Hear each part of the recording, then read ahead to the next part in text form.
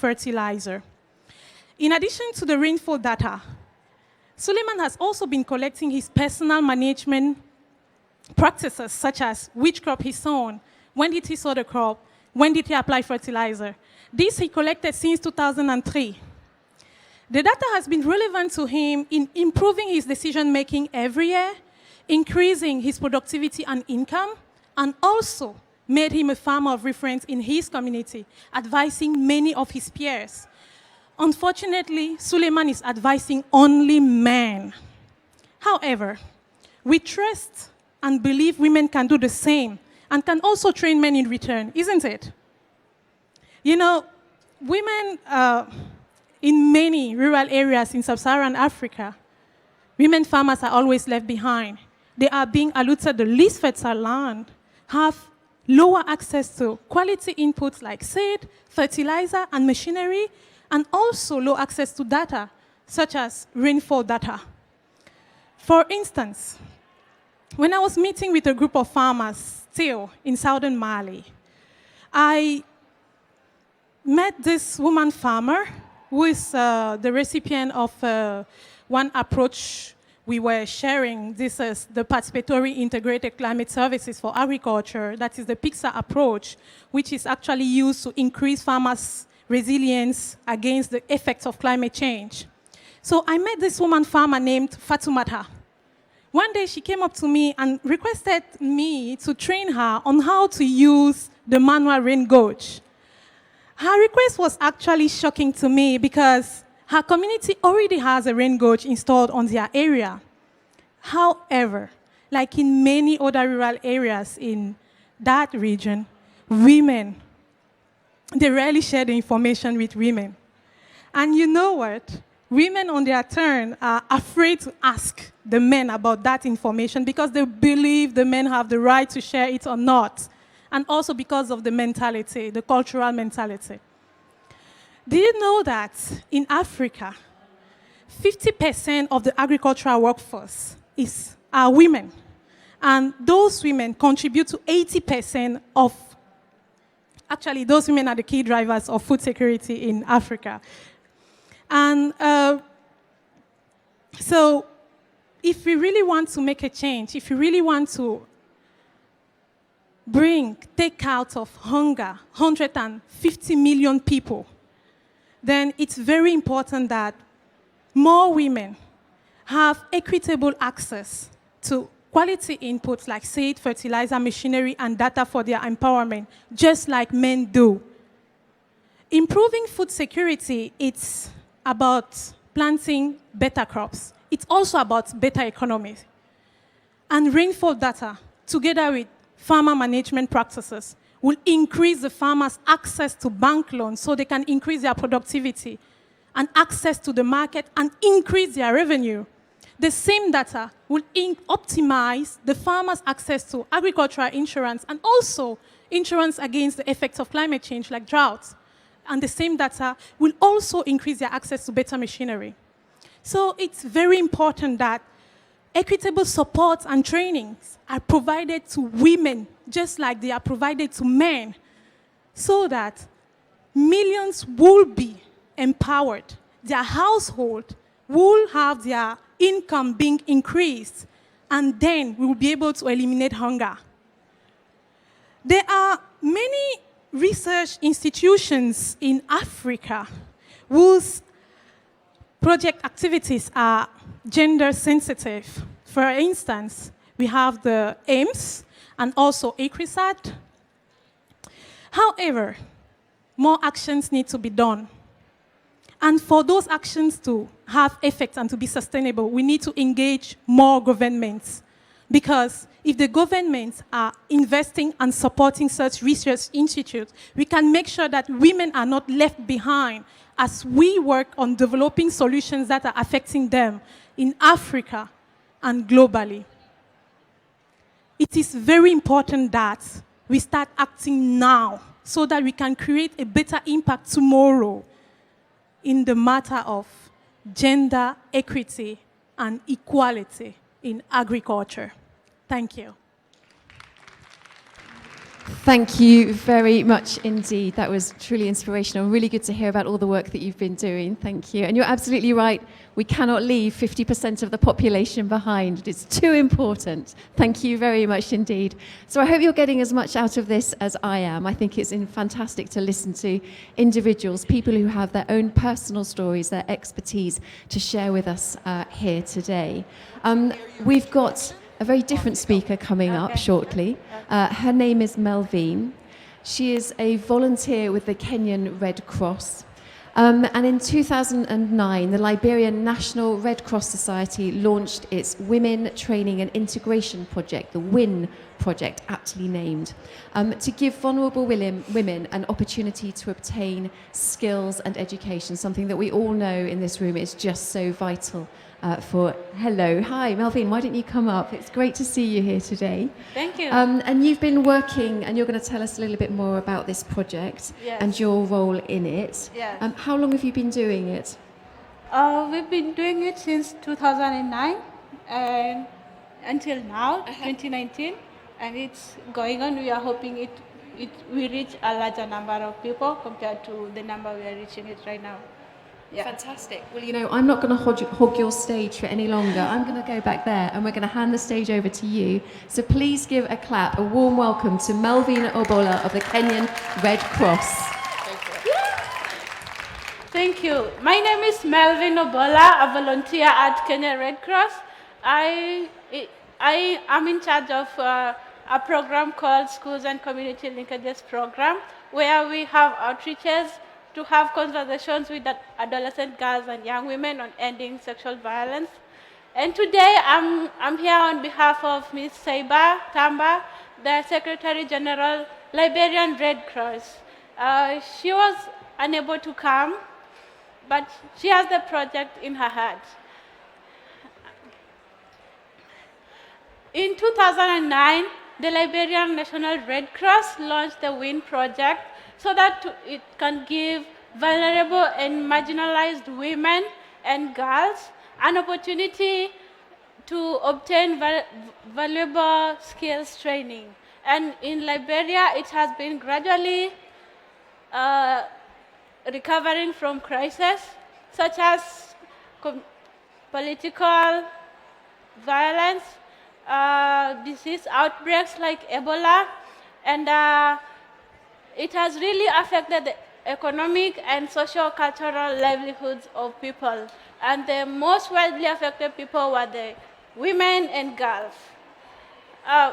The WIN project has had a number of activities. Among them is it provides psychosocial support and cash grants to women for their businesses.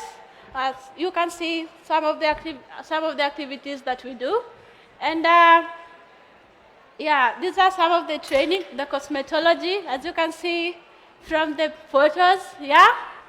And we have food, nutrition, and catering. As you can see, the women are so happy to make the cakes.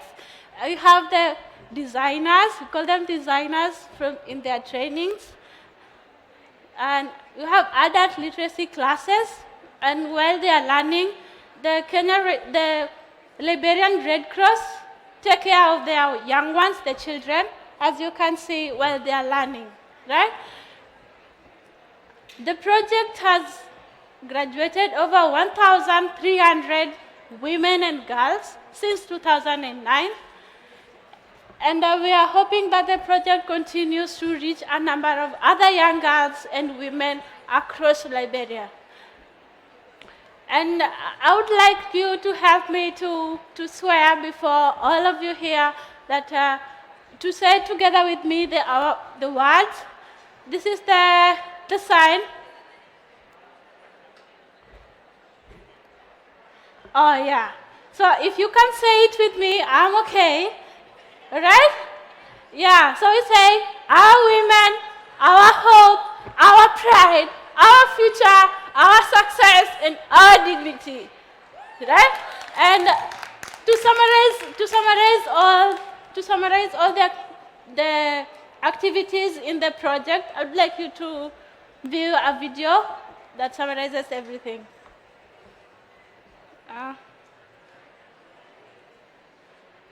Yeah.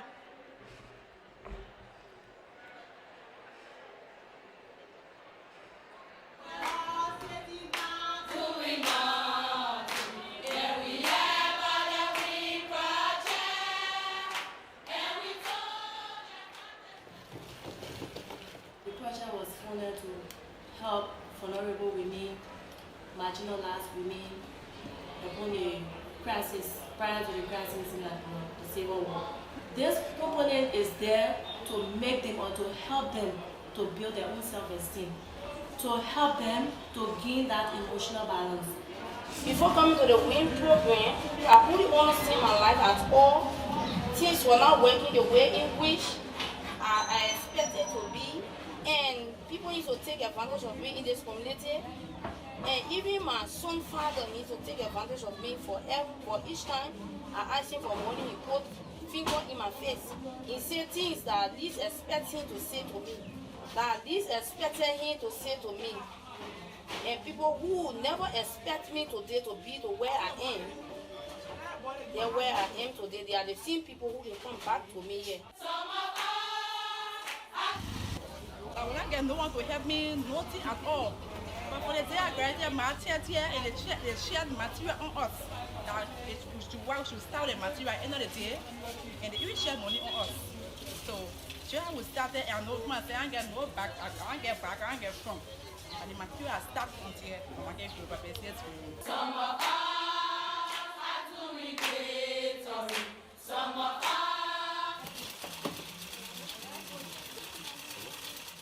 I went to win because I wasn't working, sitting down every day, doing nothing. Feel on one thing when my mom don't have the money to send me to school. So I go to win so that I can come out with something to provide to for the family. This is for babies, for a small child. Some of us had to be tailoring because of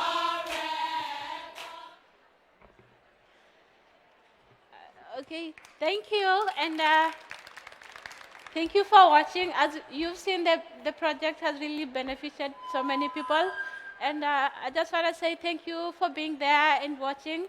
I'll be presenting on the work I've been doing in the evening from 8 p.m. in room 118. You are welcome. For more information, we have a Red Cross booth 037, so you can pass by for more information. Thank you.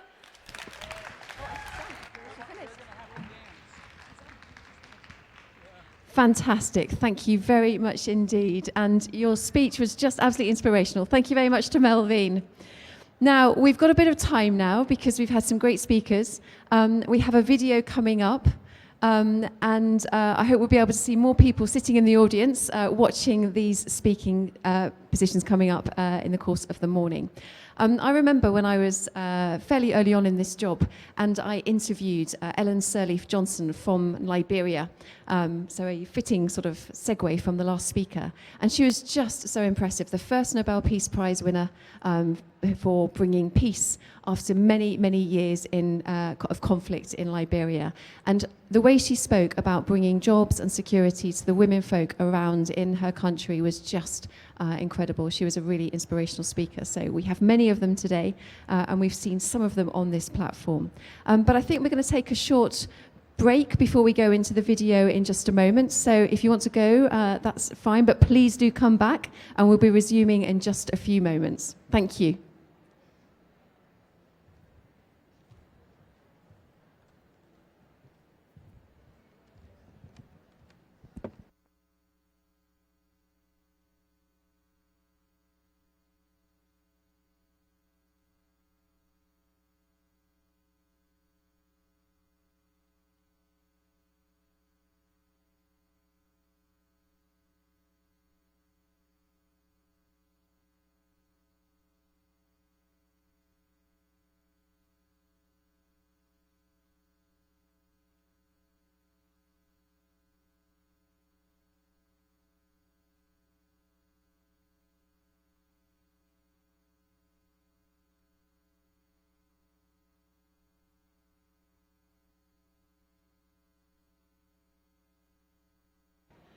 Thank you very much. We will be back in 5 minutes.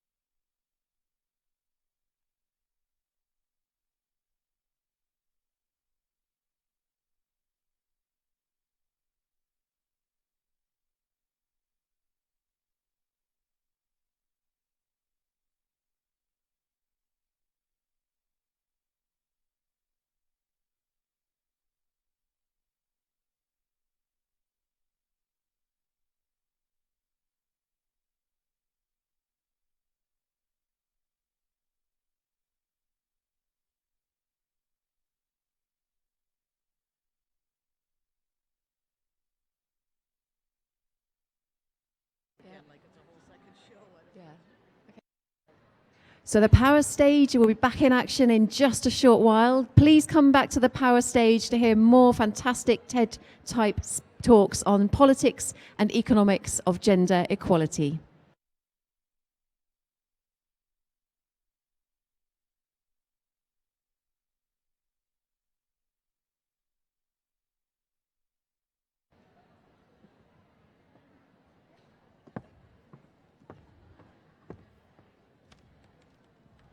So, welcome back. We had a short break, but we're about to resume once again.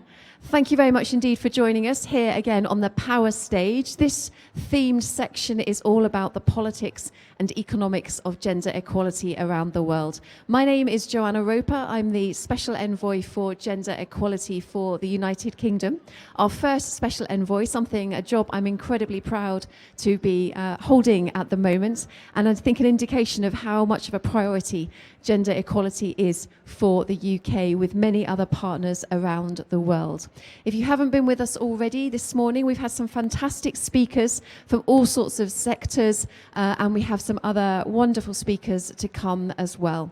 Because we know that the politics and economics of gender equality are acute and we need to be doing better. We've heard that yesterday from the amazing lineup at the starting session in the plenary hall, and we're hearing it throughout the day as well in this amazing fueling station here in Vancouver. So thank you for joining us. I'm going to draw my intro to a close because I think we have a wonderful next speaker. Her name is Shaista de Araujo. She is the project manager at the Oxford Policy Management, and she's going to talk about how an innovative program that works to secure a brighter economic future for disadvantaged young women in Mozambique is making all the difference. And all of this is about research. We cannot do any of our jobs without having the data to back it up. So she's going to tell us more about the program that she's been running and the benefits that it's been bringing. So let's hear it for Shaista. Welcome, over to you. Thank you, Joanna. Good morning, everyone. Well, my name is Shaista, and I'm here today to share with you experience of female economic empowerment program that I've been implementing in Mozambique. First, please allow me to share this presentation, talking about myself a bit. This is me, as a 7 years old. I had a normal childhood in a peri-urban area in Maputo, the capital of Mozambique. While I was preparing this presentation, it occurred to me that although I had a normal childhood with many similarities to other Mozambican girls, as adults, we have so many different lives. Mozambique is a country where 50% of people are living below the poverty line. 48% of girls are married before 18, and 14% are married before the age of 15. I recognize I am privileged. I'm not part of this statistic, unfortunately. We have not many girls in my position. But what has made my journey different than my sisters? I used to remember when I was really children that my father used to talk to me a lot about my future. Shaista, you have to go to the university. No less than that. I growing up knew that primary, neither secondary school was enough for me. This space of conversation within my family, with my father, a male figure that in many other families doesn't be the one that is supporting to other girls, to their daughters, enlightened me to define which pathway I want to follow in my life. Now, let me share with you information about MOVA, where I work now. MOVA is a social incubator program founded in 2016 with financial support of UK Aid. Essentially, MOVA is a program that is allowed to test. We have to test different approach that works to overcome young women poverty in peri-urban area. Because for many years, many projects work only in rural areas. And Mozambique had a research about peri-urban poverty, and the results was really bad. So programs like MOVA have to work to develop an approach mainly in peri-urban neighborhoods. When we did the research with employers to understand why young women are in less percentile informal jobs comparative with male. And employers told us that although people can come with the strong technical skills, but they didn't have enough behavior characteristics, especially young women. They didn't trust in themselves. They had lack of confidence. With that result, MOVA creates an approach that's first, we have to continue to provide space and opportunity so young women can learn about technical skills. And many other organizations in this room work on technical skills.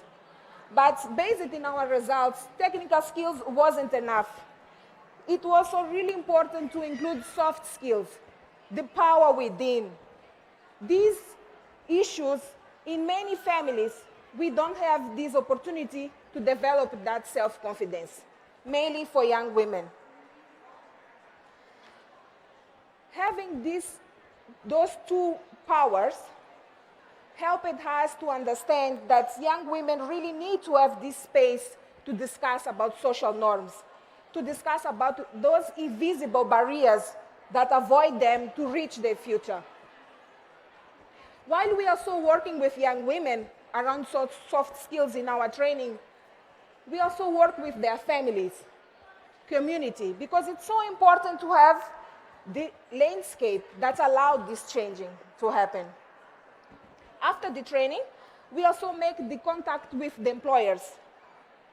We say to employers, you have to give a chance for that young women have a chance to be in your company and to test. You will evaluate her behavior.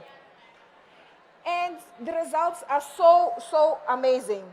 Employers have been recruited more young women, and not only young women, but also young men, because we also work with young men, but mainly with young women, and the results are so good.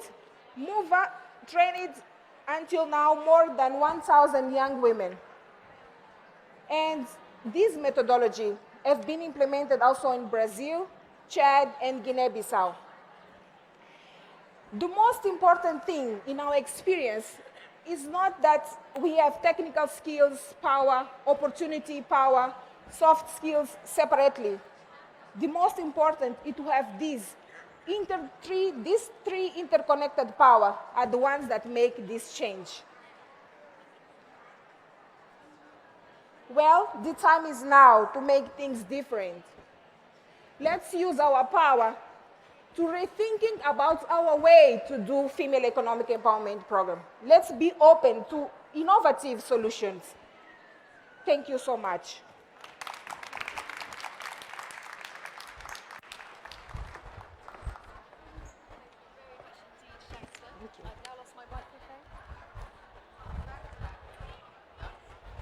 Working? Yes, we're working. Shaista, thank you very much indeed.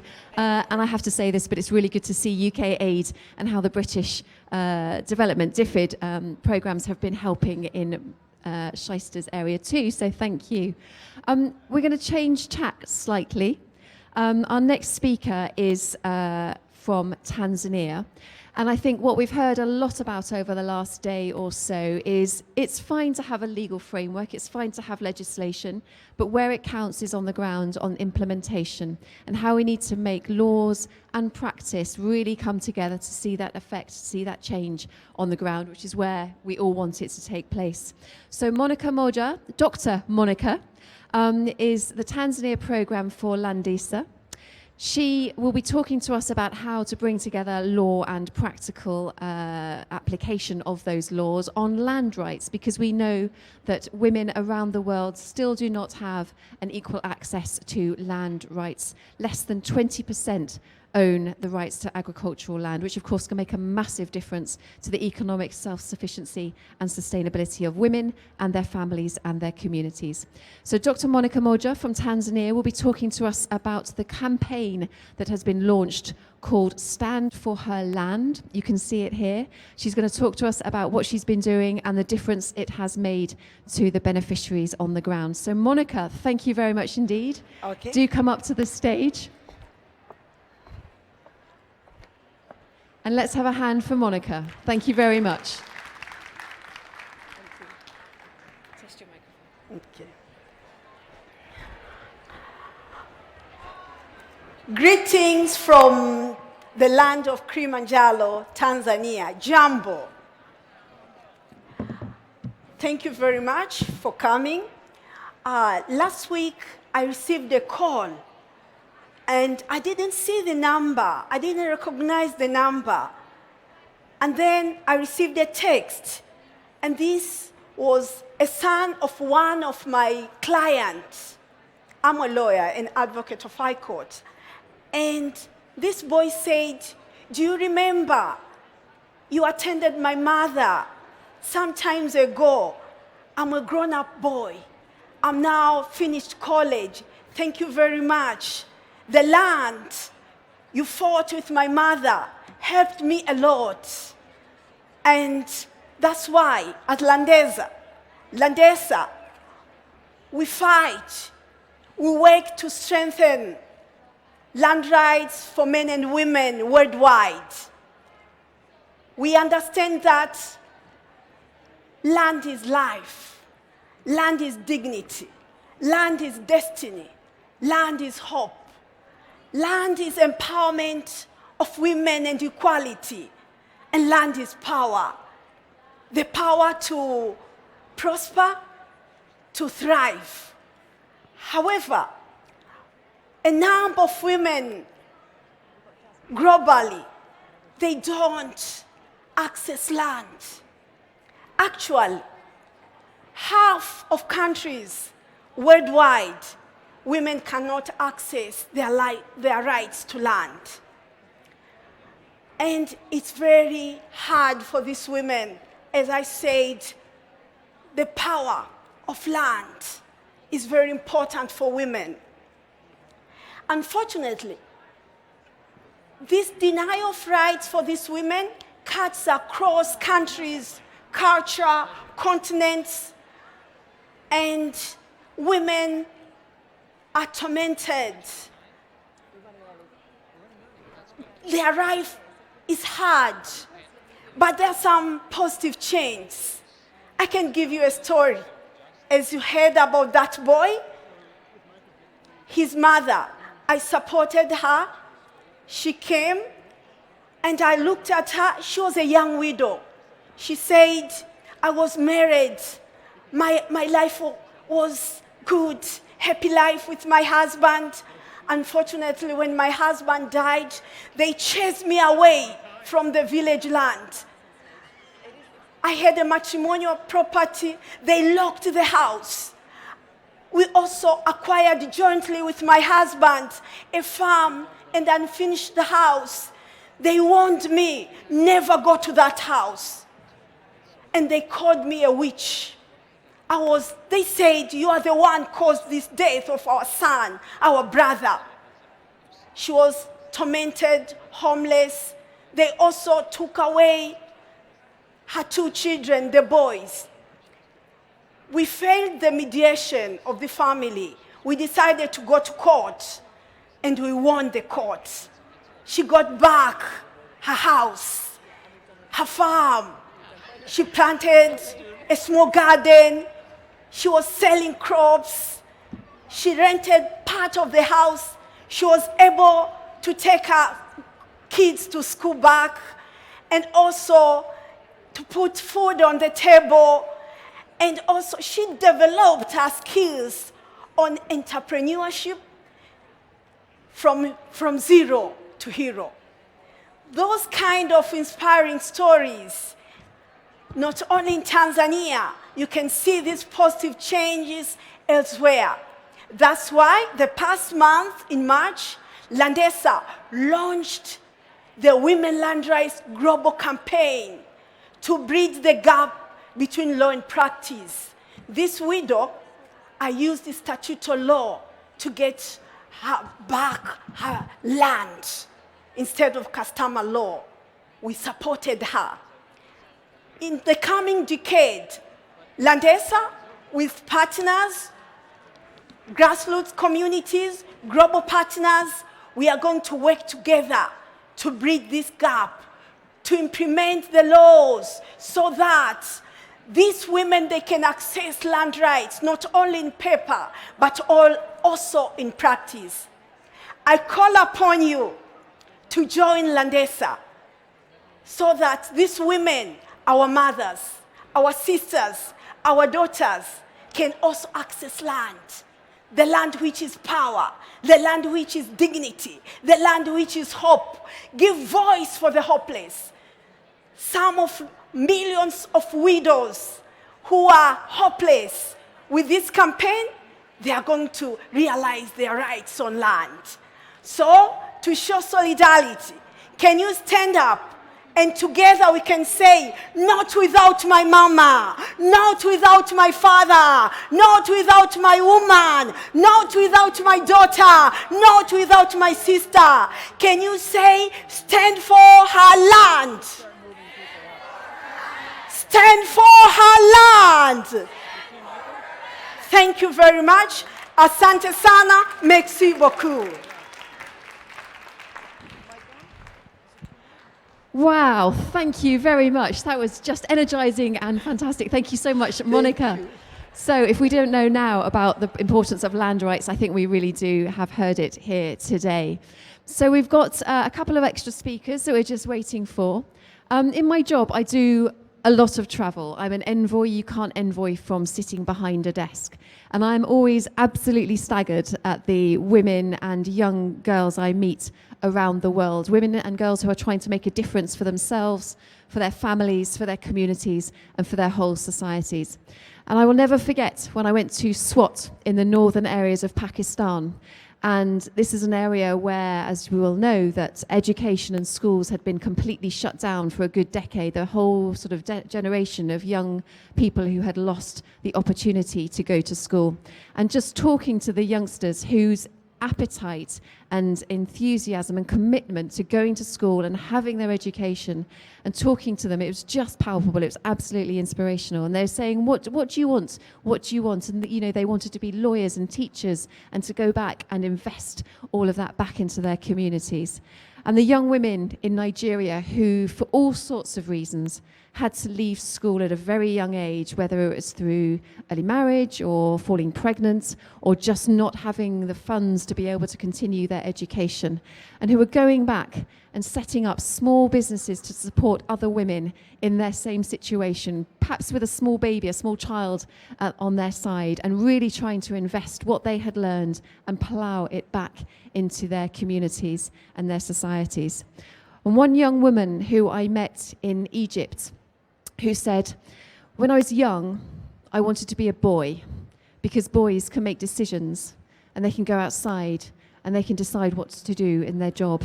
But now I realize I want to be a strong girl. And that's what we all want in this room, isn't it? We want everybody to be a strong girl, a strong woman, able to take decisions for themselves and control their lives and their destinies. So I think with 8,000 of us in this Women Deliver conference, there's more that we can be doing because we've come a long way, but we've not stopped yet. So there's still more to do. Are we ready for our next speaker? Have we got Jasmine? Fantastic. We've got Jasmine. I'm so sorry you're there. I will stop talking. Jasmine, please come up because you're going to talk to us about the importance of water and sanitation, aren't you? It's fantastic to have you, and I will not take up your any more time. Over to you. Thank you, Jasmine. So Let's hear it for Jasmine. Hi, everyone. My name is Jasmine Burton, and I'm here today to talk dirty. Because knowing where the bathroom is right now makes you amongst the world's privileged half that has continued access to a toilet. So let's talk about sanitation.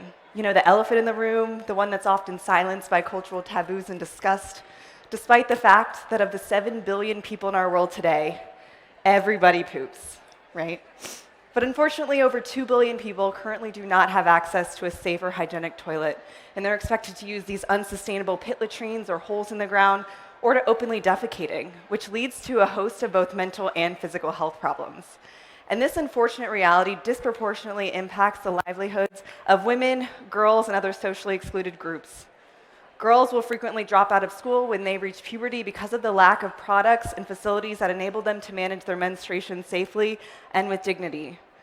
And due to gendered expectations, women will often wait until nighttime to go to the bathroom, which leaves them vulnerable and subject to violence. And I learned about the enormity of this issue as a freshman attendee at the Georgia Tech Women's Leadership Conference, where I was called to action to utilize the human-centered design skill set that I was learning in my product design degree program to help bring innovation to sanitation with a gender equity lens. 3 years later, I led the first all-female team to win the Georgia Tech Inventure Prize competition, which is the largest undergraduate invention competition in the United States. We showcased our Safi 2 toilet design, which is a modular toilet, and I went on to found Wish for Wash, which is a social impact organization that's youth-led and women-led to help bring this innovation to sanitation. We piloted our toilet in a refugee camp in Kenya, as well as in a peri-urban community in Lusaka, Zambia, in addition to resettled refugee communities near Atlanta, Georgia. And social inclusion has remained integral to our work as we followed the cyclical phases of human-centered design. And these phases are largely inspiration, ideation, implementation, and iteration. So we started with inspiration by talking to over 50 water, sanitation, and hygiene or WASH experts, or people living with poor WASH infrastructure, with a focus on women to really get a better feel for some of the problems that exist within this space. We learned that the ceramic sit toilets that we're perhaps used to are often inaccessible in resource-constrained communities due to the product cost and to the unpredictable water access.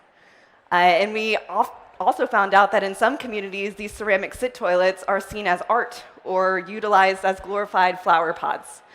So we learned that there's a lot of cultural nuance when it comes to sanitation, product, and service provision. We then moved into the ideation phase, which in design usually requires a lot of sticky notes, a lot of idea generation and quick sketches to really start thinking about potential solutions to some of the problems that were identified in the inspiration phase.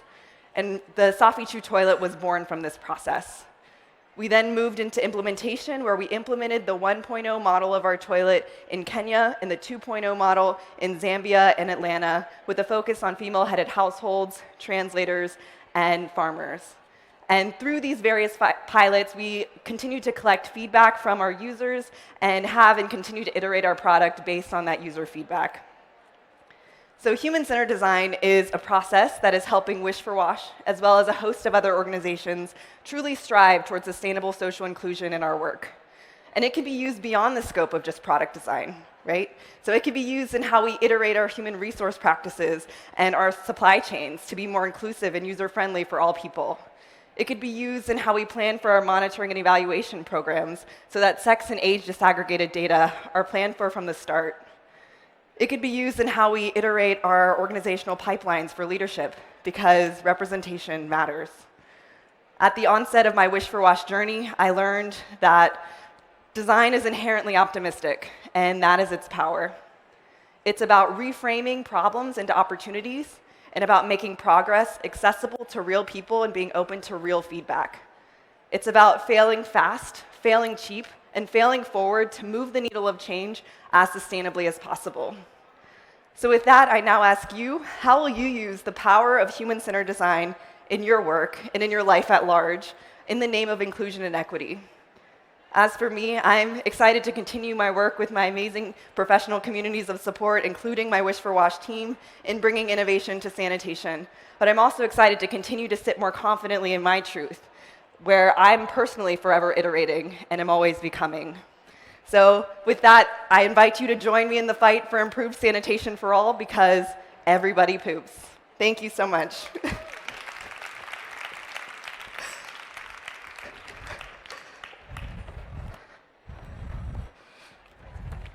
Thank you very much Thank indeed, you. Jasmine. That's fantastic. And we know just how important having access to water and sanitation around the world in any circumstances is absolutely critical, but particularly in conflict environments where it's even harder to be able to access what women and young girls need around the world. So thank you very much indeed for that. We've got a couple more speakers to go. I hope you're enjoying this. And then we kind of come to the end of the politics and the economics and we move on to a different theme. But I don't want you to lose interest just yet. We've got two more speakers. I'm really looking forward to hearing from Lucina de Meckel, who is the Global Fellow, the Wilson Centre, and the Director of Girls' Education and the programme called Room to Read. Now, girls' education is a huge priority, as we know, for many countries around the world. For the UK, we spent a large part of last year launching our 12 years of quality education, trying to bring together our political diplomatic weight with our development, technical and programme assistance. And we managed to pull together a fantastic number of commitments at the United Nations Human Rights Council last year, 153 signatories to a commitment on girls' education. We saw the increased funding at last year's G7 summit in Whistler, thanks to the Canadian hosts there as well. So girls' education is absolutely fundamental to all of the things that we've been talking about over the past day and will continue to talk about over the next 2 days. So I'm really interested to hear more. Lucina, please do come up on stage and we'll hear more about your project, The Room to Read. Let's have a warm welcome for Lucina. Thank you.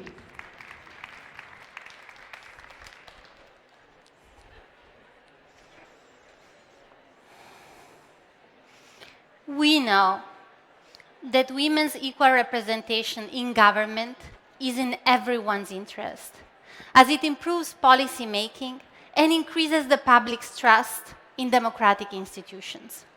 Yet, almost 25 years after Beijing, women only hold 24% of parliamentary seats and make up only 16% of people in news on politics and government globally. At this pace, it would take us more than a century to get to gender equality. What can we do to speed up progress? And which role are traditional and social media outlets playing in this? To find a response to these questions, I interviewed 85 women leaders in politics, journalism, television, civil society, and technology, and reviewed over 100 publications. Here is what I found. Almost everywhere, traditional media outlets are an obstacle to women's political leadership because the coverage that female politicians receive is very heavily biased against them, both in quantity and in quality.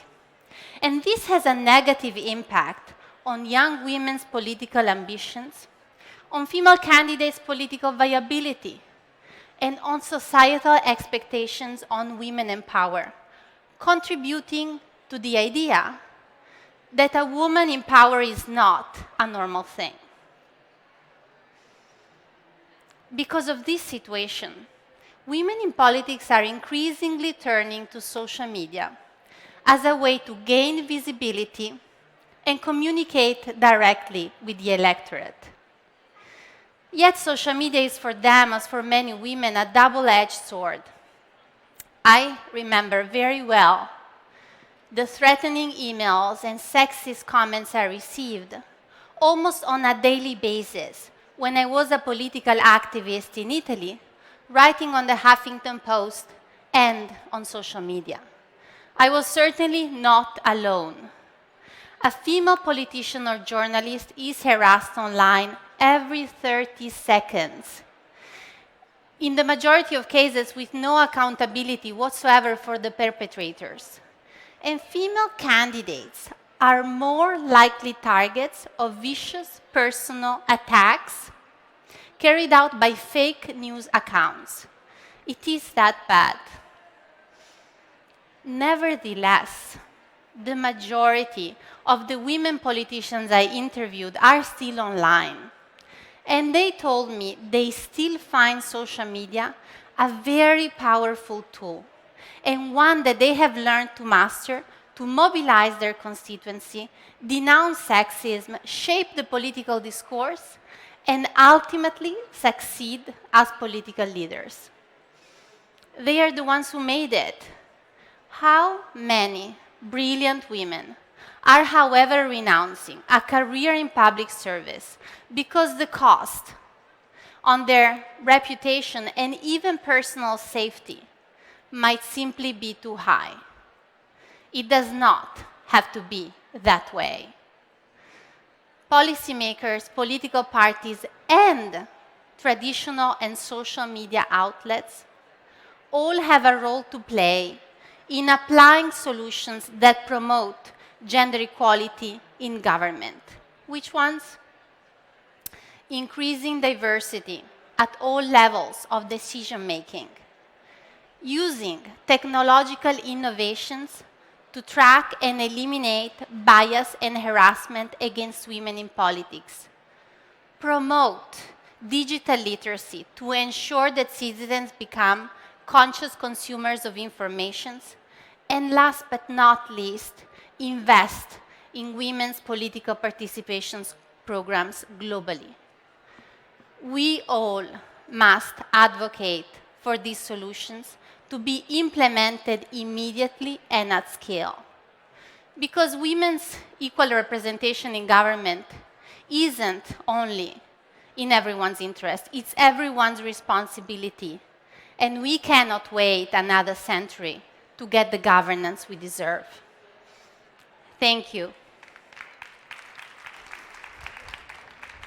Lucina, thank you very, very much indeed. And of course, you bring to our attention the really topical issues of social media, women in the public eye, and all of the threats and challenges that there can be, but also how important it is to be able to come through. Thank you very much indeed for joining us. Thank you.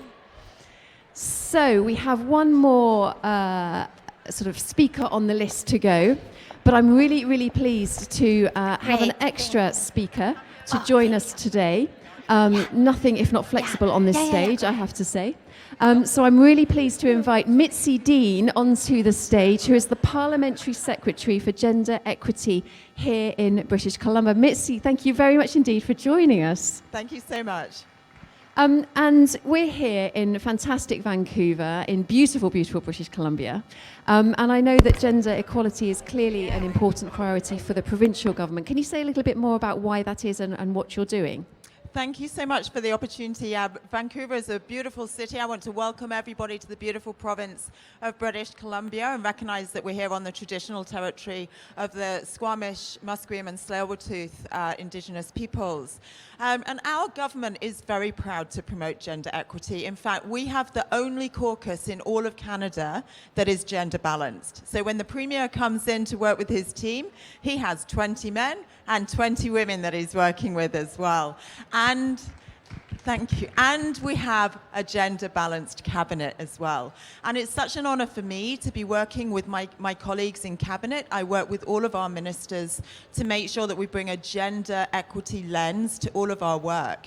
So, for example, we are investing over $1 billion in childcare across the province. Now, childcare is the single most social policy that will close the gap between men and women in our society. One of the other things that we've done is we've raised the minimum wage. The majority of people who are living precariously earning the minimum wage are women. And not only that, we actually brought liquor servers, were a separate group, and they weren't even in line with the minimum wage. We brought them into the benefits of the minimum wage, and that benefits over 80% of people in that sector Fantastic. are women as well. Thank you. That's great. Thank you. And you remind me of something that the UK went through just last year, which was we made it a legal requirement for organisations of 250 employees and above to measure and publish and address our gender pay gap. And this was quite groundbreaking, and it has thrown up some quite extraordinary results. And what's the sort of things that you have found in the course of your work here? Yeah, well, we're looking at a whole basket of options to actually close that gap across the province. And the work that we've been doing with the private sector is actually supporting them, making pledges to increase women in leadership roles and increase women's opportunities and to increase women represented on boards. Because in the 2 years that we've been in government, we've been able to increase women's representation on public boards from 41% up to 49%. So we're nearly at parity in just 2 years. Yes. And it's about being intentional. Yeah. It's about saying this is something that's really important to us as well. And even smaller things can have a really big impact. For example, we mandated all school districts to make sure that menstrual products are free and available in all of our schools. And I've heard from so many young women across the province who have said what an important step that is for them as well.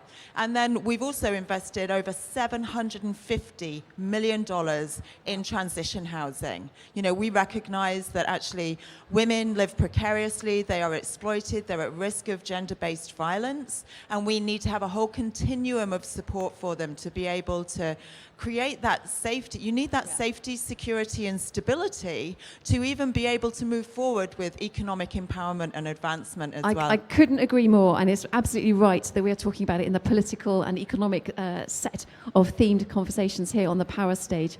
Thank you very much indeed. You've reminded us that this isn't the right thing, just the right thing to do. It is absolutely the smart thing, the sensible thing. There are business and economic outcomes to everything that we do, and everybody benefits. Mitzi, thank you so much indeed. Thank you so much. Thank you. Let's hear it from Mitzi. Conference. Thank you.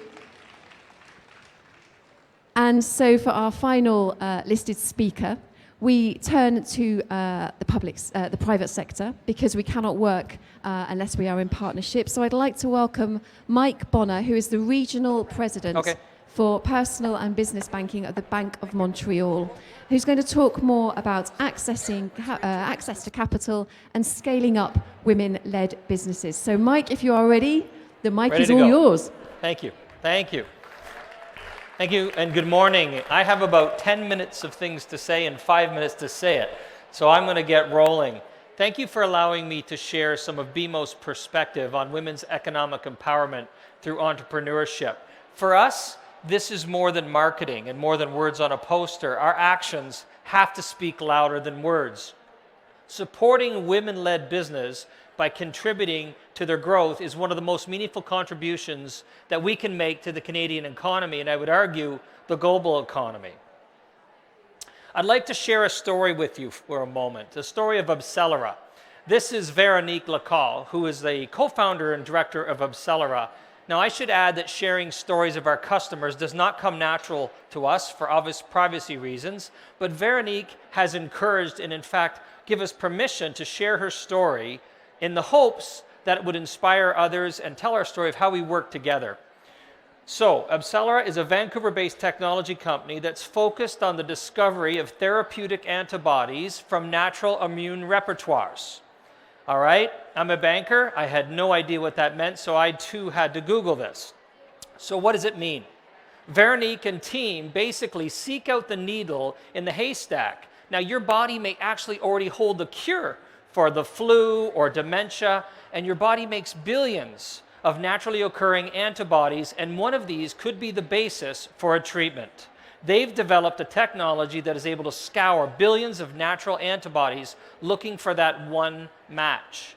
It sounds pretty simple. Now, when they realized that they had to meaningfully grow their business and their team, they came to BMO to play a part in their expansion and to help them build their custom 21,000 square foot lab in the heart of Vancouver. Today, over 75 employees, $10 to $25 million in revenues.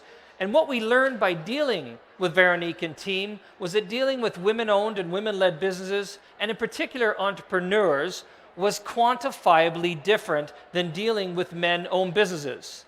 But we needed to prove this. Enter the research. So we spoke to our partners at Abcelera and the Carleton University, and we asked them a couple of tough questions and that we needed to get in on, and we needed to deepen our understanding.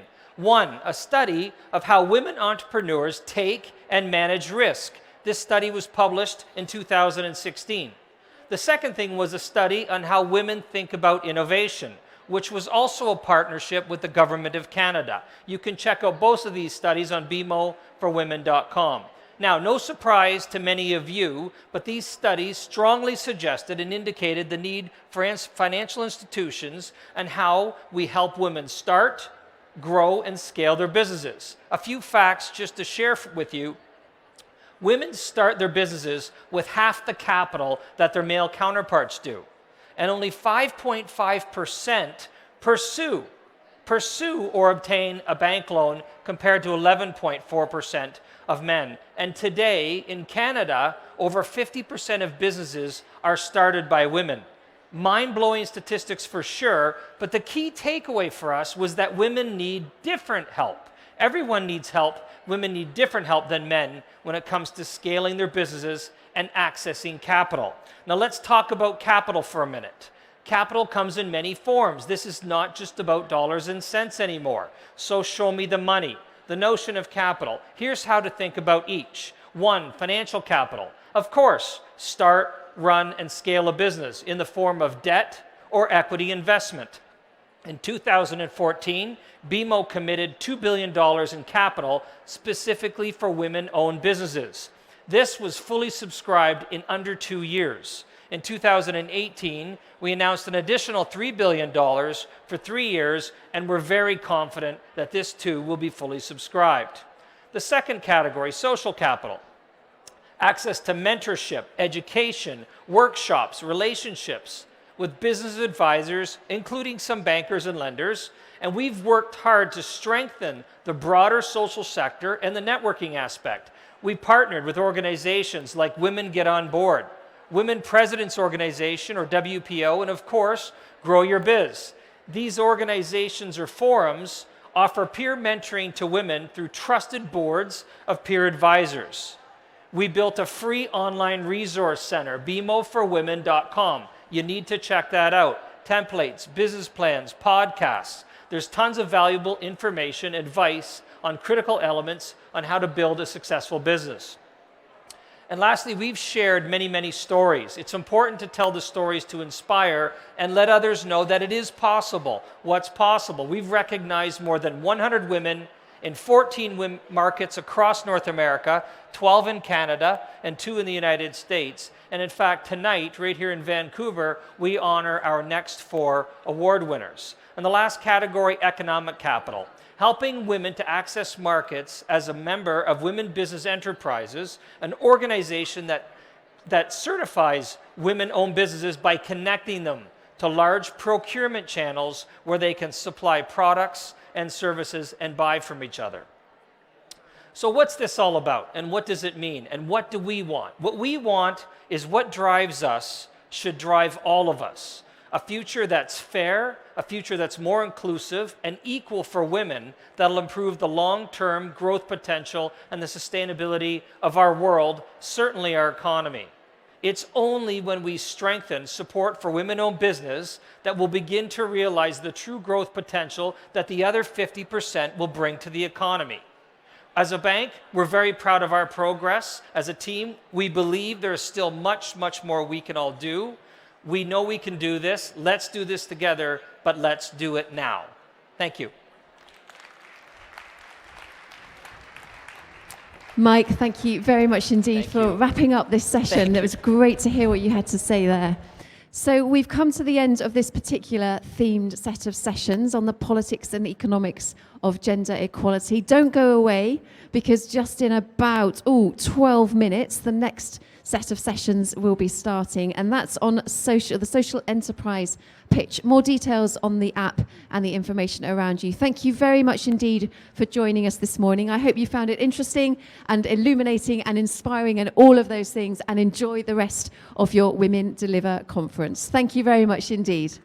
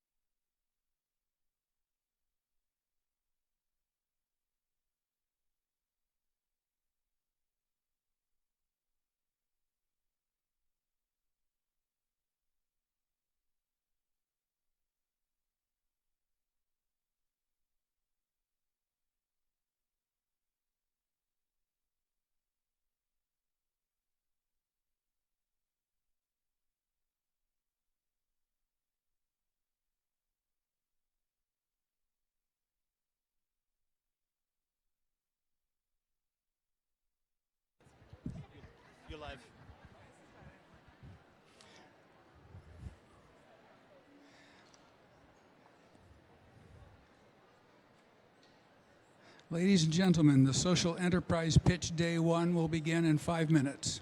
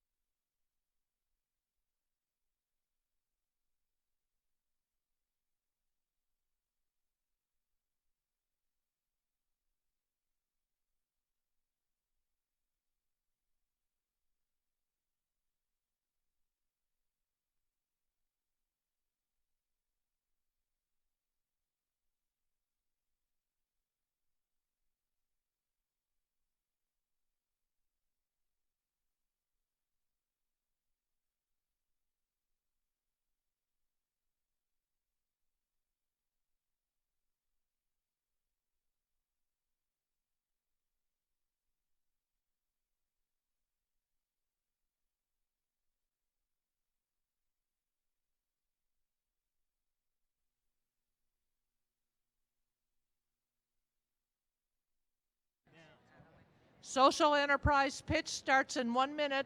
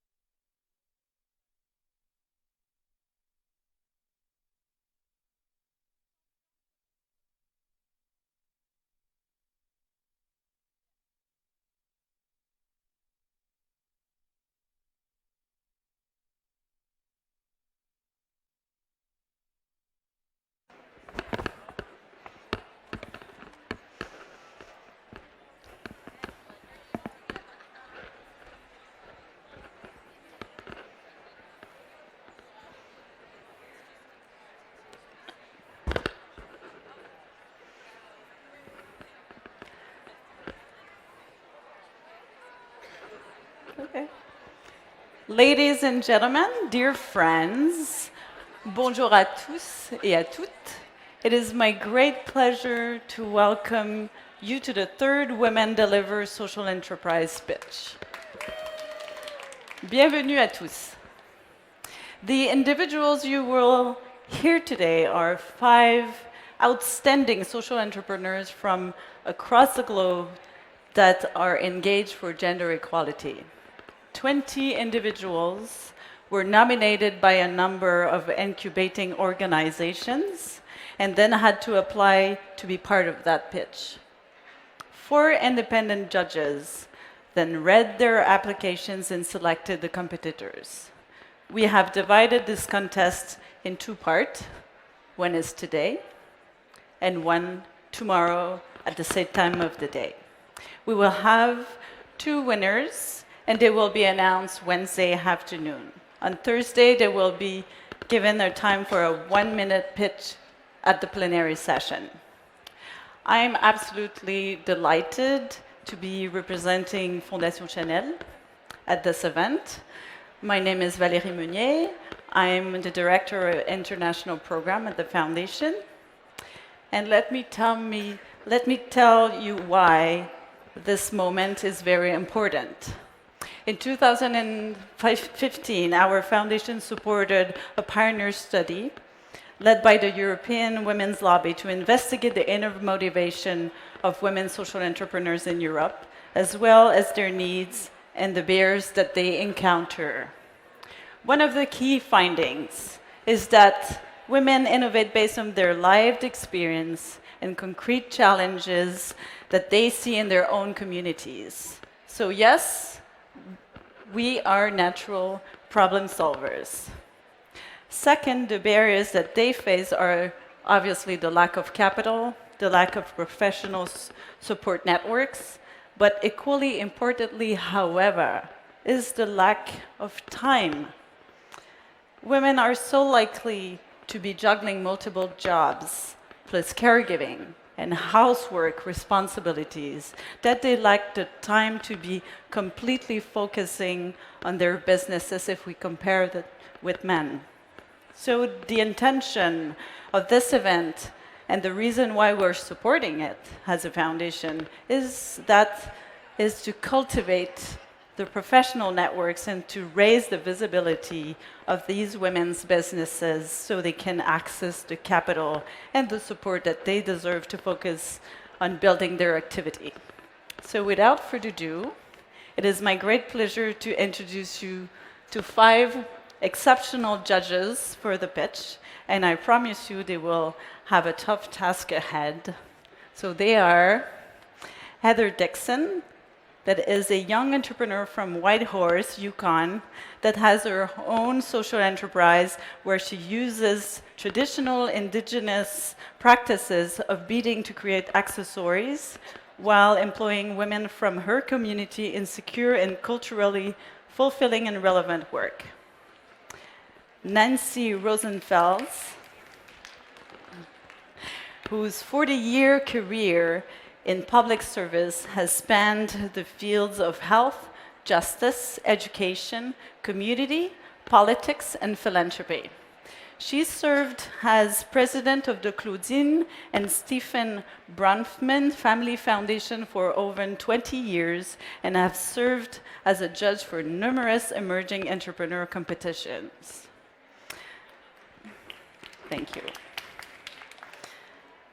The third judge, Sherry Griffiths, is the Regional Vice President of Business Banking and BMO for Women Executive Sponsor.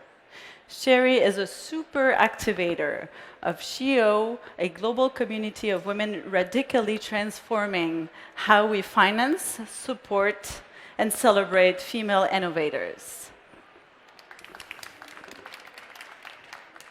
Jotham Muzinguzi is the Director General of Uganda's National Population Council. Dr. Muzinguzi is famous for many things, including being the recipient of the 2013 UN Population Award in recognition of his outstanding work to promote the ICPD principle that reproductive health must be a key component of any general strategy of social and economic development.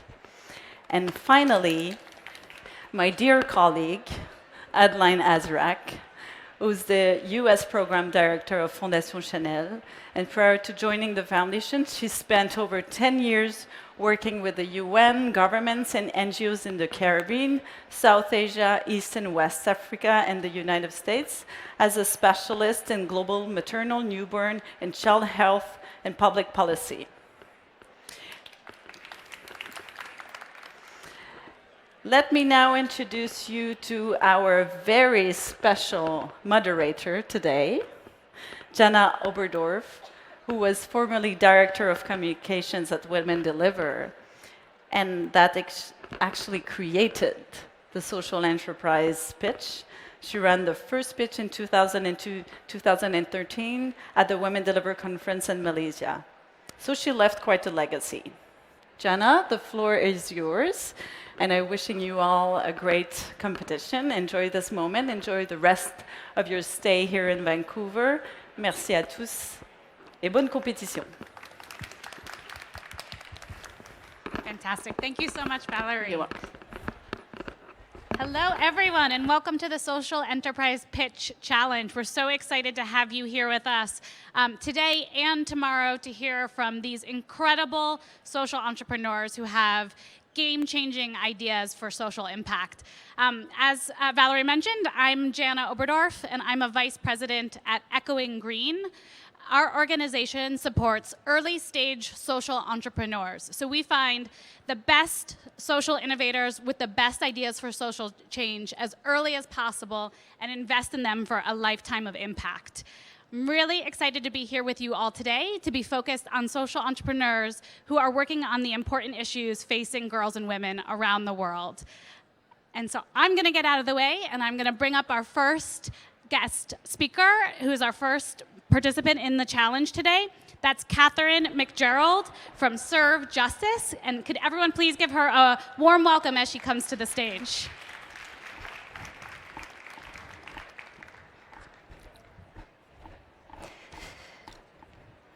Thank you, everyone. I'm Catherine McGerald, and I'm the Executive Director of Serve Justice. Serve Justice was founded in 2014 by a survivor of sexual violence, Laura Dunn. I took over as the Executive Director last October. Campus sexual violence is a pressing concern for both public health and safety on college campuses. I want you to think of all the college students that you know in your life, and then think of these statistics. 1 in 5 women and 1 in 16 men will be sexually assaulted while in college. Think of the students starting this fall. About 3 million students on campus who start this fall will be sexually assaulted during their college years. 34.1% of students who have experienced sexual assault drop out of college. That is higher than the dropout rate of non-sexual assault. Serve Justice is a legal nonprofit dedicated to providing justice to survivors of sexual violence through holistic and client-centered legal assistance, trainings, and policy advocacy. We are the only organization providing legal assistance to survivors in campus proceedings across the country. There are other organizations that do this work, but we are the only one that handles cases nationally. Serve Justice has the experience. We've received over 800 requests for assistance from 50 states and over 6 countries. But we also have the outcomes. We have a 78% success rate for findings of responsibility at the campus level in the campus disciplinary process. That means that a survivor is getting an experienced attorney, to help lead through the process of the campus disciplinary proceedings. Without that help, survivors might not know what to do. Now, I said that we provide holistic and client-centered lawyering. That's been a buzzword over the last few years. And what it means is we are providing services to survivors of sexual assault in a way that empowers the survivor. We provide information, we provide advice, but we will not control the case. We will let the client and the survivor choose the outcome that she wants to go after. And that's really important because survivors of sexual violence have had so much of their control and power taken away from them that this allows for them to gain some of it back. So, what we want to do for growth is to develop and maintain a training academy on how to provide those very holistic and legal services. We have the experience. I've been an attorney for almost 19 years. Almost my entire career has been elevating the voices of survivors of sexual and intimate partner violence. We also have our senior staff attorney, Carly Mee, who is one of the only nationwide experts in the Clery Act. And she could provide that expertise to other attorneys. And we also want to continue to provide exceptional legal services and open new offices in our top markets over the next 3 years. But what's most important to remember about this is why we do the work that we do. I do this work for survivors. Survivors of sexual violence are often silenced and overlooked, and it is hard to come forward.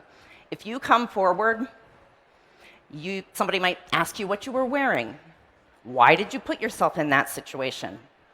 Why didn't you leave? Why do you stay with him? And those are questions that no other crime victims are asked. So in closing, we need your help and your funding. We have a sustainable plan to scale, but we need your help. Thank you. Fantastic, fantastic job. Everyone, one more round of applause. Great, and so as our first contestant, I'm going to hand it over to the judges who have 5 minutes of questions for our guest. Thank you very much. I have a question. We know that survivors of sexual violence, the effects last a long time. So what happens when these people leave the campus? Do you provide any follow-up? Is there any transfer of care? What happens to the students afterwards? Sure, that's a really good question because when I say holistic and client-centered lawyering, it's not just, well, we finished your case, you're done, goodbye. We have survivors that maintain contact with us for a very long time. We also handle civil cases. So we do what are called wraparound services, meaning we will help with the campus case, any criminal case, and any civil case. Hi. Hi. You mentioned a training academy. Can you tell me a little bit more about what that is? Sure. It would be something that we would start. And then what I envision is having us go around for people who request the training, but then twice a year in different cities in the United States holding training events.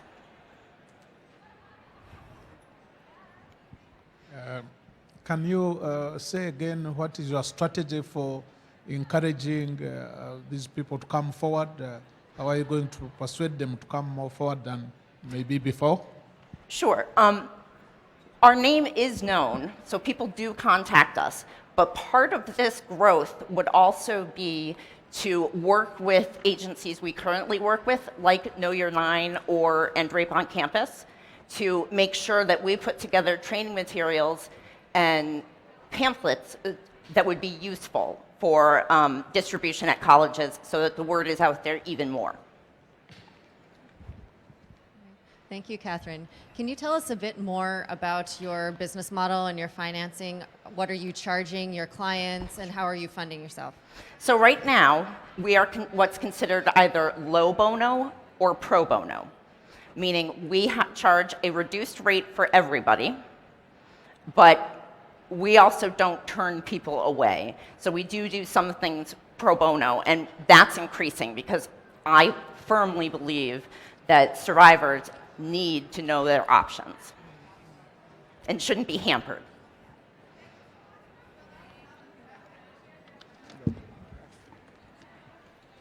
How much money do you need for your academy, and what is your present budget for operating?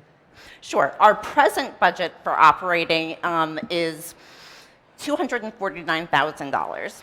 For the academy, we would need, because you have to put into the budget my time, Carly's time, developing the materials, and hiring new staff, would be $89,000.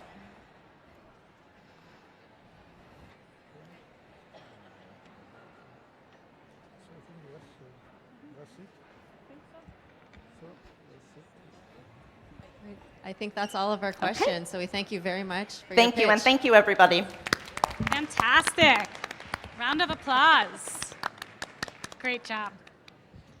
Wonderful. And now I'll bring up our second contestant in the challenge today. That is Jaleese Morris from Colbert. A round of applause, please, for Jaleese. Okay.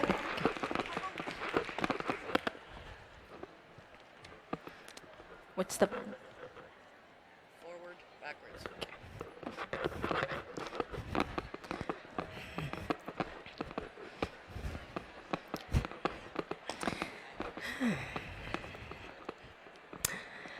Hello, everyone. My name is Jaleese Morris, and I'm the founder and CEO of Colbert. Over the past few years, we've seen an increase in conversation around menstrual cycles.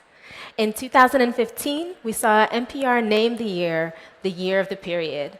And in recent years, we've seen an uptick in greener products like menstrual cups, period panties, and organic tampons. Earlier this year, many of you may have also seen that a short documentary on periods won an Oscar. Needless to say, we love the conversation around periods and how it's in support of the millions of women who are menstruating all around the world. But we know when it comes to women's health, it goes far beyond periods. Take, for instance, the 18 million women in America who suffer from light bladder leaks or spotting. Among these women are pregnant women and recent moms who have weaker pelvic floors and experience incontinence, or the 14 million birth control users at an all-time high due to great awareness in family planning. They also experience either lighter periods or irregular spotting. Basically, these women need help for life's unexpected and sometimes uncontrollable events. Current options on the market include panty liners, which are inconvenient, uncomfortable, wasteful. Period underwear, well, they're made for periods, and when we surveyed our target customer, they wouldn't pick up period products for their needs. And disposable incontinence underwear, well, that generally feels like a diaper, and we know in this picture only one of these people should be wearing a diaper. Despite these options, sometimes our solution, and I can attest to this myself, results to something like this: tissue paper. So Colbert is on a mission to help create and provide functional, convenient, and sustainable underwear to help women support with their light to everyday needs in an effort to allow them to have less hassle. We're starting with our reusable underwear that caters to these needs for women ages 18 to 44, really bringing the conversation into the millennial age, because we know that there's a gap there in the market. We've surveyed hundreds of women over the past year and have created a style and a function that will cater to these needs, that is moisture wicking, absorbent, and leak resistant. Let's take a look at how this works. So here you can see in this beaker, there's about 20 milliliters of water that I'm using to now saturate onto the gusset of the underwear. That's the inside of the underwear. It's now seeping through that first layer and being absorbed in, and it's now penetrating and drying and staying within the underwear and not leaking through. Now, many of you may be wondering, how is this different from some of the other things that you've seen out on the market? Well, when you think of Cobair, we want you to think about a company that is focusing on reusable, sustainable products that is helping women to live better and really taking the conversation of feminine hygiene beyond just menstrual cycles. We know that there's a great need for us to create more sustainable options in the market, and it's in line with a lot of the trends that we've seen with women buying more cleaner products, but also eco-friendly products to help take away some of the waste. Traditional feminine care products, they can take up to 800 years to decompose. And with tons of billions of pads and tampons filling up our landfills, we've got to put a dent in what's happening. So we're looking to try to reduce the number of times you have to clear your bathroom trash can or unclog your toilet. We know that we're sitting on a gem here. The absorbent underwear market is expected to grow to $280 million within the next few years. This growing market shows growing interest and gives us an opportunity for a greater impact. We've surveyed a lot of women over the past year, and we've learned that not only in the time saving, but also in the functionality value proposition, they're willing to buy this underwear at $30 a pair. At this rate, we're able to produce it at a 70% margin by producing overseas, and this would result in $15 million being achieved in the first 5 years. The cost savings is significantly decreased due to reduced labor and material cost. Currently, as a recent Wharton MBA grad, and alongside my 2 digital specialists and our advisors, we received 2 grants from the University of Pennsylvania, and we'll be taking our company through the Pennovation Accelerator this summer to prepare for a launch this fall. What we need now is support, partnerships, connections, and resources like money to help us help them. So with your support, we can help make this dream a reality and not only work towards a better planet, but also better products for women. Thank you. Amazing. Incredible. Fantastic.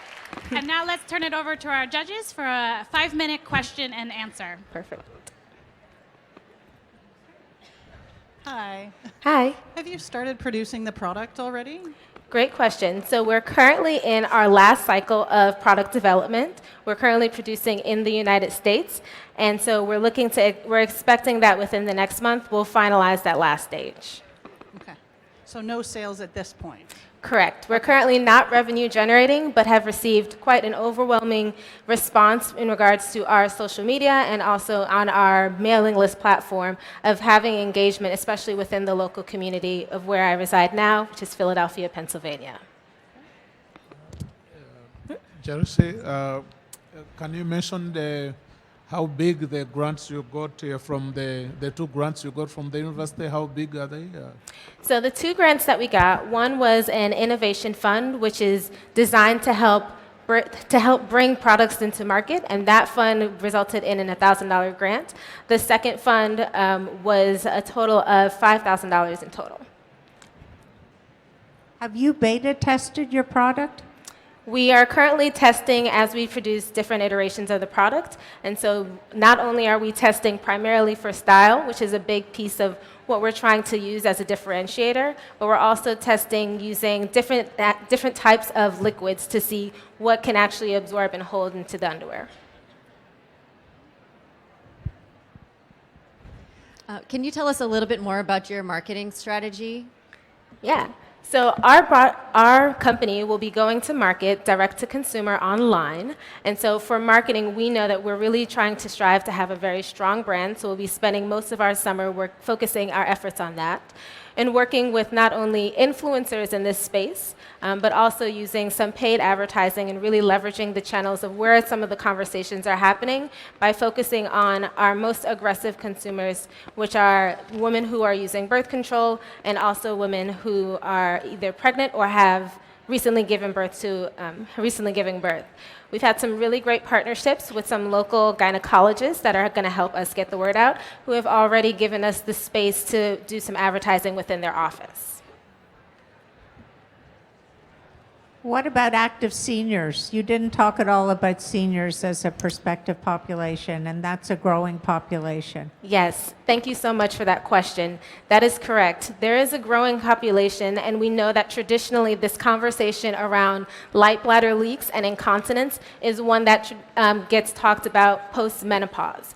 But there is a segment that's not being addressed, and that is a big part of our mission, is to really bring light to the millennials who are also facing some of these conversations. And quite frankly, the styles tend to differ a little bit between the age groups, and so we're trying to make sure that we offer a product that caters to a certain demographic.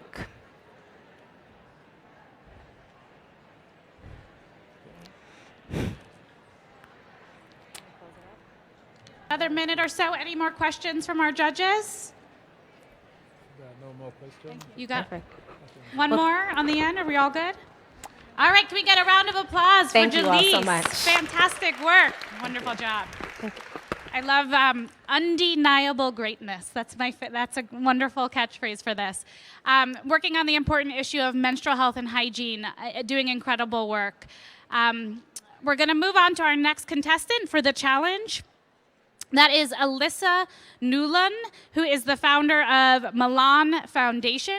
So if everyone could give her a round of applause as she comes up to the stage. Thank you.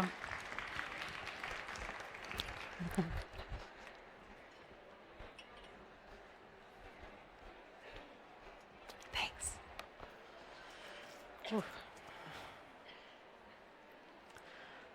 So, hi everyone. We are all here today because we believe in the potential of investing in adolescent girls and women to drive systemic and intergenerational change. Our lives are inspired by stories of girls and women who have challenged the status quo and decided to change the narrative. My name is Alyssa Newland, and I represent Milan Foundation, which is a nonprofit working with adolescent girls in India. India is home to 120 million adolescent girls.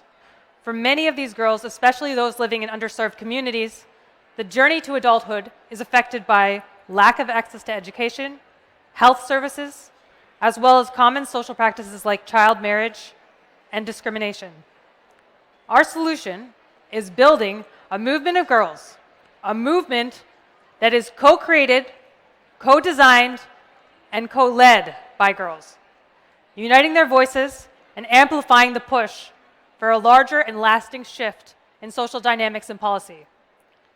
To understand this seemingly insurmountable challenge, my co-founder Dhrinder Pratap Singh and I examined the underlying causes disrupting equality in communities in Uttar Pradesh, which is a state in northern India with almost the population of Brazil.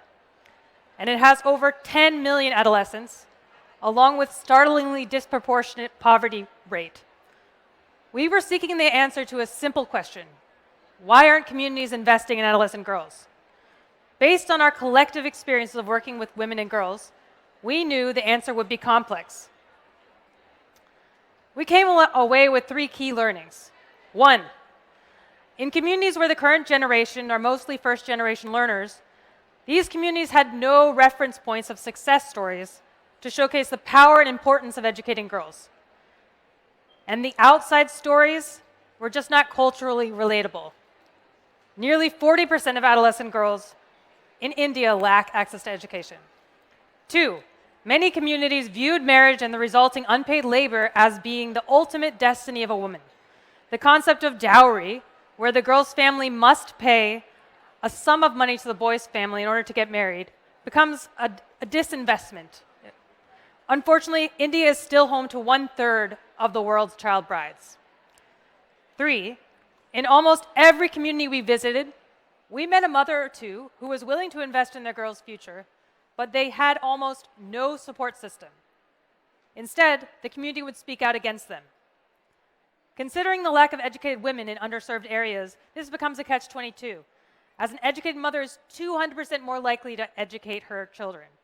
So based on our learnings from this primary research, as well as analyzing secondary research available on programming for adolescent girls, we co-designed the Girl Icon program. The Girl Icon program is a holistic leadership development program for adolescent girls between the ages of 12 to 18, which collectivizes them at the community level in groups, delivers experiential life skills training, and enables them to advocate and highlight the issues that affect them in their communities. Rajni is the first girl in her village to graduate from college. Rajni stopped her own child marriage and the marriages of 4 other girls in her village. Raj Kumari, who comes from a patriarchal community, not only fought for her education, brought more than 20 girls back to school after they dropped out. Today, we work with 378 adolescent girls. We call them Girl Icon Fellows, like Raj Kumari and Rajni, and over 10,000 adolescent girls in 4 states of India, collectively working together with grassroots women, community-based organizations, and national and international advocacy networks under the Girl Icon movement. Our work enhances the agency of girls, enables their access to education, increases knowledge on adolescent health, and builds awareness and protection from gender-based violence and discrimination. The Girl Icons are now aiming to reach 10 million people by 2030. We draw our energy to fuel this ambitious dream from our girls. They have fought for their rights. To get educated, they have fought against child marriage, and they are extraordinary fighters, fighting injustice, fighting discrimination, and fighting for their constitutional and human rights. As part of our 3-year strategy, we will work with 500 Girl Icon Fellows, 30,000 adolescent girls across 5 states, for which we need $2.2 million. We invite you to be a part of this journey. And if you want to know a little bit more about what it means to be a Girl Icon, head over to the VR 360 booth. We have a VR film on Ronnie. So thank you, everyone. I appreciate it. Fantastic. Round of applause just under the buzzer. And now we'll hand it over to our judges for some Q&A. I just wanted to talk a bit more about your revenue model. You said you need $2.2 million. That's Yes. over 3 years? That's a 3-year, yeah. Sorry? That's over 3 years. 3 yes. years. And where are you going to get that money from? So I'm actually pretty excited because we try to have a strategy where our donors are both from the US as well as India. So one of our major donors, Edelweiss, or Edelgood, they have already committed to fund all of our operation costs. So we have 1.3 million committed, and then all operation costs are being supported by Edelgive. So we are looking to raise 900K. On a related note, can you tell us a little bit more about what kind of structure you are? Are you a foundation? Are you a nonprofit? Yeah, sure. Are you a social business or some kind of hybrid? And related to that, when you're looking at the capital you need to raise, do you feel right now you need more grants or more of like traditional sort of business startup capital? Sure. So we are actually a 501c3 in the US, as well as we have a FCRA in India. So we are a nonprofit. And we are looking for grants in terms of we're looking to scale. Right now, we've just completed a study with Berkeley to look at the impact of our first 114 Girl Icons. So we've come out of the pilot, and now we'd like to scale with the girls and reach more people. So right now, we are looking for grants specifically. We have partners, Girl Rising, we have Paper Seed Foundation in the audience. And we also have several other organizations and solo donors in India. You mentioned that it was co-led by the girls. Yes. Can you tell me more about that specifically? Sure. I personally am an advocate against not reinventing the wheel, and I've met a lot of people here who say the same thing, which is great. So the idea is that as the program progresses, the girls tell us what's working and what isn't. They go back into the community, they work with 20 girls at least, and then they do social action projects in the community. So the idea is that when they come back, they say, okay, this worked. They actually help design the curriculum, and it's a fluid curriculum. So we actually worked with FICUS to help develop the curriculum, and then they give their inputs. And we actually have employed one of our Girl Icons, she's amazing. So does that answer your question? And to what extent do you think if you are successful, you can replicate this in the other parts of India, knowing that India is a very huge country? I'm sorry, to what? To what extent do you think this is likely to be, if it is successful, it can be replicated throughout many parts of India? So right now we're in 4 states, but we are aiming to tackle, so India is 70% rural. So we are aiming to tackle all the blocks, the areas within rural area eventually. One of the things that I love about our model is we've actually partnered with another organization in Assam, the ENT, and they are taking this forward. So our model is about collaboration as well. It's not just, okay, we know Northern India, but what about Northeast India?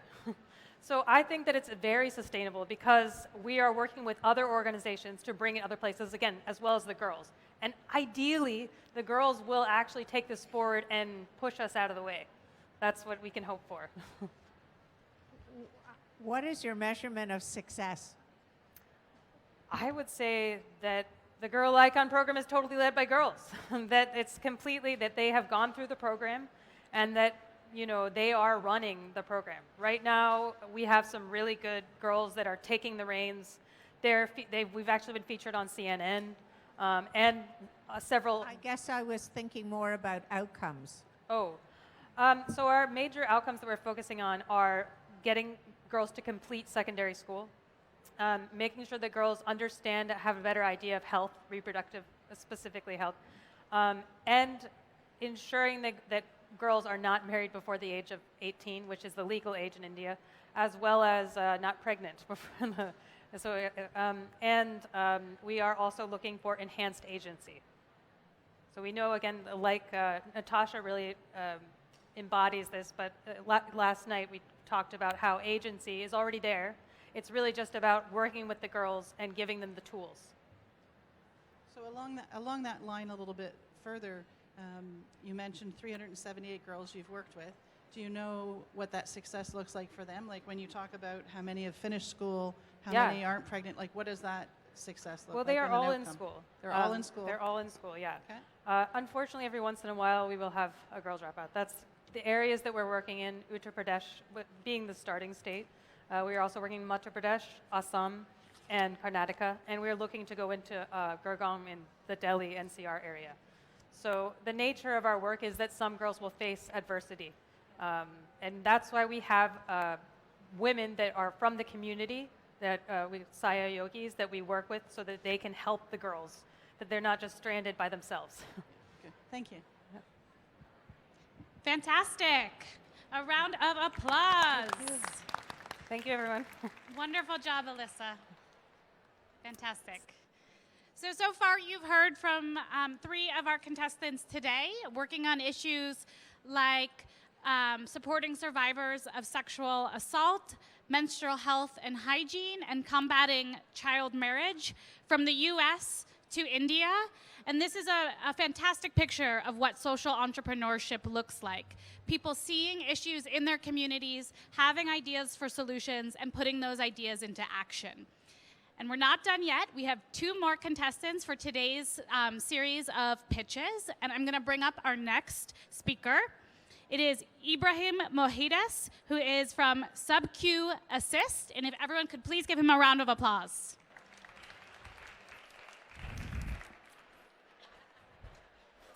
Thank you very much. My name is Ibrahim Mohides. I am from the University of Michigan.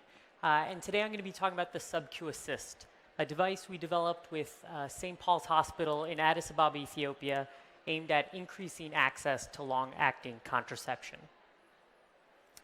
Globally, 225 million women have an unmet need for contraception. And because of this, every year, there are over 50 million unintended pregnancies. Moreover, due to this lack of access, women have trouble safely spacing their pregnancies. And every year, this causes over 1 million infant deaths. Now, there were many barriers to increasing women's access to contraception and getting global access. One of the major barriers is a lack of trained providers in low and middle income countries. For example, in Ethiopia, where we're working with clinicians, there are over just 2,000 physicians for a population of 100 million.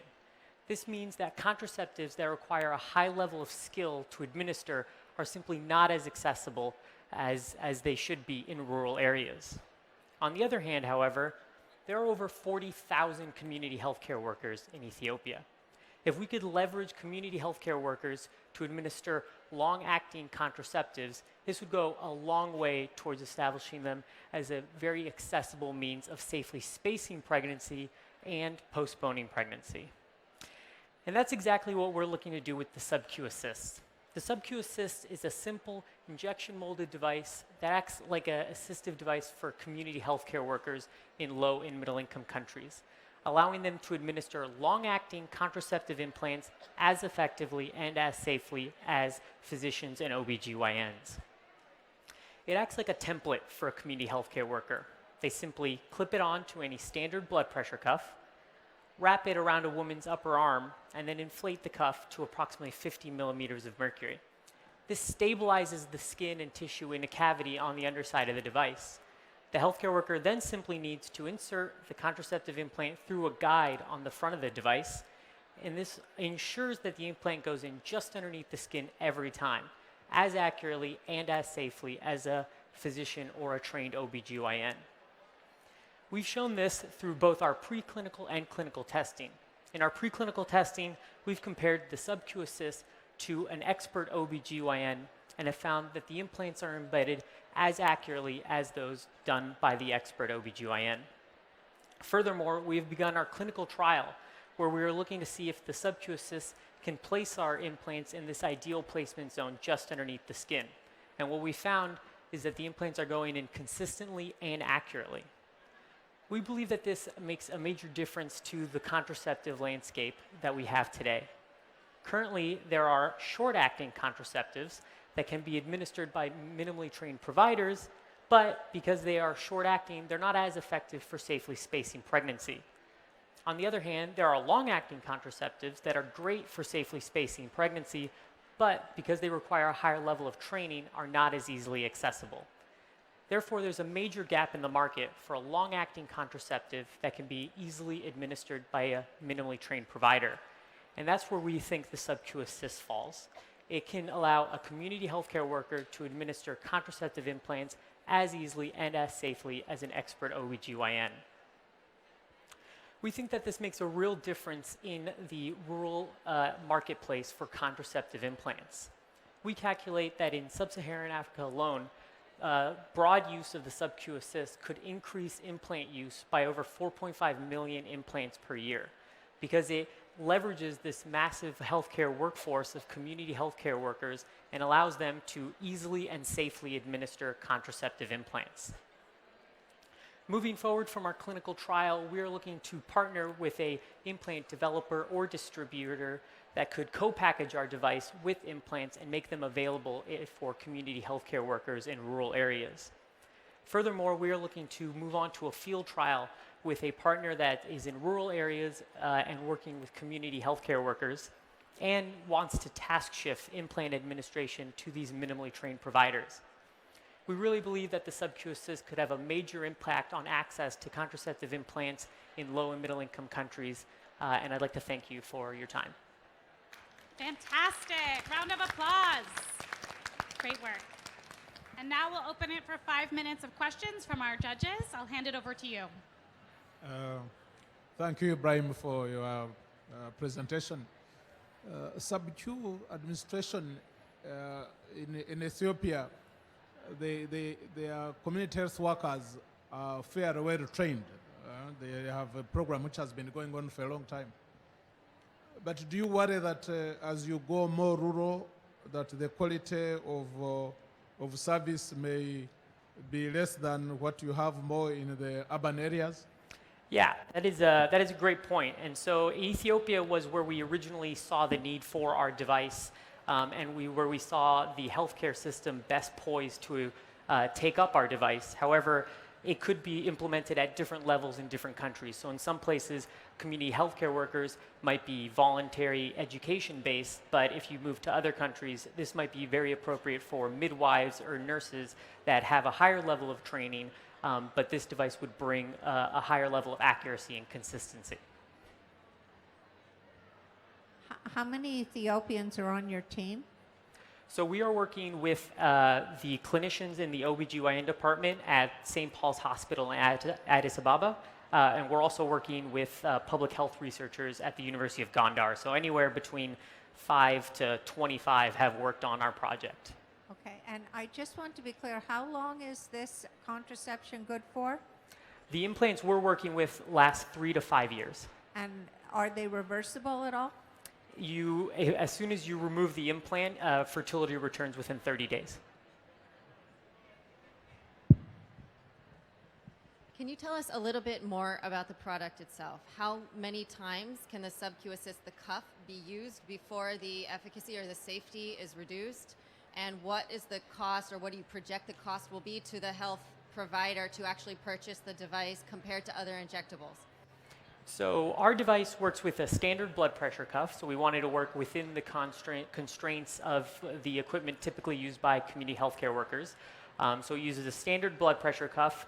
The device itself is disposable in order to, again, fit within the rural context, since reusability is an issue with cross-contamination. The device itself can be manufactured at scale for less than 25 cents, and based on some of our studies have seen price ranges up to $1. And Ibrahim, when you work in the rural areas, how easy is it to dispose of these the products that you use? How do the community health workers dispose of the syringes that they are using in the community? Yeah, so our device is really meant for community health workers or medical providers that are already providing Depo-Provera, the injectables. And so they would be disposing of our devices in exactly the same way that they would dispose of their vaccination equipment and things like that.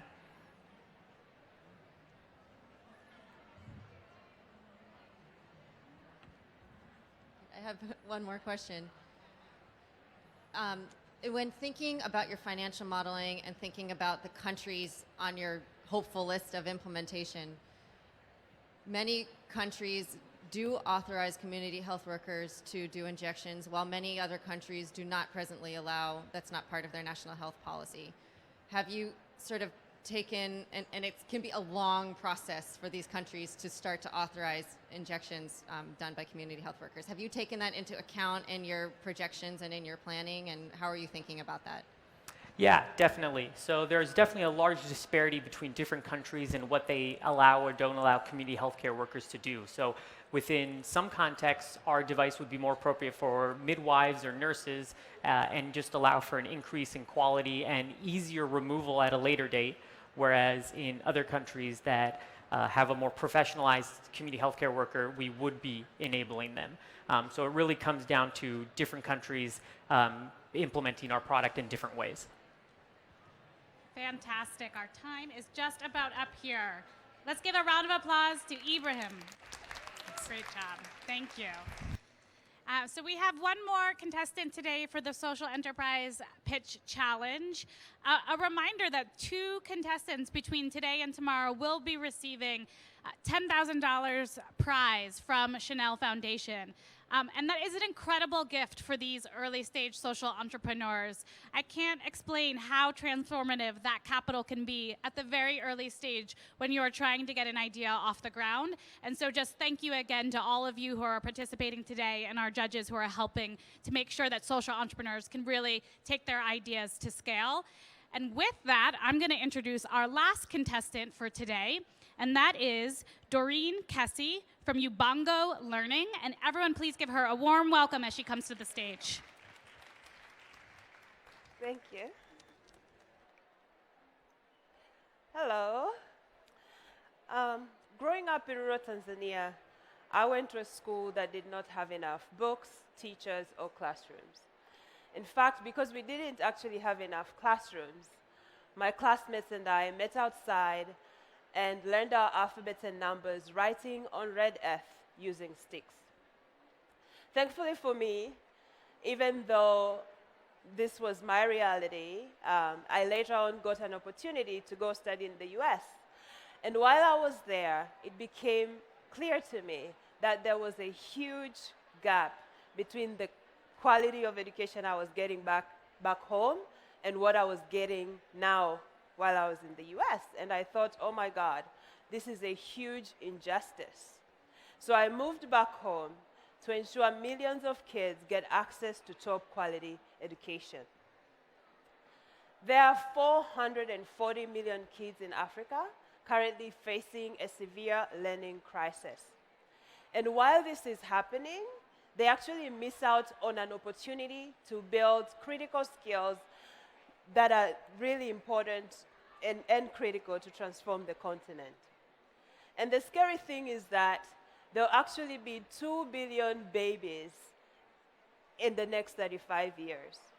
So this is a potential crisis, and it doesn't have to be, if we do something now and at massive scale. So 5 years ago, our team at Ubongo asked, how can we bring kids in Africa top quality education when they actually don't have internet access or even devices? So we looked around and saw that they actually have TV access, they have radio, and they have mobile phones. So we decided to leverage mass media technologies to bring these kids top quality education. And so at Ubongo, we create African, interactive educational cartoons that teach kids math and science, as well as early literacy, numeracy, social-emotional learning, and even most importantly, we teach them values such as gender equality,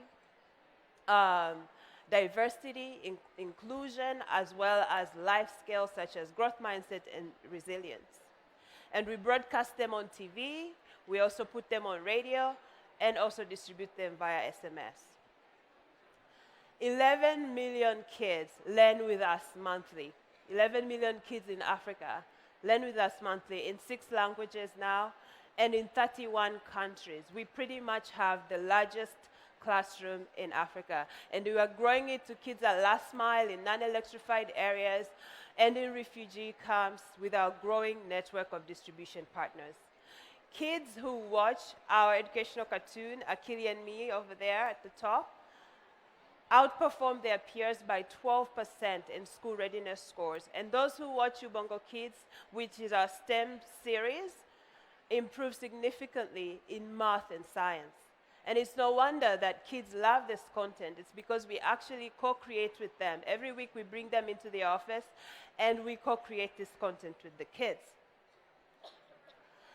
And so what we plan to do now is to continue growing. And we are positioned to scale. We are not just a cartoon show. We are a multi-platform learning resource that offers a variety of products such as apps, SMS content, books, and ebooks. And we do design all these products with girls in mind, creating a world that as it should be for them, right? With female, strong characters who love math and science and break gender norms by taking up roles such as being a captain on a football team, or even going to the moon on an adventure, and even helping their peers and teaching them how to code. So we are positioned to continue growing, and our plan is to continue adapting this content into more languages to reach more kids, by 30 million kids by 2022. With our diverse team of educators, creators, business professionals, we know we have what it takes to really get this content to the next billion. We want to equip Africa's next generation with critical skills, an education foundation, and positive mindsets to change their lives and communities for the better. And we know that right now, we are actually changing the beginning of a story for so many kids like-minded, and we are setting them up to really write their own story, and someday for their children and their grandchildren too. And I would like to show you a short video of our content, just a trailer of our content.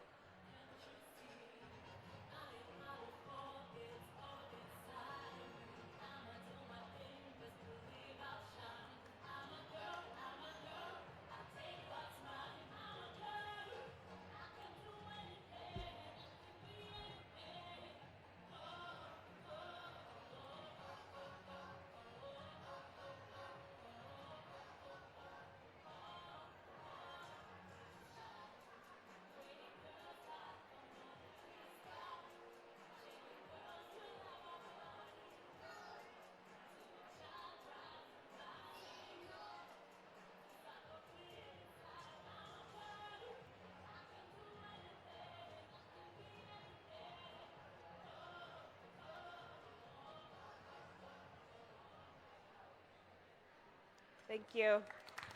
Fantastic. Wonderful work. Great. And now let's turn it over to our judges for 5 minutes of questions before we wrap up. Thank you, Doreen, for this interesting test. You mentioned that you are doing this in 6 languages. Yes. Could you mention them for me? Yes, so we now have French, Swahili, Kinyarwanda. We've also done Kikuyu and Luo, and English. And now we are working on Nigerian languages, Hausa, Yoruba, and Igbo. And then we are going to do 3 for Ghana, and coming up, Portuguese and Arabic. One of the things that you talked about was increasing your reach. Have you looked at partnerships at all? And tell me a little bit about that. Yes, so the way we've been growing is through partnerships. We are good at creating content, and we know that, so now we have to leverage other partnerships to really transport and make sure this content travels far and fast. So we've worked with the International Rescue Committee to take it to refugee camps.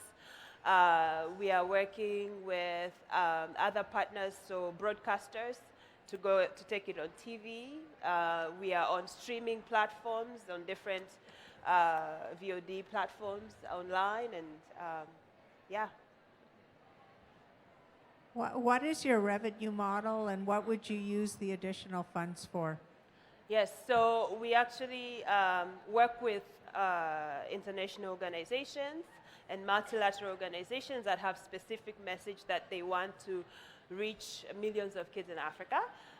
So they come and work with us to co-produce the content, and they pay for the episodes. That's how we are able to continue producing the episodes. And we would use the money to continue creating more content, especially targeting girls. Your annual budget then would be? Our annual budget is 1.5 million right now for 2019, yes.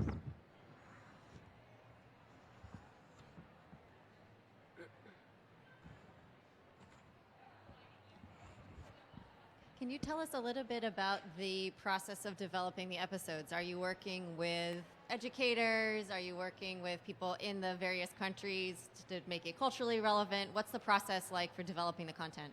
Yeah, so we do everything in-house. We have a team of creatives, we have animators, we have educators. We do a lot of research. Our content is very user-centric, so we don't assume we know what kids need or even how they learn. We learn from the children, so we invest a lot in research. So the process would be, we set learning objectives, we go out and do research, we gather all the feedback, we come back and write a script, we test it with the children again, we do early sketches of animation or storyboard, we test it with kids again. Everything we do, we have to test with children. And once we have a draft, your first version of the episode, we test again before we complete it. So it takes us about 2.5 months to create one episode.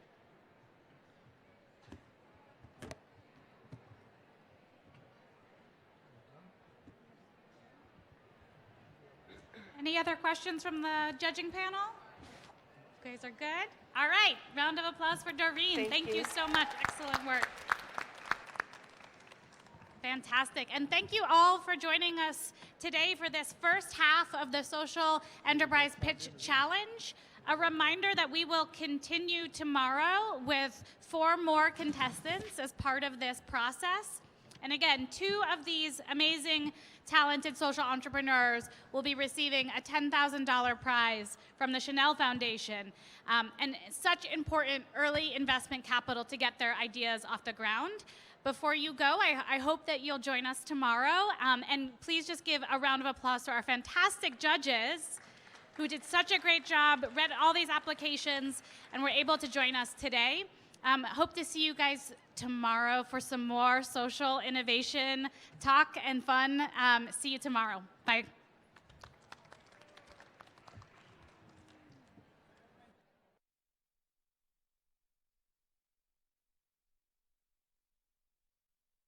And last reminder is that this stage will open again at 1:30 with more speeches and presentations for the rest of the day. So please go enjoy lunch, and we'll see you back then. Thanks.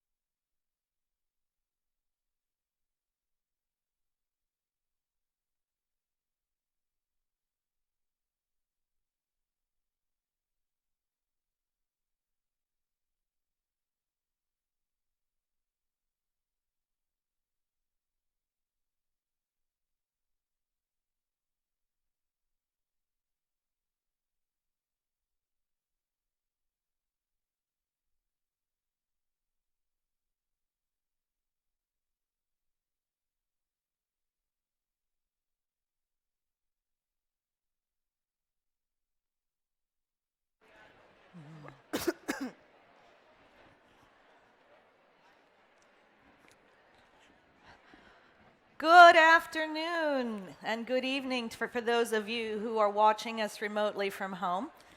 My name is Maria Berquist, and on behalf of Procter & Gamble, I'm delighted to welcome you here to the fueling station, and we're going to resume talks here on the power stage. First, I wanted to make sure you knew about the lovely exhibition booth that Procter & Gamble has set up here in the power station, next to the power station. We have a number of interesting campaigns from some of our brands. You may be familiar with Always Like a Girl, Gillette We Believe, Pampers, some of the brands that we have around the world that are really working hard to make sure that we use our voice in advertising and media to raise awareness of gender equality issues and really empower people to start conversations that need to be had, whether that be Ariel Share the Load, who's encouraging that housework is not just women's work, it's everyone's work. Olay, Face Anything. No one can label you and tell you you are too aggressive, too bossy, too this, too that. It's up to you. And campaigns from Gillette, who is tackling, you know, the prototypes of masculinity that we've seen permeate the discussion, and what is really the best that men can be to bring us a more equal world. So I do invite you to make sure you stop by the P&G exhibit over here at some point today. It is my pleasure to get things kicked off for the afternoon here, and we're going to start with a lovely woman named Onyinye Eda. She is the founder and chief empowerment officer of Strong Enough Girls. So I ask you to give a warm welcome to Onyinye Eda.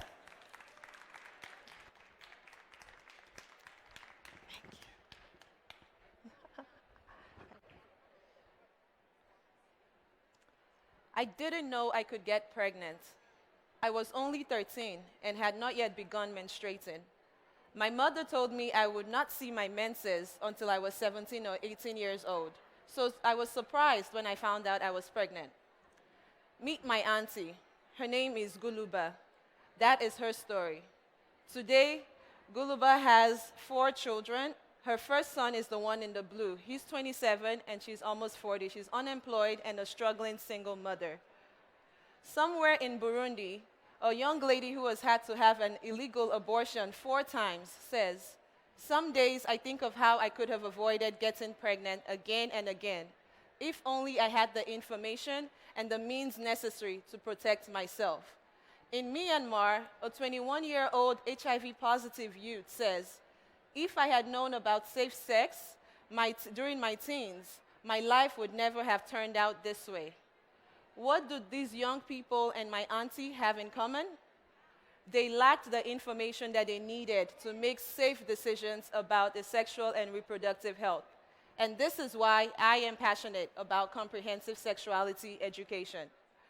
So, what is comprehensive sexuality education? According to Dr. Natalia Kanem, who is the executive director of UNFPA, comprehensive sexuality education gives young people tools they need to have healthy lives and relationships. It helps them navigate life-changing decisions about their sexual and reproductive health. Girls need this information. So let's put this in perspective. Globally, every year, there are 430,000 new HIV infections among young people aged 15 to 24. Young women remain heavily affected. Also, complications from pregnancy and childbirth are the leading cause of death for 15 to 19-year-olds globally. Every year, 3.9 million girls aged 15 to 19 undergo unsafe abortions. And we all know that over 130 million girls around the world are out of school. How does CSE address these issues? Simply put, CSE educates, empowers, and protects girls. Many of us have assumptions about what CSE teaches. And this is a slide that shows the different subjects that are covered. It teaches young people about relationships, about values, rights, understanding sexuality, just simply understanding how your body works. And CSE provides life skills for health and well-being. So let's go around the world and see what is being done to advance sexuality education. In 2008, 30 ministers of health and 26 ministers of education from Latin America and the Caribbean made a regional commitment to sexuality education. In 2013, ministers of health and education from 20 countries in Eastern and Southern Africa made a regional commitment also to comprehensive sexuality education. Presently, consultations are being made in West and Central Africa. Let me take you to Nigeria and talk about, okay, before I get to Nigeria, let me highlight some of the successes that comprehensive sexuality education has gained. Research has shown that CSE contributes to delayed initiation of sexual intercourse, decreased frequency of sexual intercourse, decreased number of sexual partners, reduced risk-taking, and increased use of condoms and contraceptives. There is no evidence that CSE increases sexual activity or risk behavior or rates of HIV or other STIs. And school-based CSE curriculum is a cost-effective intervention to contribute to HIV prevention. CSE is one way that we can address many of the Sustainable Development Goals. So now, in Nigeria, my organization, Strong Enough Girls Empowerment Initiative, is presently implementing the Our Rights, Our Lives, Our Future project, which is funded by UNESCO, simply to scale up CSE implementation in Nigeria and around sub-Saharan Africa. In the images, you can see my colleagues conducting an in-school outreach and out-of-school outreach because we have to meet young people wherever they are. So these are two success stories from our project. A young lady says, "The project has helped me make good decisions for myself. I had a baby and was living with a man who denied me education. I am no longer with him because I learned a lot about human rights and I desire to go to school." A mother who sat in on one of the sessions says, "When I attended the program, I was impressed. They're not teaching young people how to have sex. They're teaching them how to take care of themselves." These are a couple of success stories thus far. So, in conclusion, I want to remind all of us that education remains a basic human right, and it's the foundation on which to build peace and drive sustainable development. With CSE, that is Comprehensive Sexuality Education, no girl or woman will ever have to say, "I wish I had known." Thank you very much for listening.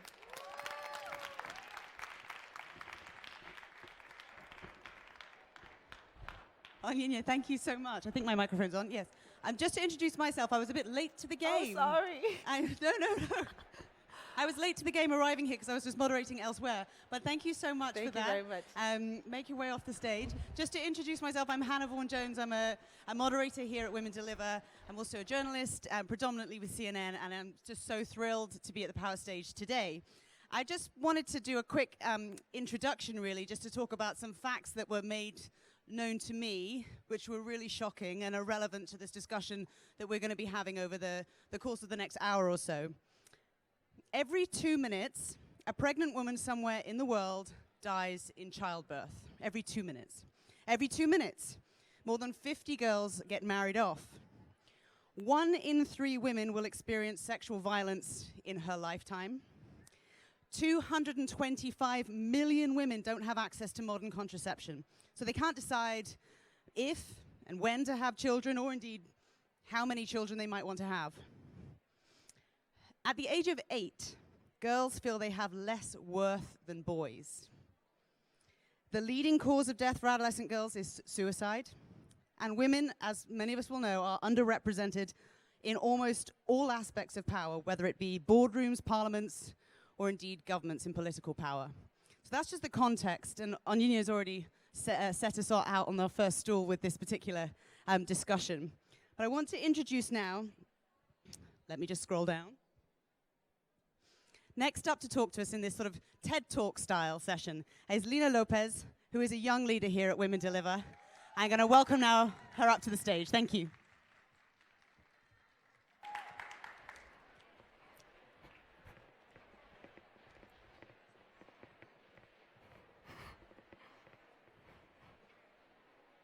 Well, masturbation. Did you remember the first time that you have touched yourself?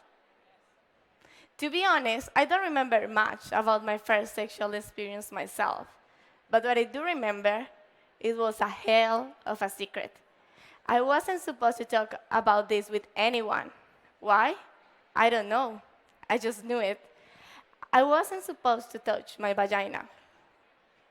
Today, I look back and ask myself, why are we experiencing boundaries and preset ideas of what to do with our bodies and what not to do? Who of you really understanding your bodies? Girls, who of you were confronted at school with the idea of your body being a sacred place? Boys, who of you were painting dicks on your friends' books? Do you see the difference? We shouldn't make a difference between good and bad. We need a common ground if we want to reach a consent. But what does consent actually mean? Is consent really a simple yes? Yes means yes. It's the new law is the new standard of affirmative consent of California. The initiative came out as a result of a big study from 150,000 students. It shows that 1 out of 4 female students have experienced unwanted sexual contact. Yes is yes. It is a big step. It's finally recognizing the victim position in the case of sexual assault. But do you think that is enough? Or we have to dig a bit deeper? Sex is more than just one consensual act. Sex is about women's role and our self-understanding. The clitoris was totally identified in 1998. I was 6 years old. And look at this picture from 2002. The creator of this picture wasn't aware of the existence of the vulva. Poor guy. Can you believe it? We are flying to the moon, producing energy through atoms, and we think the vagina just as a reproductive organ, ignoring the external sexual part. Sex for women is often a conditional for love. In a study, a woman was quoted saying, "I have sex with him because this is the price for a long-term relationship." In another study from Indiana University, shows that 82% of women just consider it to be sex when was vaginal penetration, and most of the heterosexual couples finish their encounters when the man ejaculates. Fair enough. I don't have anything against men ejaculating, but let me propose another approach, another way of thinking about our sexuality. Let us not define sexual human life as a servant of pleasure. Let it be pleasure itself. Sexual female pleasure has an important place independent on men's needs or even feelings for a person in a relationship. If we want yes to mean yes, we need to teach women about their bodies, encourage conversation about female masturbation, and invest in research about female sexuality. Sexual female pleasure has to be seen as an essential part of the intercourse between men and women.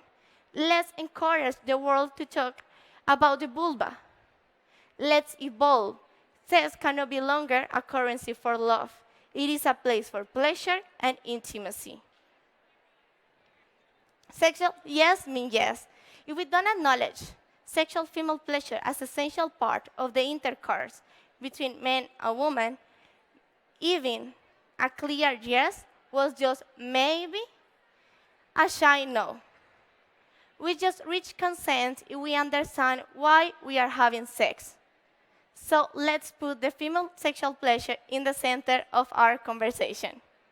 And men, I promise you, it's going to be great. Thank you.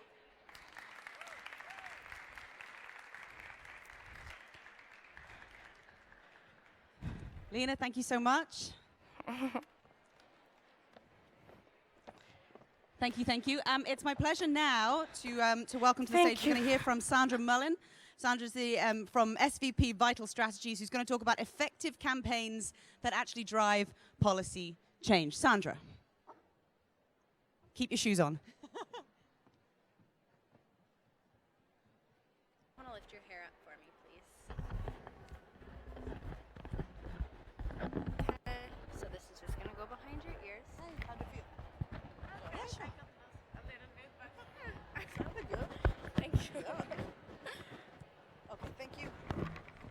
Sandra, just pause for 1 second while we sort out the audio because we want to be able to hear you. Shall I, if I can pass this microphone to, if that's easier? Yeah? Let me give you this. Okay, can you hear me now?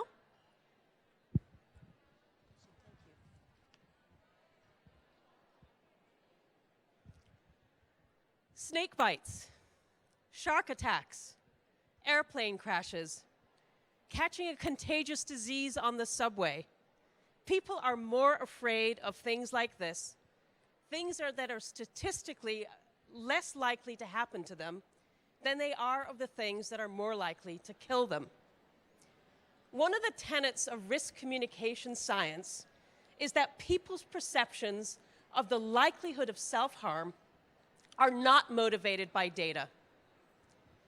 Jamming safety percentages at people who are afraid of flying and will not convince them that their plane won't be the one to crash.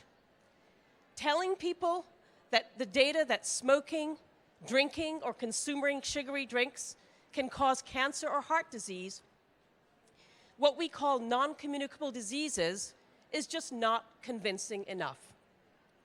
Moreover, these lifestyle issues are considered part of the good life that we all aspire to, and this is no accident. Corporate interests gleefully market and promote this perception, while policymakers, feeling insufficient concern and public pressure to impose policies that regulate them, let these corporate actors off the hook. For virtually every driver of NCDs, there is a profit-making industry culprit. Tobacco, sugar, alcohol, sodium, trans fat. The air we breathe causes illnesses that lurk in our bloodstreams, our lungs, our hearts, our livers, causing illness, not necessarily immediately, but over time. Tobacco companies are notoriously the bad actors, but we need to start thinking about those other dudes as the bad guys as well. Have you looked at how much salt there is in your child's breakfast cereal? How much sugar there is in yogurt? Why we've let trans fats lie in our blood supply for so long? These industries are sheep in wolves' clothing, promising us a better life with slogans such as, "Open a new happiness in every sip," "Great taste for great fun," "Power is in your hands, feel it." Brilliant marketing creates an airstream, a current of aspirations that glide along, seducing consumers and policymakers in the wake. But the price we are paying is way too high, whereas the price industries are paying is too low. It's easier to blame the victim and hold them accountable, isn't it? The lung cancer victim who shouldn't have smoked, the diabetic that ate too much junk food, the alcoholic who should have gone to AA, the asthmatic whose causes are genetic. This plays right into the strategies of those industries that evade regulation and policy checks on their behavior.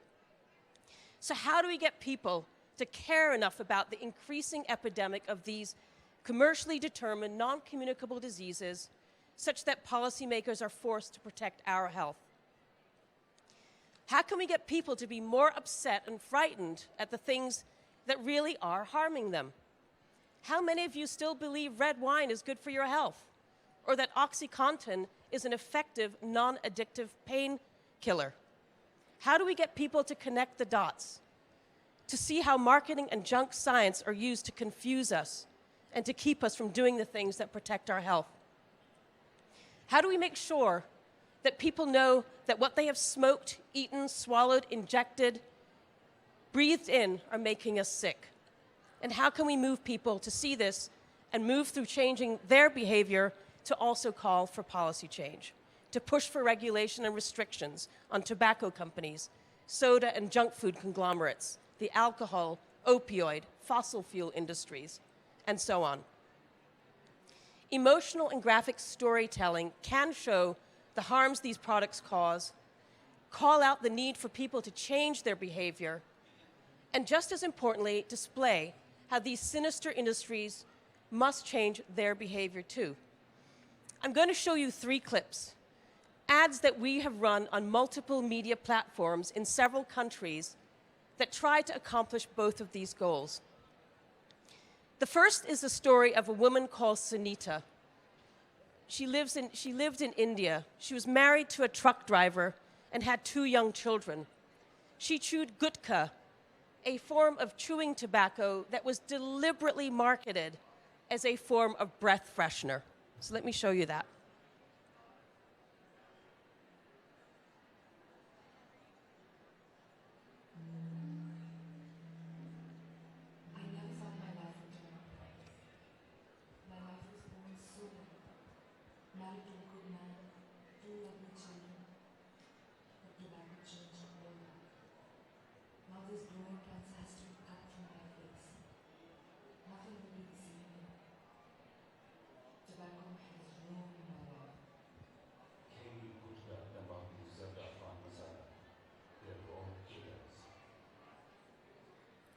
The second depicts a South African woman who drank sugary drinks throughout her day, a social norm engineered by the beverage industry.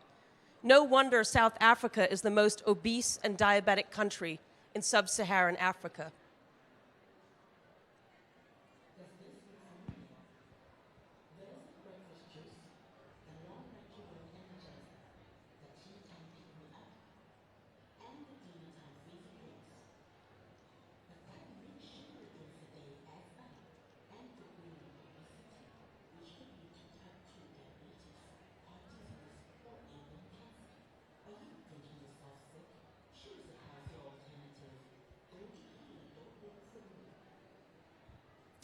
And the last spot I'm going to show you is a familiar story of drinking and driving and the consequences of alcohol, a product we in public health haven't nearly paid enough attention to.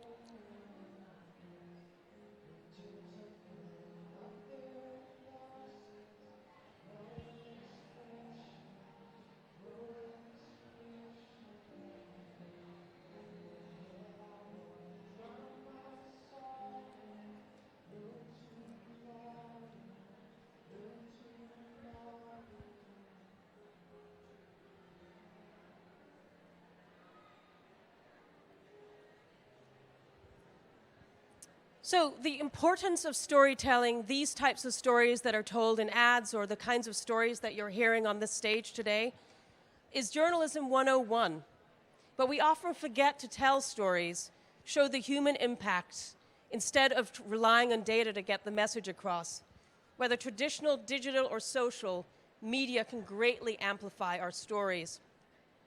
We must seek to break people's hearts, to cause empathy, to change their minds, and to create more salience for the issues that we all care about. At Vital Strategies, we aim to strengthen public health systems globally, and this includes putting industries under a microscope and putting people first. This requires policy, and it requires advocacy, and advocacy requires stories. Thank you.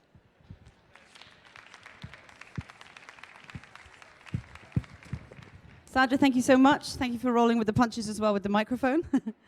We're now going to hear from an activist who is going to talk to us specifically about child marriage. She's an activist working on behalf of children and young people in Mali. Please join me in welcoming to the stage Awa Ditama Kamara.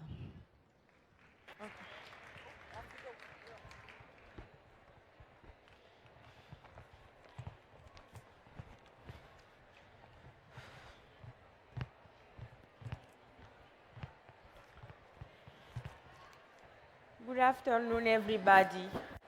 My name is Awaditma Kamara. I'm a young feminist from Mali, West Africa. It is a great pleasure for me to speak on behalf of my fellow feminists from West and Central Africa. It shows a particular interest we all have for the protection of children in general, girls in particular.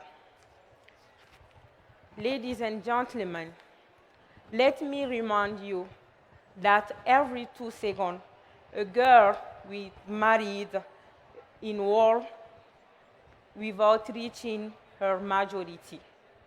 Mali and other countries in West and Central Africa are not exception to the situation. In Mali, 49% of girls are married before the age of 18. 49%. Thus, Mali is the second country in West Africa that has the highest rate of child marriage in the world after Nigeria. Ladies and gentlemen, women are not inferior to men by nature, but they are according to social norms. Where I come from, disparities are striking. This area is the region of Kai, the first administrative region of Mali. It holds the first position and exceeded for 5 the national rate with 16.6% of girl marriage before the age of 15. Dear audience, don't these numbers strike you? In the early days of our independences, the authorities of Mali put the issues of childhood in their priority. From this period came the ratification of several international conventions. However, until now, Mali has not met its commitments. Ladies and gentlemen, this is a testimony that is still in my hands. A sister in my community killed herself after a month of forced marriage at just 14 years old. She had seen her life and dignity taken away from her. She had to face the one who will abuse her sexually for a long time. This child marriage has serious consequences on the health and girls and often go with other forms of gender-based violences such as female genital mutilation. They also limit opportunities and perspective in their life without access to sexual and reproductive health and rights and sexual education. Girls face higher risk of early pregnancy and are often forced to leave their school. Through their inactivity, government contributes to perpetuate and exacerbate inequalities between girls and boys. One marks, in fact, first legislation. The government of Mali must set the age of marriage to 18 years old for boys and girls according to its commitments. Laws are important, but they are not sufficient. We need to invest more in the empowerment of girls. The most impactful way to do it is support organizations of young feminists. They are on the front line of the fight against child marriage, and they are first advocates for sexual and reproductive health of young people. They are the ones who synthesize the next generation and who will shift from in Mali and West Africa. Feminist associations are bold. They hold their governments accountable. But in order to realize their agenda, they need political and financial support. So I'm calling you, donors, political leaders. Let's unlock the power of young feminist association to end child marriage. Let's make this century the century of women. The world needs to change for women. Let me repeat, this century is the century of girls and women. Thank you very much. Thank you very much, Awadita Makamara. I got your name right now, so I'm going to say it a couple of times. Right, it's my pleasure now to welcome to the stage Dr. Nicola Jones. Nicola is the Principal Research Fellow and Director of Gender and Adolescence with Global Evidence, the Overseas Development Institute. I got it all out. Well done. Thank you.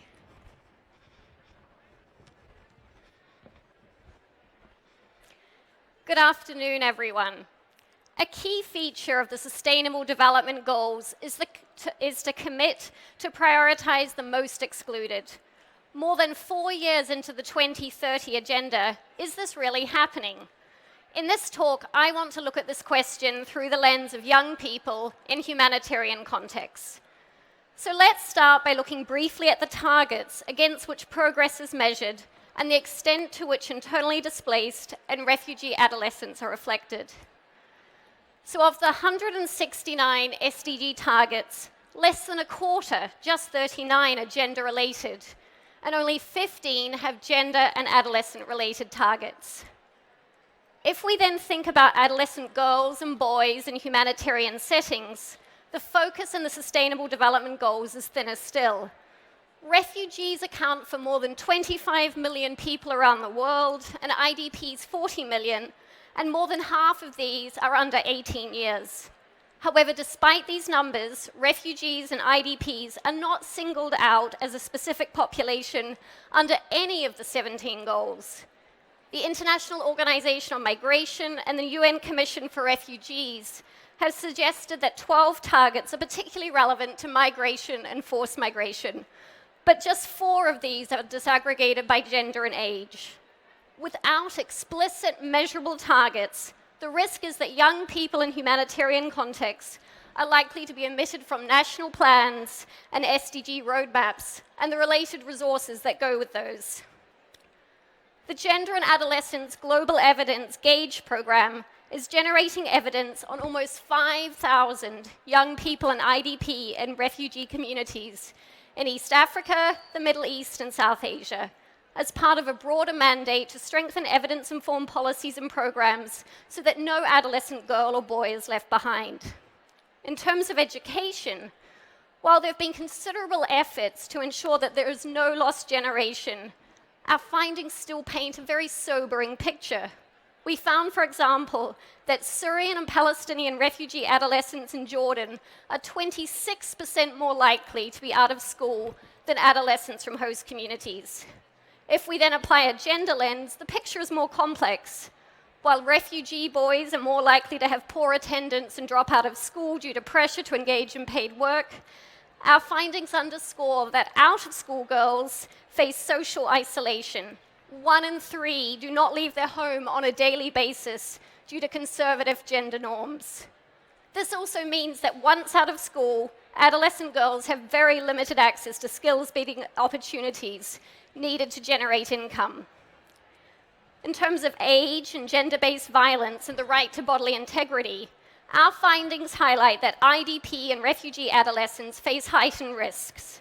So while adolescent boys are especially vulnerable to physical violence from peers and also corporal punishment by teachers and parents, girls face very high rates of gender-based violence. Adolescent girls in refugee contexts are especially vulnerable to child marriage. So of the older age cohort in our study in Jordan, 1 in 5 Syrian and Palestinian refugee girls were already married. We also found that early divorce is frequent and often results because of intimate partner violence. Experiences of sexual violence were also frequently reported. During border conflicts, our research with IDPs in Ethiopia indicates that displaced adolescent girls are highly vulnerable to sexual violence and sexual torture, especially if they're separated from their families due to their role as domestic workers or due to child marriage. Unmet health and mental health needs are another critical challenge which deserves greater attention. So many adolescents in humanitarian contexts have experienced significant trauma. As one 17-year-old adolescent girl from Ethiopia explained to us, "We passed through fire. We were seriously beaten. We observed when individuals were beheaded and individuals were discarded just like birds. We do not have an interest for anything now. We do not get satisfied whether we eat or not." Similarly, in Jordan, our findings show that older Syrian and Palestinian adolescent girls are 20% more likely to suffer from mental distress as their male peers. This is exacerbated by a dearth of good quality psychosocial services, which are too often not part of core humanitarian responses, and also limited opportunities for girls to socially connect with peers. So to conclude, our findings point to at least 6 priority policy and programming actions. First, it's essential that all humanitarian programming adopts an age and gender-specific lens, given the specific vulnerabilities of young people and IDP and refugee communities. Second, to support young people's resilience in crisis context, access to education and skills building is critical, and social protection, such as cash transfers, if delivered to scale, could play a key role in achieving this. Third, ensuring adequate access to labor markets and social protection for adult household members is critical to reduce reliance on child marriage as a coping strategy. Fourthly, we need to also reframe mental health services for IDP and refugee adolescents as essential and not a mere add-on, and simultaneously to invest in safe spaces for in and out of school adolescents so that they can socialize with their peers. And finally then, as we approach the 5-year mark of the SDGs in 2020, we need to be advocating together for the inclusion of specific targets on adolescents affected by forced migration, so that we can ensure that truly no adolescent, girl or boy, is left behind. Thank you.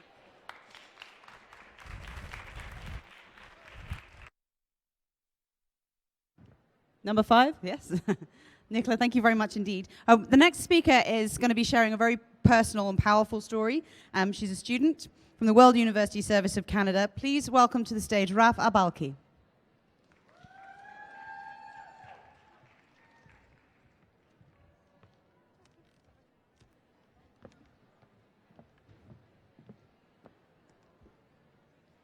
Hi.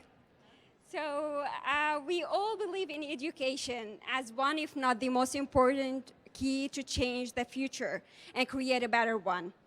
And we all love it, except when we remember that hard quiz that we had to do, and we were really questioning the reason of life at that time. Well, yeah, so a disclaimer. This talk is not... Okay, just nice intervention.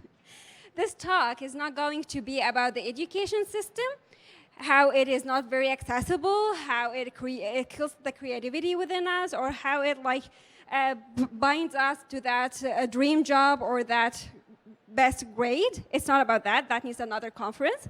But this talk is going to remind you about these innocent information that you have hated alongside with that education system. These innocent equations that doesn't only solve math problems, but also solve the problems of real life. So let me remind you that education is about learning, and this is how we learn from my point of view. We all go through loss. We all go through natural disasters, war, whatever kind of loss it was that. For example, I have lost my country. I have lost my community, my family, my support, my friends, everybody when the war started in Syria. It wasn't an easy thing, going to a new country and just starting from the beginning, from zero. You really needed that just boost to let you go in the right direction. And I was in the last year of high school at that time, and I remember a physics equation that I have learned at that time, which says efficiency equals useful work divided by the energy input. Okay, we usually read it as math equation, but let's read it as like real life problem. Your real efficiency in real life is really calculated as the ratio of your useful work divided by how much input energy have you put into that. Another way education has intervened and changed my life was when I can say and I can describe it as the hugest loss I have been through. And it is a loss that everybody in this room have probably went through, which is the loss of a family member. My brother, who was also trying to study electrical engineering, he was on his journey to continue his education. And on the way, when he tried different countries and the education accessibility really failed him badly, on his next destination, on that trip, we have lost him. My brother has lost his life because of education accessibility. And at that time, I really needed something to give me that boost again. And I remember something I have learned at education, a religious education class, which is a verse in Quran. It says, لا يكلف الله نفسا إلا وسعها. God never puts a burden on a soul greater than it can bear. And that is really what made me believe that there is nothing impossible. If it is not greater than I can bear, then yes, I can bear it, and I can go through it. And again, education worked. How about abilities? What about the loss of abilities? Do you think education can really do anything about it? Well, in 2017, I was accepted to come to Canada through WUSC, the World University Service of Canada. I came to University of Victoria doing my master's in electrical and computer engineering. Everything was perfect. And 10 months after my arrival, I have been diagnosed with autoimmune disease that caused me to lose almost all of my abilities as it affects the central nerve system. It's called multiple sclerosis, or as known also as MS. I was left bedridden for a while. I had to learn many things, from as basic as how to walk again to as complicated as how to work with a new label that was put on me as a person with a disability, a Muslim woman studying a male-dominant field, and the list goes on. And again, I was studying electrical engineering at the time, and if you know a little bit about electrical circuits, yes, you learn that if you want to connect from one point to the other, you have so many routes that you can take. And if one is damaged, you can just go through to the other one. And it is actually the same. If there is one wire damaged in your life, you can just take the other wire. Believe me, there are 90% of like the logical controllers is just wiring. So there are other wires. The list goes on of all the techniques that we can really use in our life. That was just science. You can, do you know how much we can do with art, biology, different sciences? It's just a huge amount of change that changed us before we really can change the world. So yes, you can change the world. My family has told me that when you are like, when they didn't decide to leave Syria until I finished my high school, I know now that they told me that a safe life without education is not really worth it. And now I know that when my brother died, when he was trying to continue his education, he really died trying to do the most honorable thing a person can do. And if somebody told you that you really don't have a possibility to do something, a math equation will say they're wrong. The probability of you changing the word is a 0, not impossible. Well, actually in math, it just means that it's 1 out of infinite number of possibilities. Thank you.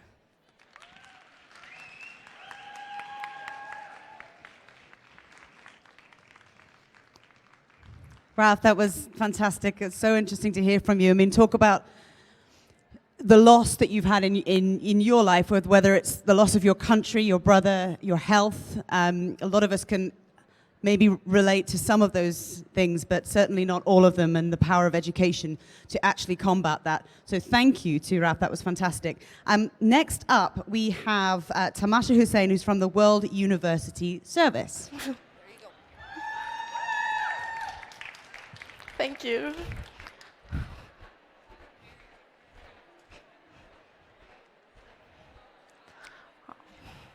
Hey, my name is Tamasha Hussain, a current undergraduate student at the University of British Columbia. I was born in the Democratic Republic of Congo in the year 1998. And when I tell people where I was born, I realize that I get similar reactions and questions from them. Like, isn't that a country with endless wars and insecurities? Some would ask me to share with them the feeling of being in a country where I don't feel safe. Others would even go more precise, like asking me to share with them the feeling, the story behind my country. And others would say, wow, I heard that you have a lot of natural resources back in the Congo. Well, I mostly have one answer to these questions, which is that I actually did not grow up in the Congo. I left the country with my mother and siblings when I was 6 years old due to unforeseen circumstances. After traveling days and nights looking for refuge, we ended up in Dzaleka refugee camp in Malawi. So from what I tell my friends, I might have been born in the Congo, yes, but really my story began the moment I stepped in the refugee camp, because this is a place that I now call home. It is a place where I transitioned from being a child to an adolescent, and it is a place where I experienced all the challenges that had to come with me being a refugee and a girl at the same time. It is also a place where I developed so much passion for education. It is not that I don't remember anything from my home country. I mean, there are some moments in life that cannot be forgotten, no matter how hard one tries. I still remember the day that I left the country. Even though I was a child, I still remember the pain of leaving everything behind. My home, my family, and my school. I still remember the pain of leaving my language, the only thing that defined me, behind. It felt like I was leaving my identity as a human behind me. Growing up in the refugee camp, I realized that girls must overcome a lot of challenges in order to get the education that they desire.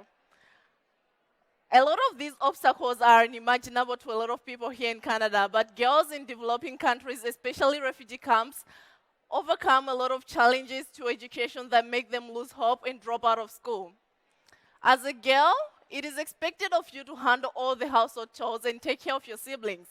Poverty also forces many families to choose which of their children to send to school. And most of the time, you find out that girls miss out on the opportunity to go to school due to the belief that there's less value in educating a girl than a boy. My story was no exception, because I had to challenge a lot of challenges in order I had to challenge a lot of opposition in order to stay in school and maintain good grades. I stayed resilient and focused in school because of the WUSC Student Refugee Program. WUSC is a Canadian nonprofit organization dedicated to improving health, education, employment, and empowerment opportunities for youth, women, and refugees around the world. The Student Refugee Program is a unique effort involving students, staff, and faculty at universities across Canada who work together to mobilize material and human resources in order to enable student refugees to stay in school and complete their post-secondary studies here in Canada. WUSC is a program that gave me hope throughout high school.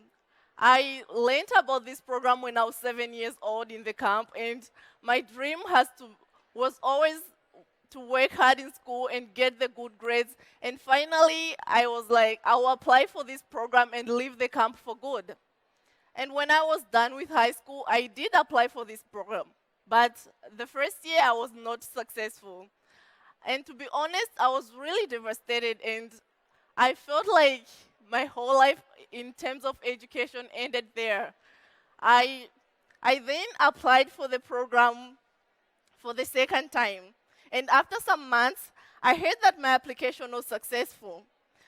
And this to me gave me the joy and the moment that I waited for since I was 7 years old. But at the same time, I was concerned about the future of the other applicants that weren't given the opportunity. It is not that they weren't qualified for the spot, but the program is limited in resources that would enable it to support all the refugees that it could. I know and I believe that WUSC wishes to support each and every refugee out there if only they had the resources that would enable them to do so.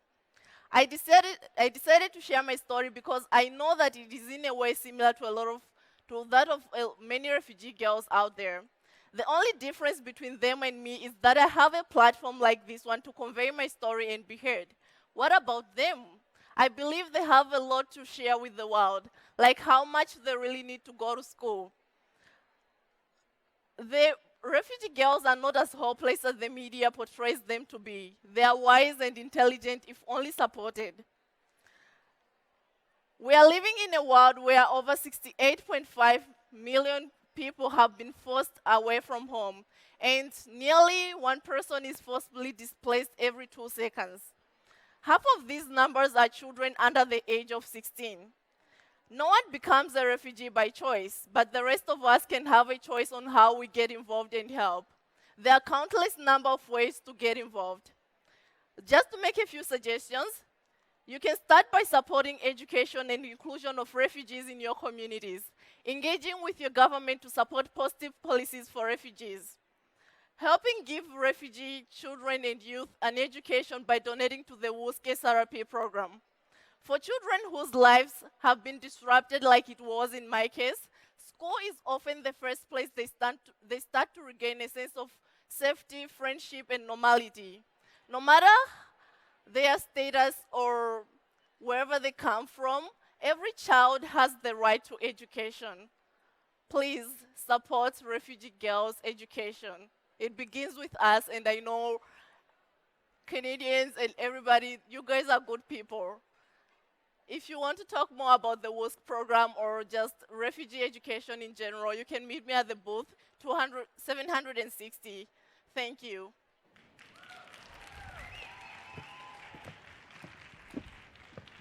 Thank you. That was Tamasha Hussein, who was talking there from the World University Service about better quality education for girls. Those are all the speakers then that we have for this session, which was information, education, and advocacy. The next section is going to be called talks based on partnerships. That's going to kick off at about 2:45. So we've got about 15, 20 minutes now before the next set of speakers take to the stage. But thank you so much for staying with us over the last half hour or so, and thank you to all the speakers as well. Enjoy.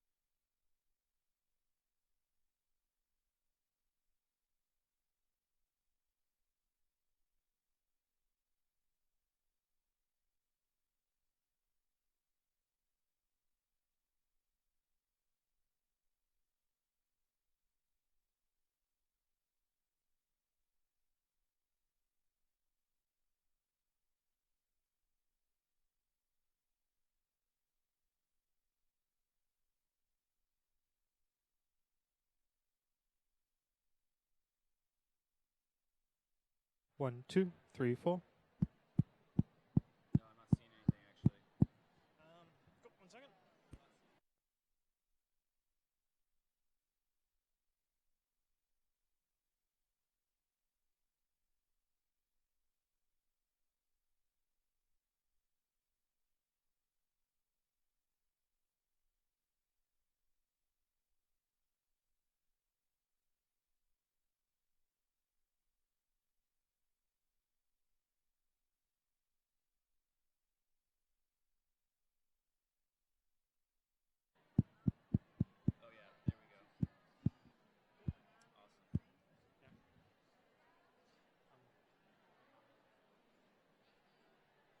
But yeah, I advise grab your longer XLR, stick it all on a chair on the other side. Okay. Thank you very much, sir. No worries.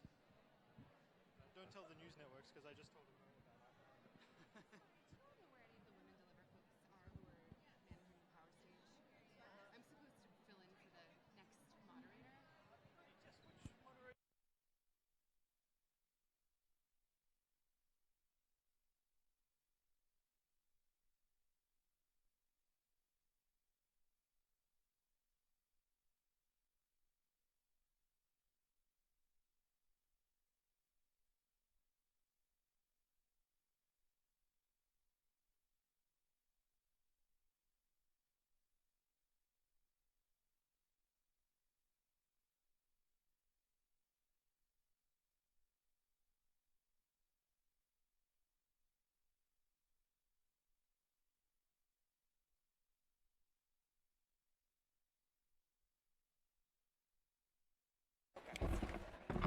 All right, so this one's going on your belt again. Oh, that's what we did. We went right down your shirt last time, didn't we? Okay, so this time I'm going to see if I can be lazy and go up your shirt this time. Let's see if I don't have to take it apart.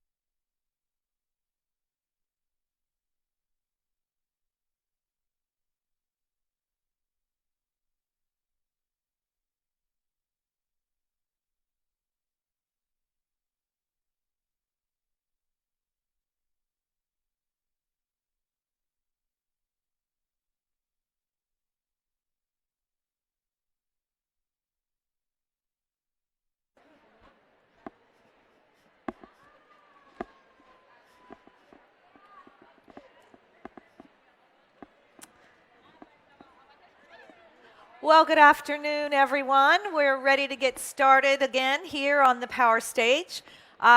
If you haven't come to the Power Stage to hear some of our great speakers, please gather around. We've got a great session planned for you. My name is Maria Burquest, and I'm privileged to be part of the Procter & Gamble family, where we have been working for many, many years across many of our brands and many of our regions around the world to really make strides for women and girls, both in the economic empowerment space, but as well as girls' education. In fact, our Always and Whisper brands have been doing puberty education for over 35 years in schools, and ensuring girls understand and learn about, and boys understand, all the ins and outs of what's changing in their bodies and keeping their confidence up. I also just want to highlight, we do have the Procter & Gamble We See Equal booth here on my right, where we are going to have a series of different conversations later today, as well as throughout the day tomorrow. We have an opportunity to also go through our Women at Work Myth versus Reality exhibit. And that's an interactive exhibit that really challenges 5 of the myths that we believe are holding women back in the world, in the workplace today. So I urge you to take a few minutes and check that out when you get a chance. Today I am pleased to introduce our moderator for this session. Her name is Daniela Liggero, and she's the CEO and Executive Director of a great organization called Together for Girls. And Together for Girls is a global public-private partnership completely dedicated to ending violence against children, especially sexual violence of girls. The partnership includes 5 UN agencies, the governments of the United States and Canada, several private sector organizations, and more than 20 governments across Africa, Asia, and the Caribbean. It is the epitome of partnership. Welcome, Daniela.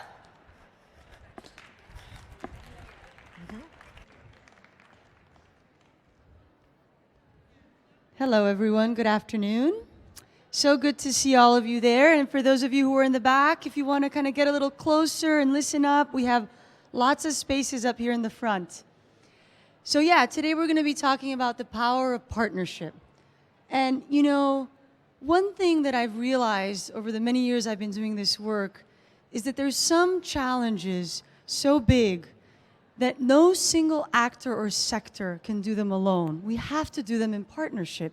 And that's just the reality. You know, we can think about problems vertically, but sometimes we have to solve them horizontally. And so I'm delighted to be hearing from a ton of different speakers this afternoon, each in their own sectors, who's making partnership work to advance gender equality and to empower girls and women.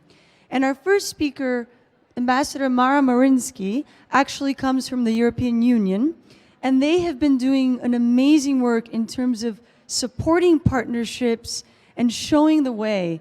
And most recently with the launch of Spotlight, this initiative that's focused on ending all forms of violence against women and girls that really brings together so many different partners to try to address gender-based violence. So it is my honor and privilege to introduce Ambassador Mara Marinsky. Welcome. Thank you. Good afternoon. Warm greetings from Brussels. Warm greetings from the European Union, 28 member states. Warm greetings for the 262 million women living in Europe that would love to be here with us, but cannot do so. So they asked me to convey their best wishes, and they also asked me to convey their full support on each and every initiative to make a whole success of the Women Deliver conference, again this time. Diversity is our strength, and we invest in diversity in the European Union because we feel that only through respecting and following the diversity elements in each one of our characters, of our cultures, can we make a positive difference. And of course, we involve men and boys together. We do it together in order to prove and improve the situation that has to do with gender equality, with women's empowerment. We need men and boys to be on board. It's a win-win situation to all. And to this effort, the first and foremost concern from our side has to do with the protection of women, with the promotion of the basic value that has to do with the human rights, women's rights, and we always bear in mind what the great feminist Simone de Beauvoir has shared with us as a lasting wisdom. Women's rights are never acquired and forever threatened. So this is our guiding principle, and this is the silver thread that connects all our actions in the context of our engagement worldwide to promote gender equality and women's empowerment. We're absolutely convinced that we can only make a difference if we take away the worst enemy against women's security and empowerment, and this has to do with all forms of violence against women. Therefore, in order for women to deploy their full potential, they should feel safe and secure. And to this end, we have initiated many projects. The latest one, the one that we are most proud of, is the initiative which is called the Spotlight Initiative. We have invested 500 million euros, and we have taken on board the United Nations because we feel that together we can make a difference to eliminate all forms of violence in many parts of the world. We are very realistic. We know that we cannot eradicate violence, but nevertheless, we are going to try our best to eliminate the most prevalent forms of violence, such as feminicides, harmful practices including female genital mutilation, child marriage, domestic partner and also family violence in all its forms. And of course, last but not least, gender-based violence and sexual violence in conflict. We know that all of these forms of violence can have negative cascading repercussions on the lives of women and girls, and we want to take them away to the extent possible and help them make the most of their full potential. The European Union is the largest donor organization worldwide in development, in humanitarian aid, and first and foremost in the support of civil society, women's organizations, and human rights defenders.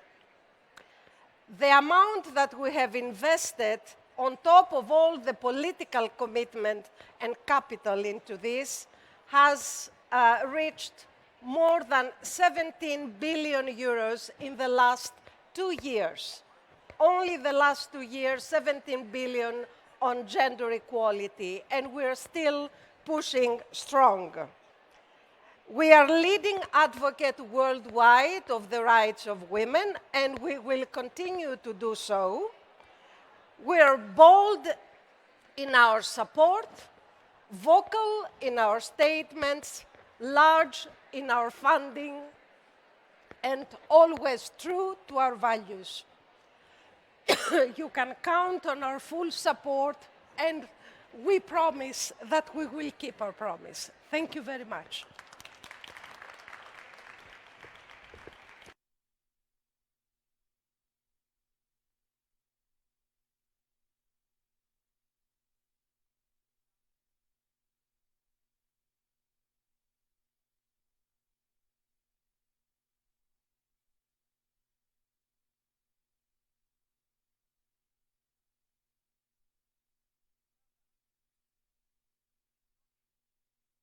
Thank you so much, Ambassador. And let me just start by correcting and saying Marinaki. My notes were wrong, and I mentioned your last name as something else. So thank you so much for that. Our next speaker is going to talk about eradicating hunger, which is intimately connected to gender equality and the empowerment of women and girls. Paul Winters is Associate Vice President, Strategy and Knowledge Department for the International Fund for Agricultural Development. And he's going to present the case to us for why investing in rural development and women benefits not only them, their families, but also their communities and countries. Thank you so much. Welcome, Paul. Thank you. Thank you very much. It's very nice to be here.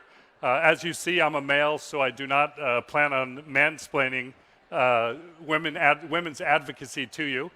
But this is an issue that's very close to our heart at EFAD. We know that women work long hours and get less pay. We know they face obstacles that they are discriminated against. But for us, there's those justice issues, but also the practical issues. The practical issues of how do you develop rural areas. And so what we do at EFAD is we work in poor and marginal communities to try to improve the livelihoods of poorer households.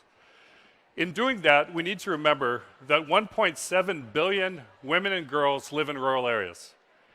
In those rural areas, you have 80% of the poverty in the world. About 75% of the hunger in the world are based in those rural areas. And key to solving that are rural women.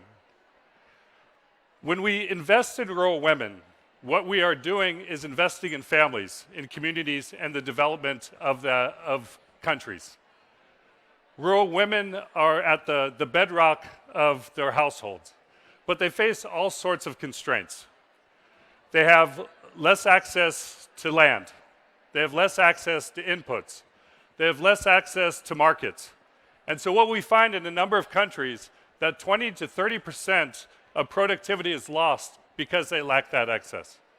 And so at the foundation of what we need to do is to make sure that we invest in women to ensure that we increase the production, increase the market access, and to empower them. So at EFAD, we've taken different approaches to do that. The first is called the household methodologies. So when we do the household methodologies, what we're trying to do is work with women and men so that they see the economic opportunities that are available to them. And you talk to men and women to see what the gender dynamics are in the household and to see how you can come about with shared prosperity, working together and so that you are improving the well-being of the household as a whole. This gets at the fundamental nature of discrimination within a household. So in practice, what this means is working in communities with the rural men and women together and to see what kind of activities we can do to improve their economic well-being. So we have a number of examples of things that we've done. So in India, we've worked with self-help women's groups to make sure that they work together to negotiate with governments so they can get the payments for environmental services. They're working to do things to improve the environment, but they need to make sure that they're in a negotiating position to get the payments that they deserve. In land, we often work on land rights. 40% of agricultural laborers are women, but only 20% of the land is owned by women. So in countries like Ethiopia, we're working on providing titles to women so that they have joint titling. They work to ensure that both men and the women are listed on the title, and so if something happens to the man, the woman is insured to keep that right of the land. In Burundi, we've been working with lawyers to help them go to courts to ensure the legal protection that they get over their land. And so we continue to work with them on a number of levels to do this. We know that ultimately, in order to improve hunger around the world, we need to work in rural areas. And we know that critical to those rural areas are women. And if we invest in women, not only do we get those economic benefits, we get the justice benefits that allow them to be in a stronger position. One of the things that it's nice to be here in Canada because of the Canadian Feminist International Development Policy. Now, working in a UN agency, you see the strength of that policy in the day-to-day work that we do. They push us to go even further than we've done in the past. So I wanted to end by thanking them for that advocacy. It's made a big difference in our institutions to convince those internally and the governments we work with to make sure that we invest in rural women so that we can achieve the SDGs, particularly around hunger and rural poverty. Thank you.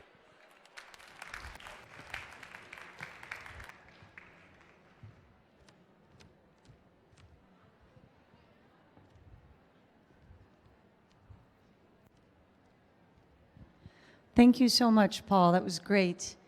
You know, we have over 3,100 organizations here at Women Deliver this week. Isn't that amazing? And so many of them are working in partnership with others, making a difference in all kinds of areas. And our next speaker is extremely inspiring, and I've had the pleasure of following her work for a while now. She's working to end female genital mutilation, and her name is Faith Mwangi. She's the global director of the Girl Generation. And their vision is that by working together in partnership, we can end FGM. Thank you so much, and welcome, Faith. Thank you.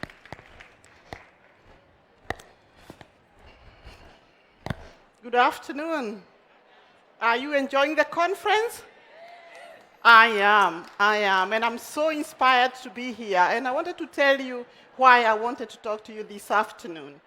I want to really ask to embrace the power of us. What does that mean for us? FGM, or female genital mutilation, affects over 200 million women across the world. When you think about that number, sometimes it's huge to even figure what does that mean. I'll tell you a little story about Agnes. Agnes is a little girl in the village of Kenya where I come from. Agnes died when she was going through female genital mutilation. She was buried in an unmarked grave because she was an embarrassment to her family because she died. We need to work better. We need to work smarter. We need to work together. We need to embrace the power of now. I have had the privilege to work with organizations, grassroots organizations across Africa to end FGM.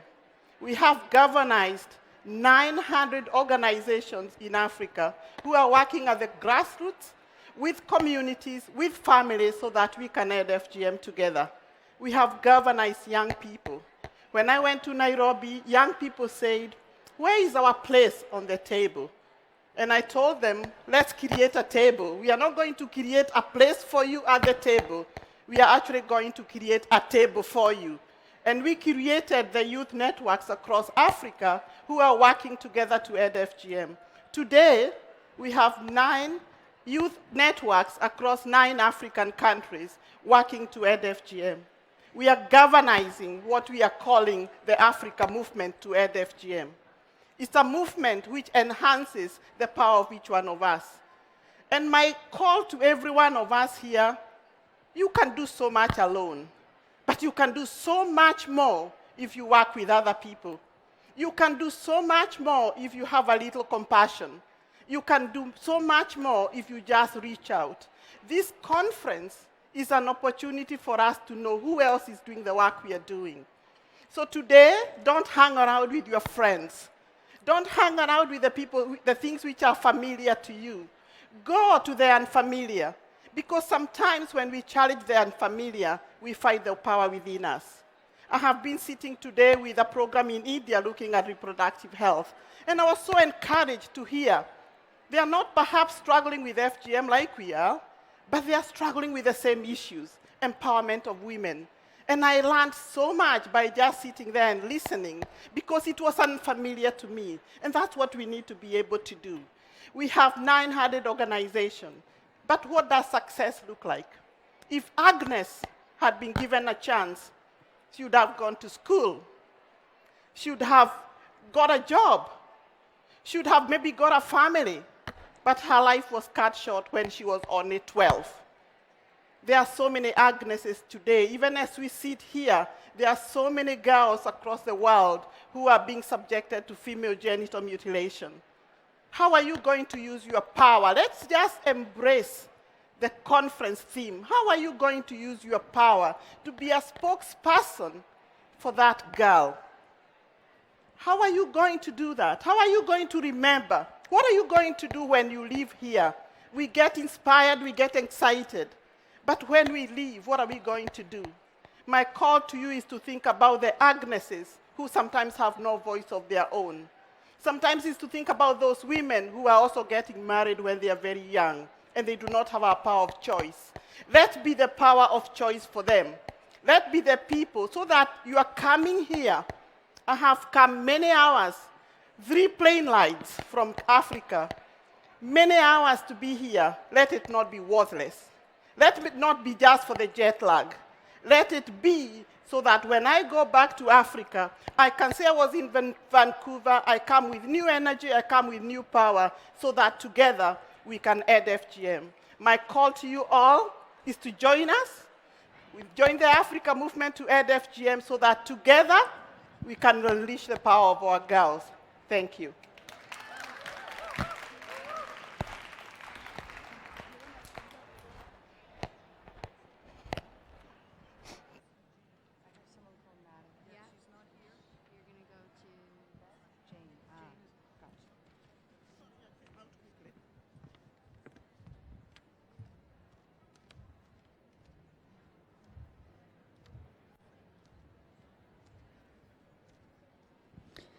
Thank you so much for that inspiring talk.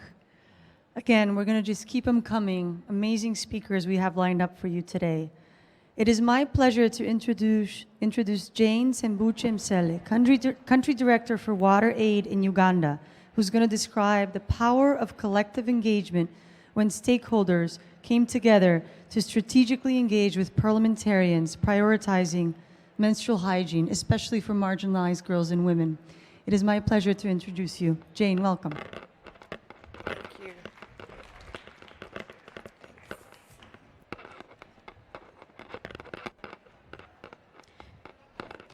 Good afternoon, everyone. As mentioned, my name is Jane Msele, and I come from the country of Mount Kilimanjaro, Tanzania, and I'm here to be able to share my story and the story of a coalition group around menstrual hygiene management in Tanzania.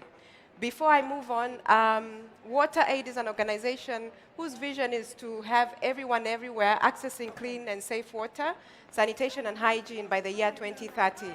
And our goal is towards SDG 6, but it's linked to other SDG goals interlinked with that.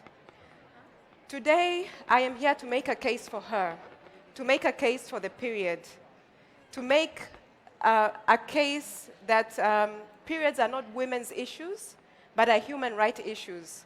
That menstrual hygiene products are not a luxury, but a necessity for women's health and dignity. My story today is going to be linked through a number of pictures. Pictures tell 1,000 words, and I hope through them you'll be able to see the journey that stakeholders in Tanzania went through to be able to achieve such a great milestone within our country around menstrual hygiene management. We started in April of 2018 with a small group of stakeholders, and at the time when we began, there were hardly 5 people around the table. But as we began the journey towards addressing the different issues, that team grew into a team of more than 25 organizations towards our common goals in terms of addressing key common challenging areas. From that team, we identified 3 key goal areas, and these were multi-sectoral because our coalition had multi-sector engagement from the government, from donors, from private sector, from CSOs, from communities, from academicians, all around the same table, and we identified 3 key areas. The first one was to be able to make products more affordable for women and girls, particularly in the marginalized areas of Tanzania. The second was to be able to make sure that sanitary facilities within schools would be able to give the girl child access and ability to maintain themselves when they're at school during their periods. From that, we also identified who our key agents would be. And for this, we identified that we needed to engage with parliamentarians, and we identified and picked that we were going to target the Deputy Speaker of Parliament, who was a woman and an activist for the rights of women. So as we set on this journey, we decided that, not everybody knows about the issues. And in most cases, when we're working in our own spheres of work, we're talking to ourselves. So we targeted getting the information out there, and we're engaged in different platforms in terms of media. We were in radio, we're on television, we're on social media, we're out there getting the word out. And within a period of 2 weeks before the menstrual hygiene celebrations of the 28th of May, there was quite a lot of activities going on. And we looked at the data, and that is what we saw up. There was quite a lot of social media engagement, and even for Tanzania, there was quite a lot of hype around the discussions. So on the day itself, on the 28th of May, we celebrated within the capital city of Tanzania, Dodoma, and it was during a strategic period whereby Parliament was in session, and we identified a time when they were free, and we were able to get 55 members of Parliament within one same rule, and our guest of honor was the Deputy Speaker of Parliament, Her Honorable Tulia. And with her was the Deputy Minister for Health. And during the session, we trained her.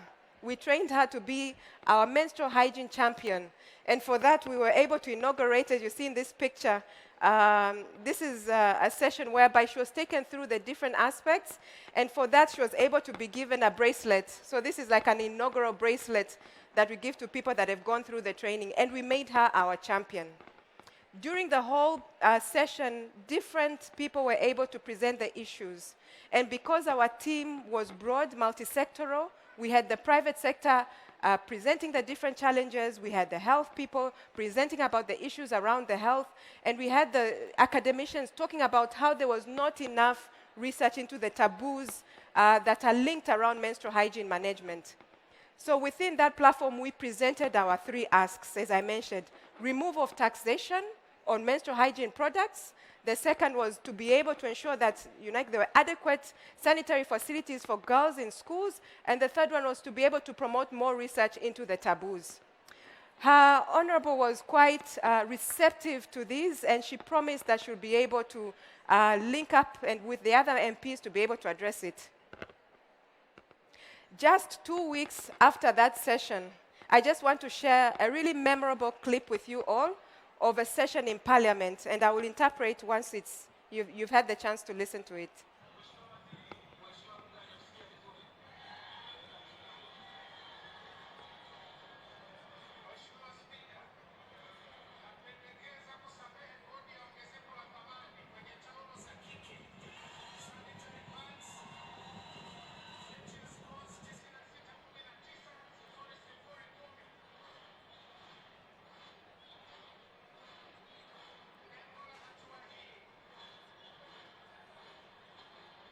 So that is a moment whereby the Parliament passed the removal of taxation within Tanzania, menstrual hygiene products for Tanzania.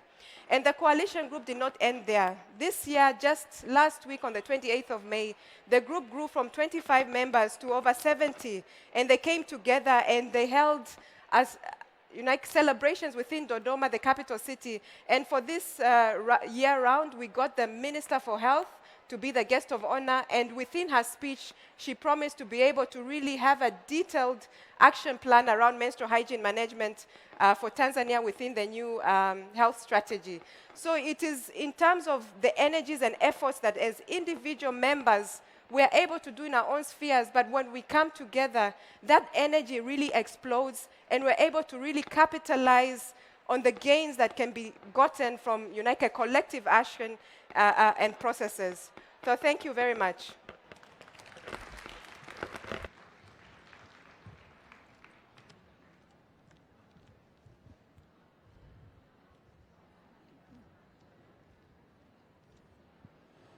Thank you so much, Jane. Oh, I love that photograph. That's beautiful.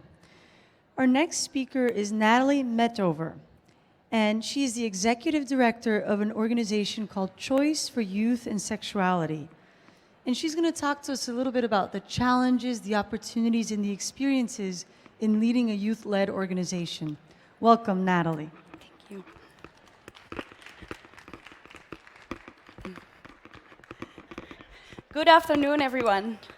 My name is Natalie, and I'm the Executive Director of Choice for Youth and Sexuality, a youth-led organization in the Netherlands.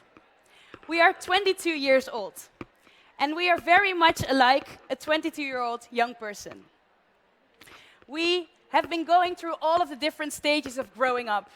We had to identify what are our strengths, we had to define our values, we changed our looks a couple of times, and we're growing a lot over the last couple of years, so we had to define our structure and how do we go about all of these different stages.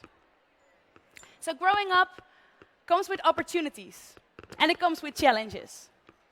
And one of the challenges, the most important challenge that we face, is the following. As a young person, as a youth-led organization, and if we want to do our work, and if we want to make the impact that we want to make, we need one fundamental thing: funding. Funding to do what we want, funding to stand on our own, funding to make the impact that we want to make, and funding to connect to other youth-led organizations all around the world, and to make the impact that we want to make together. And this is not just our story. It's a story of many youth-led organizations all around the world. We talked to over 130 youth-led organizations, and they all come to the same conclusion. There is a fundamental lack of investing in youth-led organization and funding their projects. A lot of youth-led organizations, they face hard requirements for organizations that are just a couple of years old, and organizations that face a lot of turnover and need capacity strengthening. They have requirements of big budgets, long track records, governance structures that simply some youth organizations cannot meet. Of course, they also need a lot of capacity strengthening, and we see sometimes a decrease in funding made available, core funding made available, to invest in what we can do and how we can grow as organizations.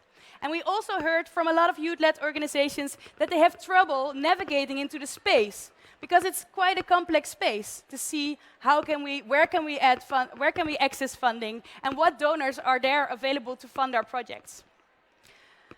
How about the donors? Because we also talked to them. We talked to over 15 major donors, and they actually want the same thing. They say, we also want to invest in those youth. We also want to invest in the young people that are grassroots and that they know how to make that impact. They know what their community needs, but how do we engage with them? They have the same struggles that the youth actually face. And also, they have certain requirements from the people they are accountable to, or even governments governments of the countries that they want to work in. So what we did is we combined this research, and we developed this toolkit that is basically about youth-led funding. It's for young people. It's for young people to navigate in this very hard and complicated world of donors. And it's also for funders who say, okay, how can we go about this? Because we found some funding organizations and grant makers who have actually very interesting models to go to those youth, to fund those youth. We saw grant makers who have specific youth funding, who are with small grants and flexible requirements. We saw grant makers that have participatory grant-making systems, where actually the youth themselves help in picking the programs that they think are the most important. So there's a lot of also best practices that we'd like to share in this toolkit. And we think that this toolkit is kind of the first step into a longer trajectory, because we want to bring those donors who want the same as the young persons and the young people and the youth-led organizations, we want to bring them together to engage into this conversation of how can we go for that model that makes sure that we come together and we create that impact that we want, namely to make sure that youth organizations are actually participating in making sure that youth SRHR is advocated for. So, what we want to do is get that conversation together. We have a lot of donors that are on board and that want to work with us. And I'm also inviting you to, if you have any ideas, come to me and talk to me. Come to my colleague Haryanti, who is sitting here in the front, because we want to hear what your thoughts are on this, and we want to take this conversation further. And ideally, we would like to co-create, together with donors, young people, and other people that are interested, co-create this model that can make lasting change, that can make sure that youth-led organizations are on board. We have a lot of toolkits. You can also find them on our social media, on our website, choiceforyouth.org or youdoit.org. And thank you very much. Let's make sure we invest in youth impact together.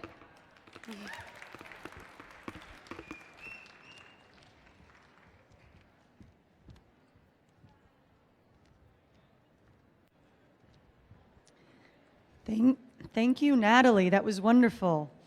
Okay, our next speaker is Shalja Mehta, who's Associate Director at DASRA.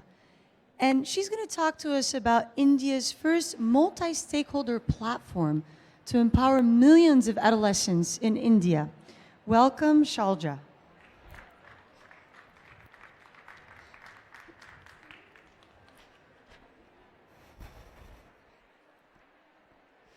How many of you here have attended school or had the opportunity to complete it?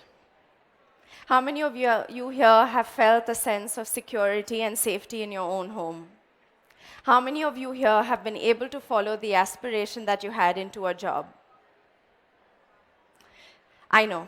I have too, and I know some of you have, but I know, all of us know, that we're the lucky ones, because this is not the case for over 60 million adolescent girls across India.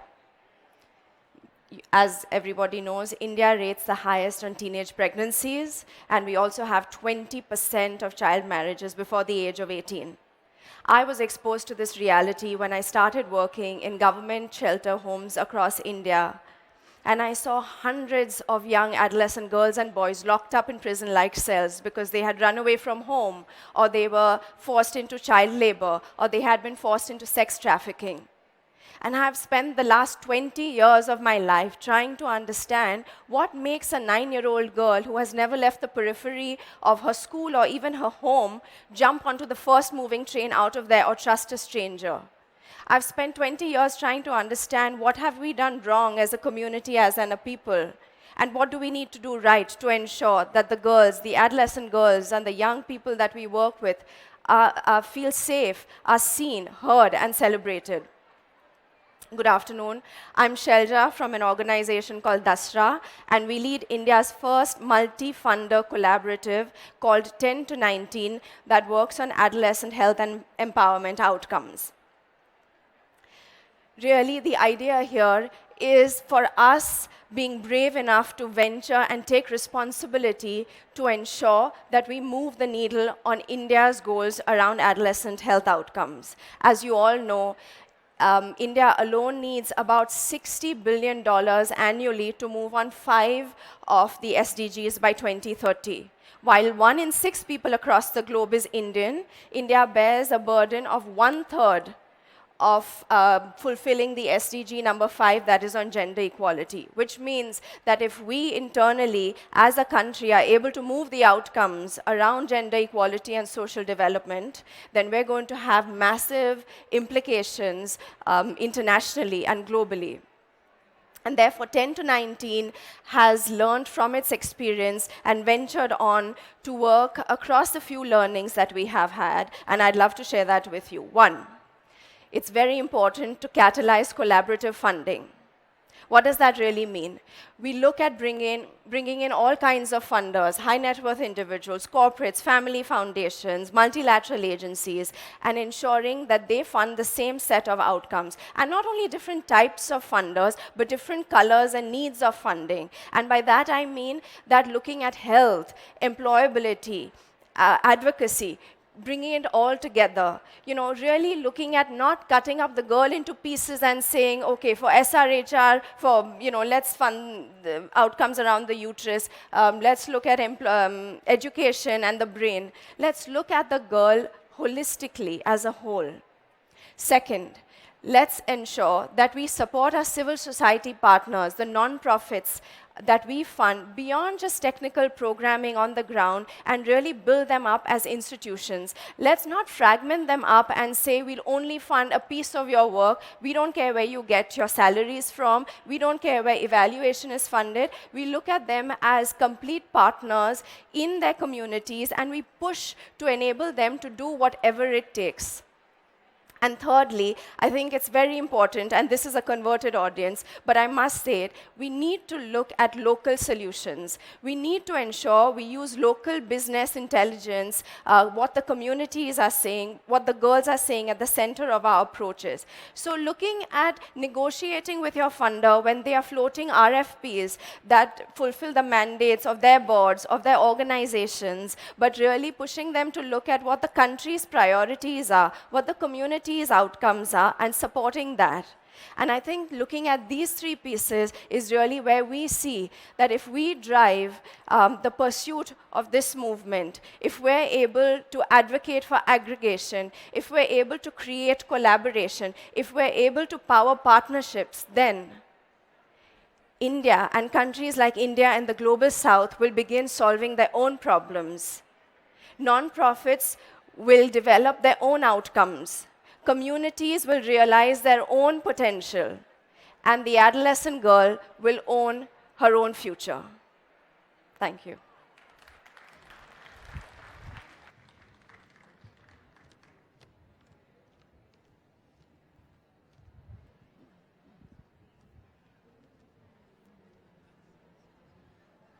Thank you very much. Our next speaker is the Executive Director of Family Planning 2020, Beth Schlachter.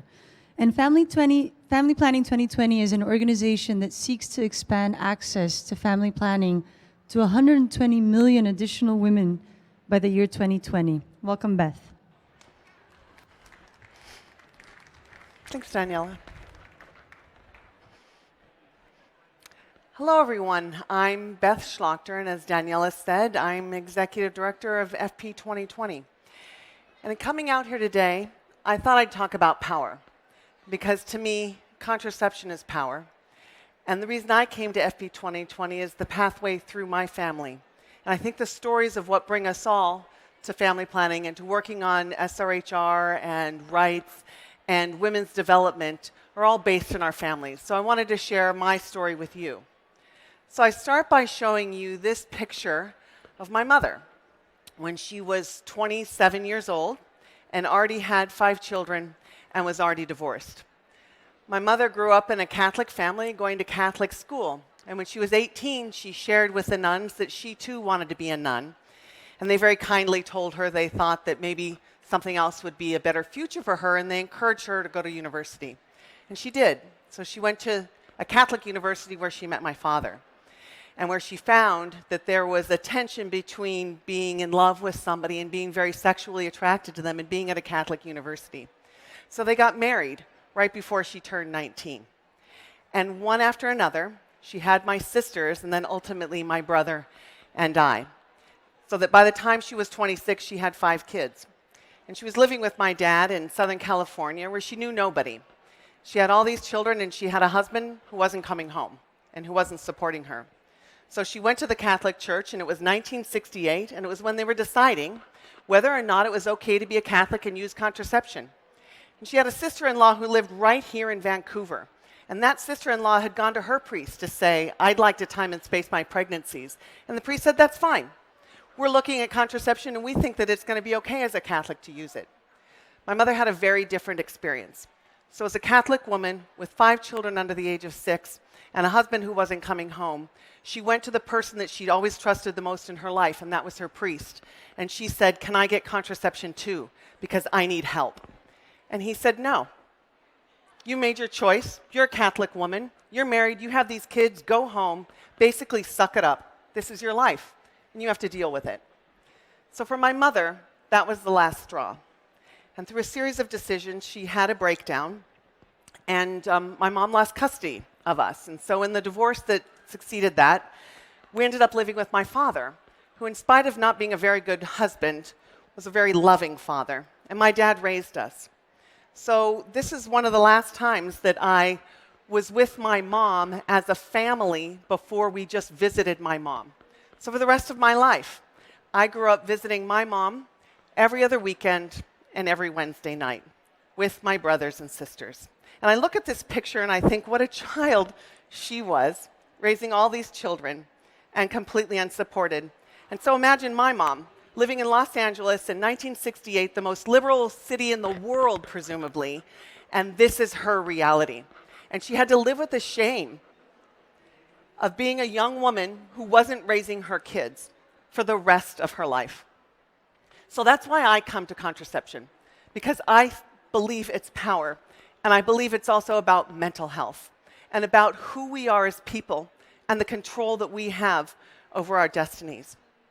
So I think about that all the time at FP 2020. Sorry, I went backwards. Let me go forward. Where our goal is to reach 120 million additional women and girls so that they too can choose how many kids they have and how they live their lives, and whether they have a choice to be something other than a mother and somebody who's told something other than to just go back home and suck it up. So for me, as we make progress on this goal, and even though we're short on it, it's every woman and girl within that that matters. We're known at FP 2020 for data and evidence and metrics, but to me, that data and evidence and those metrics are about people. And the system that we've created is one that seeks to connect down to every woman who needs this health care, and to create a communications channel, a system that can learn from itself so that we can be smarter and better as a global community of meeting the needs of women and girls. So how do we do this at FP 2020? One of the things we do is we ask countries to make their own commitment about family planning. What do you want to achieve for the people in your country? And then what's your pathway to that success? What's your plan for achieving that? And the picture I'm showing you was taken 2 weeks ago in Ethiopia, where we brought together 18 countries in Africa. We work with both English-speaking and French-speaking countries, so this was the commitment group from English-speaking countries. And they spend a week learning from each other and learning from technical experts and drafting their plan for the next year. What are we going to do to improve supply chains? How are we going to increase more funding? And critically, they talk to one another, and they learn within the region about how they're going to do their work. So in this last meeting, the Gambia spent time with Kenya, learning how they mobilized resources. Zambia asked to spend time with Mozambique about how they're reaching young people because they have a more successful program that's integrated across all ministries. And Somalia spent time with Rwanda, asking them about their postpartum family planning program and how they scaled that up. So we create these opportunities for individual people to learn from each other so the systems and the planning are smarter, and then that information can go up to global donors, to the global architecture, to places like this, where we can all learn from the individual experiences of countries and people who are working within these family planning systems. And the critical element of all of this that resonates with everybody is that this is a rights-based framework, meaning that nobody can tell a woman what she can and can't use, but we seek to try to create a system that can meet their individual needs. And I show you this picture, which I realize is a pretty lousy slide because it's a picture of a picture, but I couldn't find the original picture, so this is the best I can do. But it's of the IPPF representative from Afghanistan when we were together in the Philippines a couple years ago. And during that meeting, we introduced our rights-based framework. We shared the human rights principles that are the foundation of what rights-based family planning means, and we broke it down into the systems of delivery and what it means to have a rights-based program, talking about accessible services, the hours that things are open, having methods that are acceptable to women that they want to use, that there's a system that's built on their needs. And she was so moved by this framework that she asked to take a picture with it, because she said, working in Afghanistan is incredibly difficult, as we can all imagine, but it's also isolating. She's at the front end of social change and working in one of the hardest places in the world where there's so much to transition so that women and girls have agency.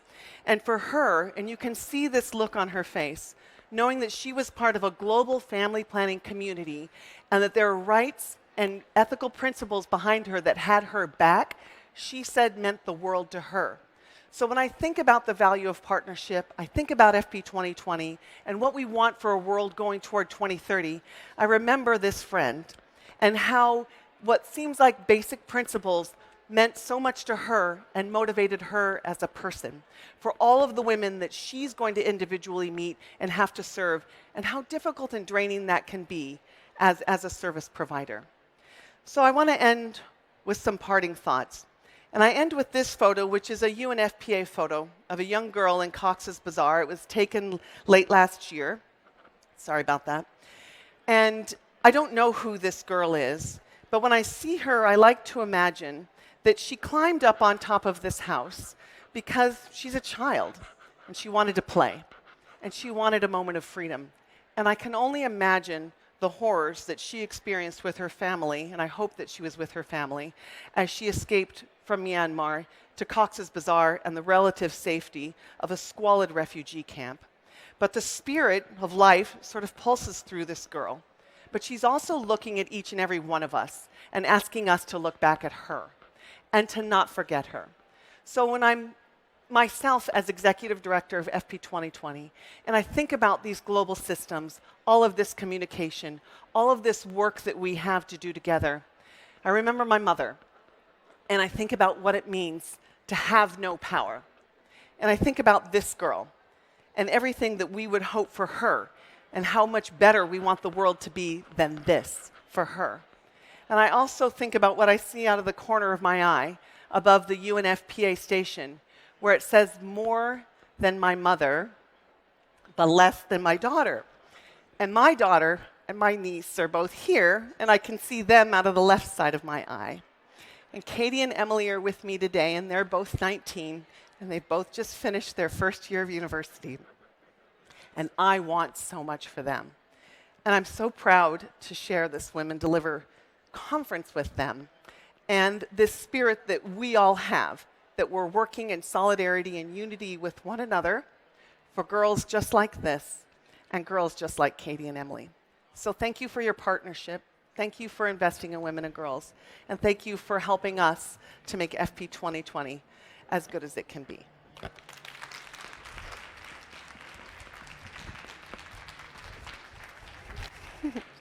Thank you.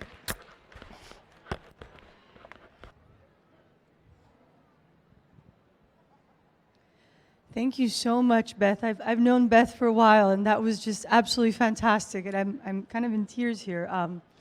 Amazing. Thank you, Beth. Anyway, we are wrapping up this session, and I have been informed to tell you that the next one will start at 4:30, and it will be on progress. So thank you all for coming. We appreciate you being here, and see you soon. Thanks.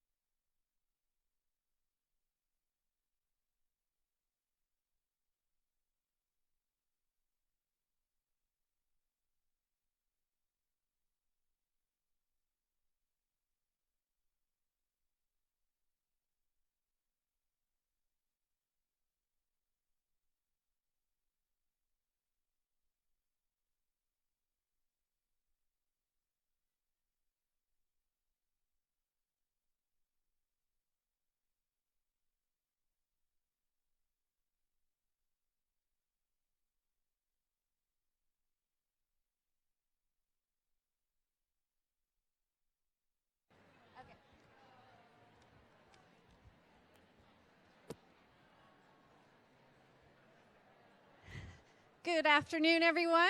Welcome back to the Power Stage. I'm Allison Tuman-Campos from Procter & Gamble, and we are delighted to have you here for the last session of the day, where we are going to hear about some more inspiring and remarkable programs and activities around the world where people are using their power for women. So Procter & Gamble is proud to sponsor the Power Stage this year at Women Deliver because we believe that we can create a world that's free from gender bias, where everyone has equal representation and equal voice. One for all individuals. And we do this, we're invited to welcome you to our booth next door at some point during the week, where you can see some of the campaigns and advertising that we've had for Always Like a Girl, Ariel Share the Load, Gillette We Believe. And you can also learn about some of our impact efforts that are done through partnerships with many of the organizations here in the fueling station this week. We focus on girls' education, removing gender bias barriers to women's economic improvement and empowerment. And we also try to ensure that we can help create an equal world inside P&G and in workplaces around the world by tackling bias that exists. You're welcome to come and see our Myth versus Reality exhibit that's just on the other side, where you can see some of the bias that's holding us back from making faster progress. But now I'm delighted to introduce our next moderator, which is Alana Glass, who in 2015 first learned about Women Deliver when she attended the Girl Power in Play Symposium and pledged to increase media coverage of female sport. She's an attorney and a journalist, and since then she has written 94 stories about women in sports and produced a short film highlighting women in wrestling. Now that's quite a bit of progress, and she'll be able to share more. So please welcome Alana.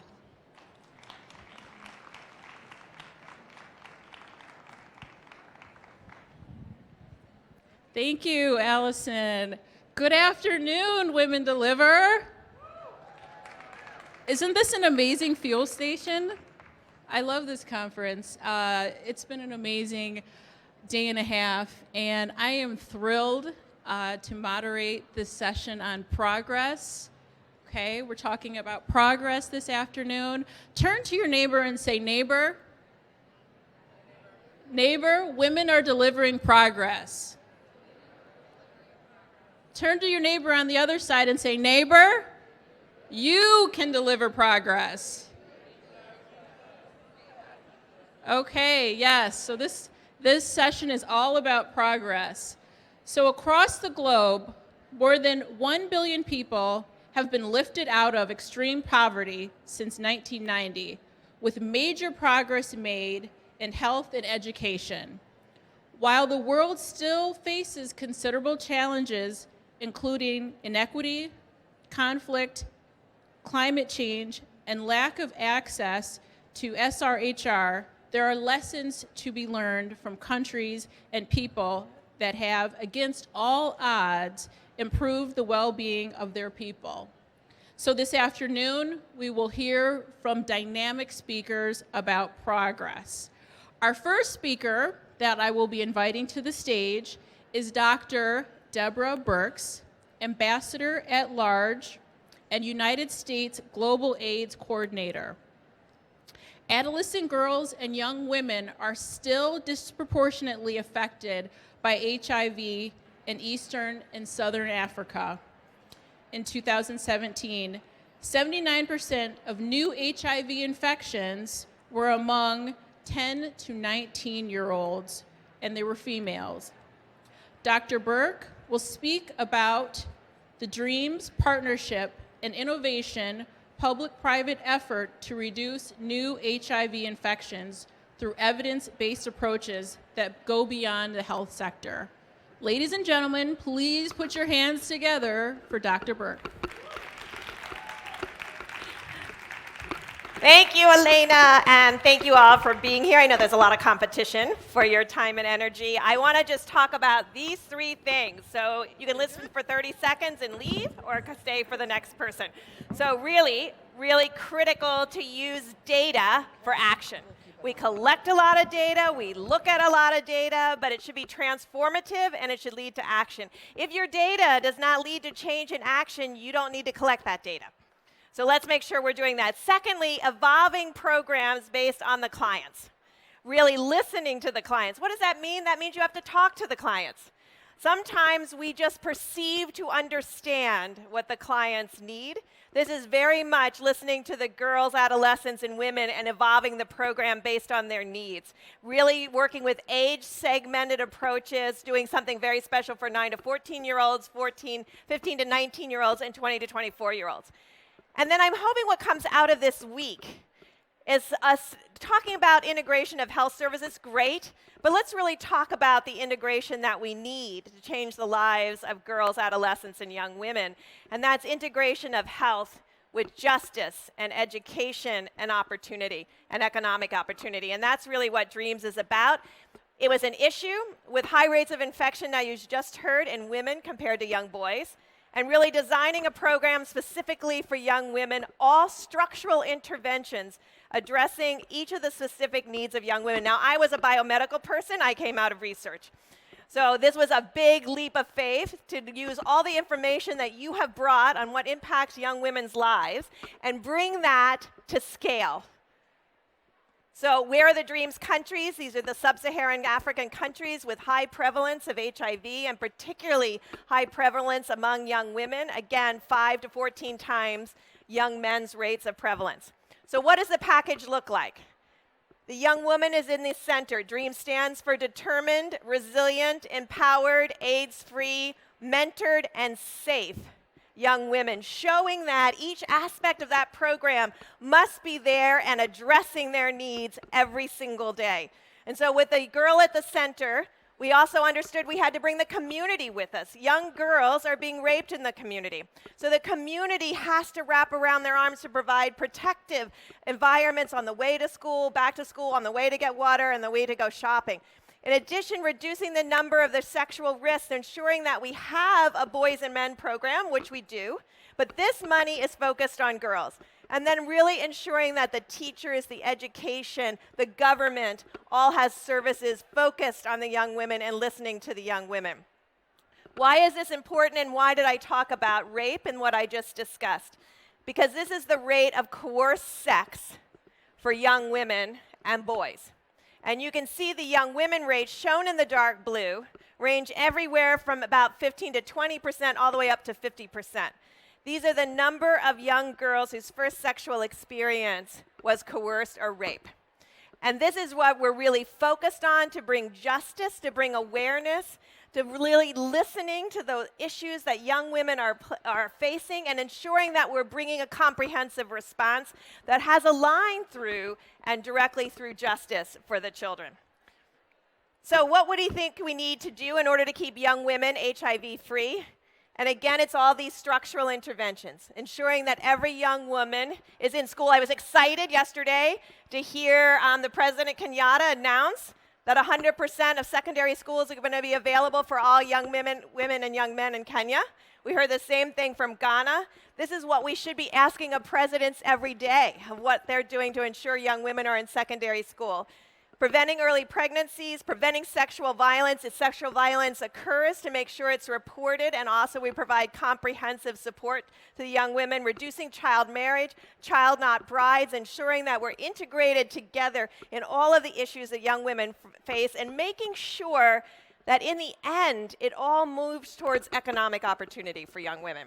And really ensure that there's that vocational training, there's those additional training to really ensure that young women have this full access. And how is this possible? It's possible when you do public-private partnerships. And it's possible when you put your resources where your issue is. So let's make sure to hold people accountable and donors accountable to invest in young women. And so our investment, $2 billion in the lives of young women in a full life cycle approach annually. 200+ million every year just in the DREAMS program, bringing together Johnson & Johnson, Gilead, and ViiV, and Girl Effects in a comprehensive program. Thank you.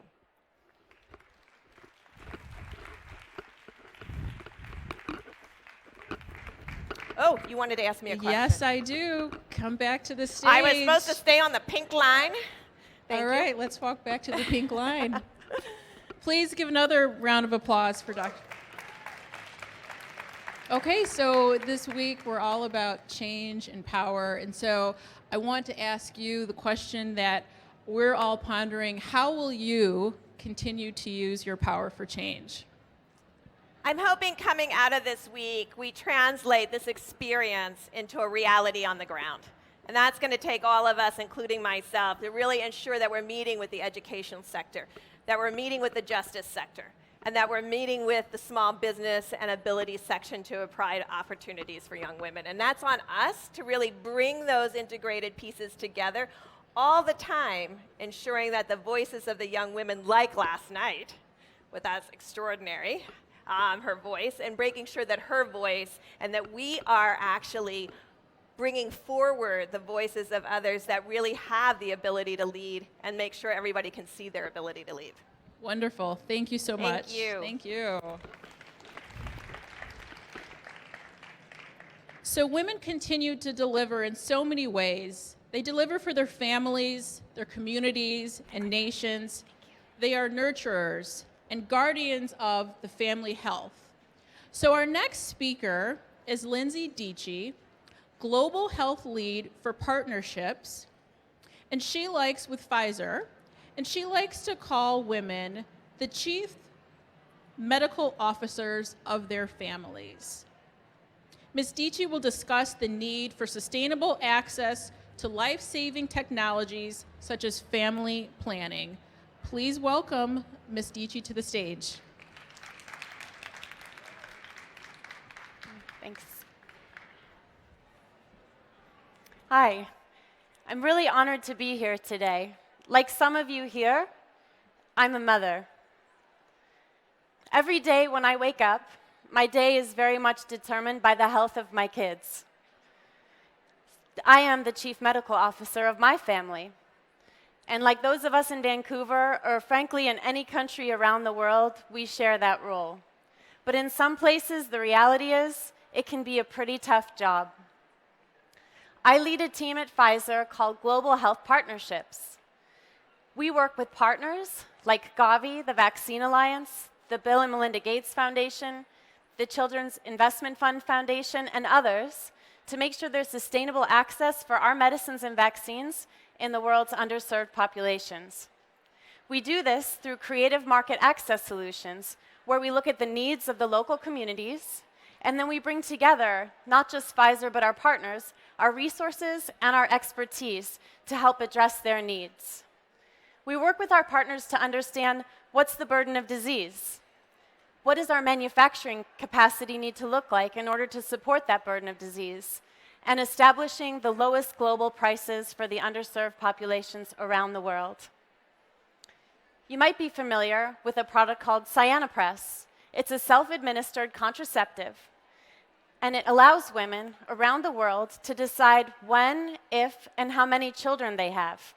Since 2014, we've proudly partnered with the Gates Foundation and the Children's Investment Fund Foundation to bring this technology to women in underserved communities for 85 cents a dose. I'm happy to share nearly 20 million women have accessed the product.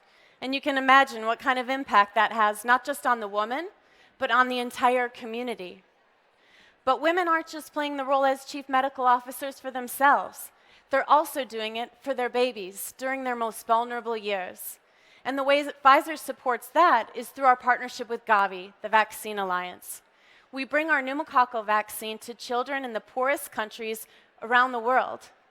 1 out of every 2 doses we distribute of our vaccine actually goes to one of the 50 Gavi-eligible countries that we currently reach with our vaccine. This gets us really excited because, sadly, pneumonia is still one of the leading causes of death in children under 5. However, since 2010, we've distributed nearly 400 million doses of the vaccine, reaching children in many countries across the underserved populations. But we don't just look at vaccines or at family planning products, but we really try to understand what are the local realities on the ground. We take those learnings on what the challenges are locally, and we make investments to help address those challenges. One way that we do that is actually through the creation of our multi-dose vial of our pneumococcal vaccine. Vaccines require refrigeration, but in some countries, there's pretty limited refrigerator space. So we developed a multi-dose vial of our vaccine that has 4 doses in the same vial that just had 1 before. Now it uses less fridge space. In addition, we know that 25% of the global disease burden is in sub-Saharan Africa, yet they only have 3% of the healthcare workers. That means training is really critical. Together with WHO and our partners, we created a train-the-trainer model where we could educate healthcare workers on how to use the multi-dose vial so they could get the most out of it, and at the same time start with a small group of healthcare workers and then expand that knowledge out to the most remote villages. I'm really happy to say we've actually trained so far more than 40,000 healthcare workers in 24 countries. In addition, we're really excited about the science that's on the horizon. The next scientific breakthrough that we're focused on is maternal immunization. Being able to vaccinate a pregnant woman so that she can pass along much-needed protection to her baby in the early days of their lives is what's getting us excited. Protecting against diseases like Group B streptococcus that can be potentially fatal. Women, like me, when I was pregnant, who find out that they're Group B strep positive, can sometimes, depending on what country they live in, receive antibiotics during labor to prevent transmission to the baby. But that's not the reality in all countries. That's why the potential for maternal immunization has us so excited. But I don't have to convince many of you in this room about the importance of women, no matter where they live, having access to the technology and tools they need to help keep themselves healthy and their families healthy.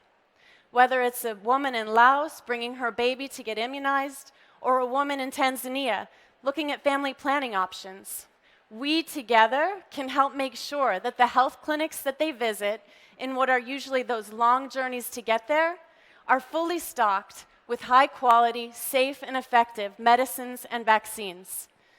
Because after all, there's little ones waiting on us, like my daughter here, Nadine, who's counting on me to be her chief medical officer each and every day. Thank you. Thank you. Thank you, Lindsay. That was lovely. Your daughter's so cute. Thank you. Would you like to tell us how old she is? So that is actually during her first immunization visit when she was very young, but now she's 3. 3. That's I just love that one because she looks, so vulnerable, like what we're all trying to do, which is protect the little ones and ourselves to stay healthy. Thank you. So the question of the week, please tell the audience, tell us, how will you continue to use your power for change? Yeah, I think the way I want to continue to use my power for change is to give a voice to the people that aren't here at the conference with us, but that really need to rely on all of us coming together, and me coming from the private sector, playing a strong role, advocating to continue to play a strong role, and I think also giving some visibility to partners that might not have worked with the private sector before, that we're here to learn, we're here to partner, because together we're going to have the best shot at creating equality. Thank you. Please, another round of applause. Thank you. So another area that needs that's in desperate need for progress is how we address the health needs women, girls, children, and newborns in humanitarian settings. Programs that focus on specific needs of girls and women in emergencies are critically important, but seldom receive the funding they need to make a lasting difference. So this afternoon, we will hear from Her Royal Highness, Princess Sarah Zayed, a global advocate for maternal and newborn health, who makes a passionate plea to change the current humanitarian system and put girls and women at the center of all programs, policies, and investments. Please put your hands together and welcome Her Royal Highness, Princess Sarah Zayed.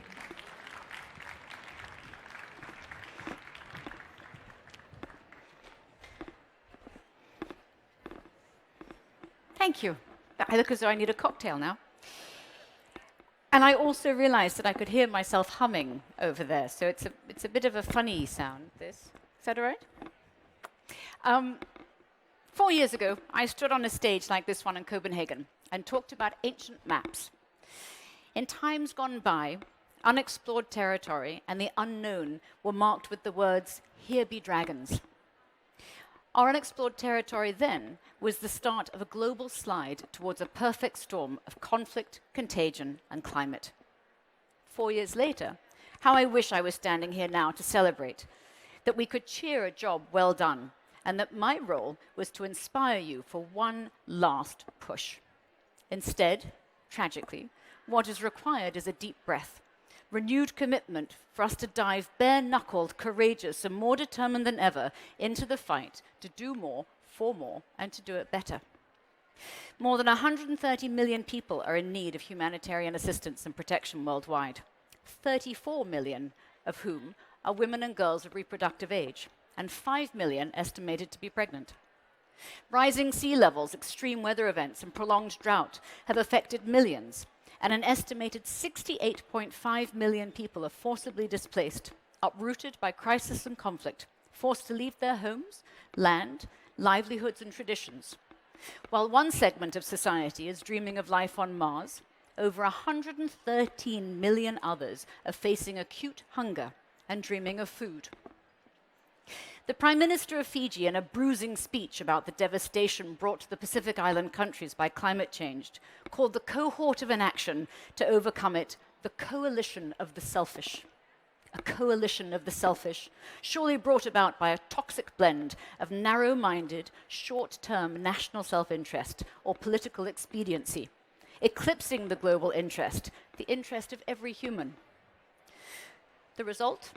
A world gone mad, where the climate crisis, contagion, and conflict are multiplying and now converging into a tempest. We here must be the other. We must be the just, we must be the bold, and maybe the slightly crazy. We have to think and act differently, and with urgency, prioritize the people who need us the most, and invest in their survival, growth, and well-being. This is the coalition I want to be part of. So how do we do it, and where do we begin?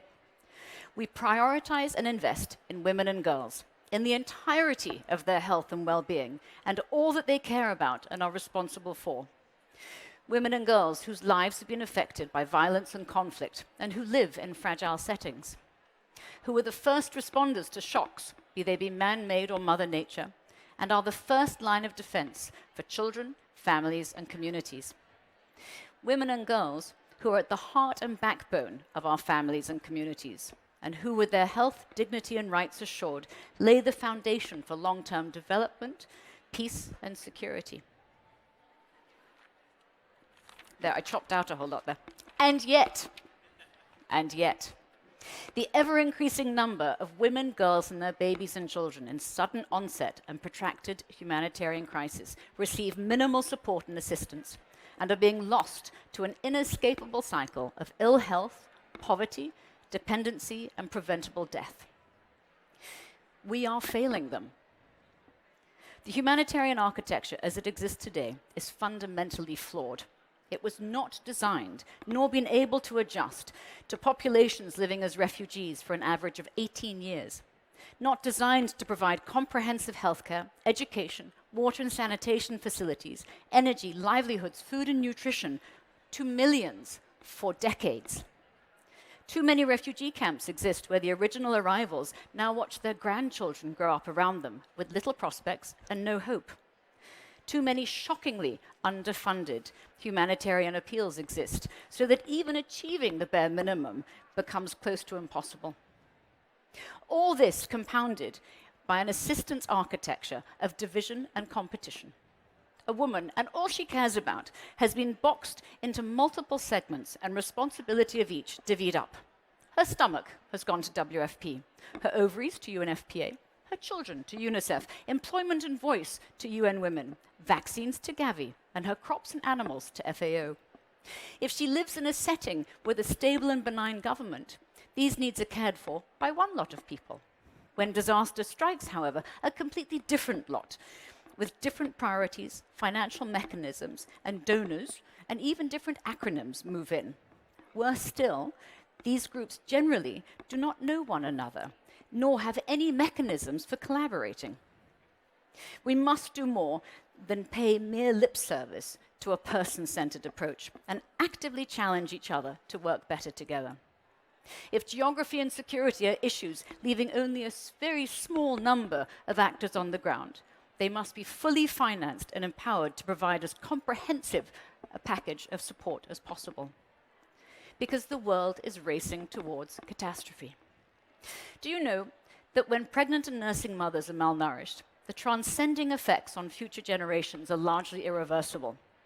Proper nutrition during the first 1,000 days of life, from conception to the second birthday, provide essential building blocks for brain development, healthy growth, and a strong immune system. Without it, the resulting damage to a child's neurological and physical development leads to a diminished capacity to learn, poor performance in school, greater susceptibility to disease, and a lifetime of lost earning potential.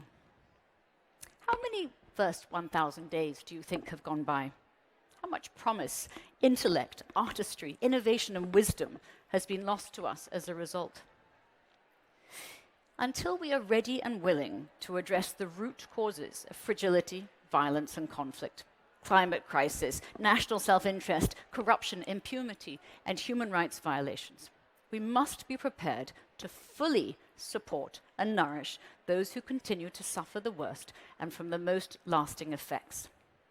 We must fully commit ourselves, invest and drive impact where we know it will have a massive effect, where it is needed most. And where is that? Women and girls. Thank you.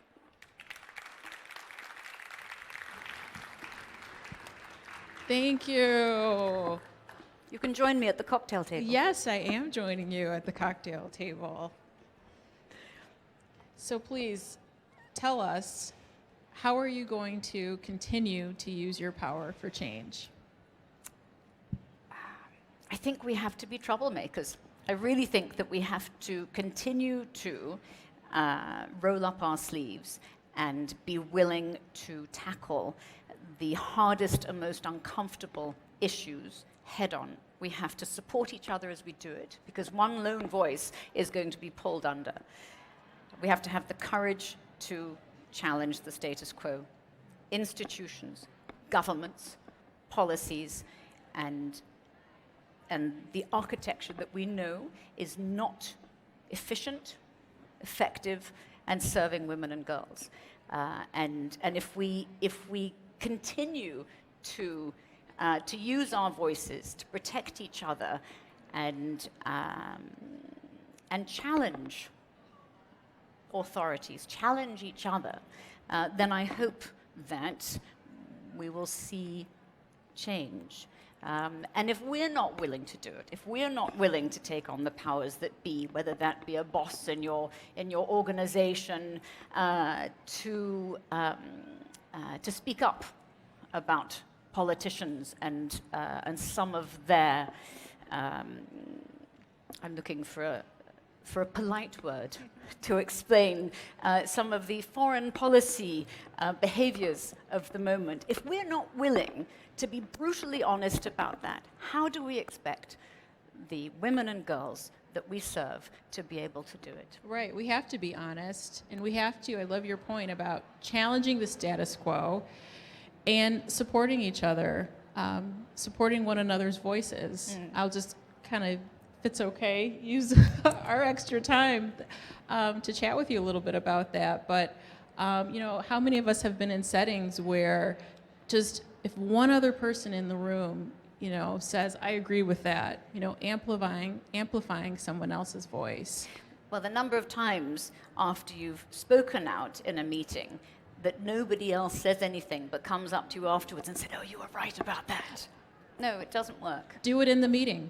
Yeah, it doesn't work. Right, it doesn't work pulling that person aside after the meeting and say, I agree, but being brave in that moment. To call out the rhetoric, the endless rhetoric, to say, you know, the time to act is now. No, actually that was some time ago. To say every last child, no one left behind. The work and travel that I do with the World Food Programme, every single place that I go to, the only people I meet are the women and the children and the newborns that are left behind. Everywhere I go, that is what I see. Right. And so the rhetoric about a nexus, about change, about better cooperation and coordination and reaching everyone, we have to be honest about it. We do. And we also have to, as I said, be very honest about who is on the front line. Largely, it is local communities, and yet we do not finance them. We do not support them with the architecture that they need to be able to be safe and to be able to fully do the extraordinary work that they do. And that's fine if we don't want to change things. But if we do, then we have to challenge the system. Well, thank you. Thank you so much. Thank you. Thank you. Okay. Are we... Yes. Yeah. Okay, we just have a quick furniture change, and while you're doing that, our next speaker is Dr. Faisal El-Kak, Vice President of the International Federation of Gynecology and Obstetrics, which also stands for FIGO. When girls and women are forced from their homes, they risk maternal, sexual, and reproductive health increase. As an OBGYN and health expert with a lifelong commitment to women's sexual and reproductive health rights, Dr. Faisal addresses a unique health challenges. Please welcome him to the stage. Thank you.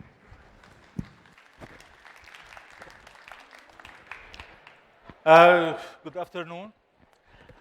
Thank you for being here. And I was thinking when I was coming on the stage of sharing with you two stories. The first story is related to where I come from a village of 12,000 people in the east part of Lebanon at the Syrian border. Since 2011 and over several months, we woke up in my village to see like we have at least 22,000 Syrian refugees on a village of 12,000 people. And these are part of around 2 million refugees who came to Lebanon since 2011. To a country of 4 million people in Lebanon. So every one of 4 in Lebanon is a Syrian refugee. And then when I go to my clinic, which is once a week in the village, I walk into my clinic and I think for a while, I'm a gynecologist. I'm not a pediatrician. And I see like my clinic full of young girls, 12, 13, 14, and 15 years old. And I look at them, and they're pregnant. And then when I talk to the first young girl, are not you supposed to be in school or something? She said, well, no, I'm not in school. I'm not supposed to be doing something else besides being pregnant? She says, no, because I exist only if I am pregnant. My value is there only because I'm pregnant.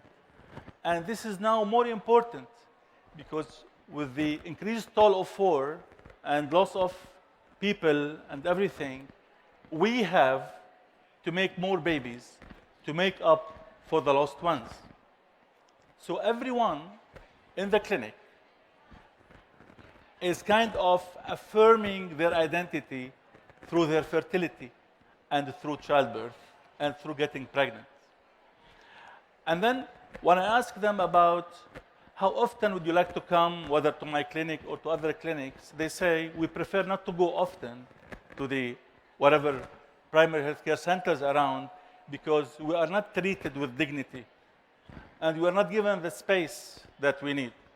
Everybody start talking to us. These are refugees, they're loud, they smell, and they come like, every pregnant young woman, she comes with 10, 15 people, and they hear all types of naming and shaming that prevents them from accessing proper care, which is the first violation of universal health coverage and the first violation of preventing those women or those young women, young girls, from coming to the clinic. And what is the result? The result is they end up doing 1 or 2 visits in the clinics as a pregnant woman, and they end up having so much complication because of neglected problems that we fail to identify in the pregnancy care. And the other story is, a man walks to my clinic with 3 women. And I thought, this is probably his wife, his mother, and probably his sister or his sister. Yes, please come in. All right. And then they sit down and said, okay, I mean, who is the one in who I can help and stuff? She said, I'm going to start with the first one. He said, the 3 of them, they have problems. They said, they're all my wives. He's coming in with 3 wives. I said, how come you have 3 wives? And they're coming at the same time to the clinic. He said, well, back in Syria, I married the first one. And then he points to the first one. And we spent 3 years, we had no kids. So I thought she has a problem in ovulation or she has a problem in her fertility. So I married the other one. And then 2 years later, she failed to get pregnant. So I married the third one. And I was like, the third one. And then again, after 3 years, no kids. So I thought this time I should test myself. So I'm coming to you and I'm telling you, if you can please make sure, because I have 3, I cannot afford the 4th. So please, if you can make sure, if I can have, if I have enough quality sperm, stuff like this. 3. And then I said, okay, I did the sperm test, and he has 0 sperm, azoospermia. And then they come the next week, of course, to check the results, and they said, okay, what are you going to do now? And the 2 younger wives said, please, you start with the first one, because she is the oldest. Make her pregnant. We take care of her baby. And then the next one, and then the third one. And then I was thinking, I mean, of course, this is a situation where those people are really wrecked up. They're damaged in their property, in their homes. They lost so many things. They're living in tented settlement. They make very tiny amounts of money.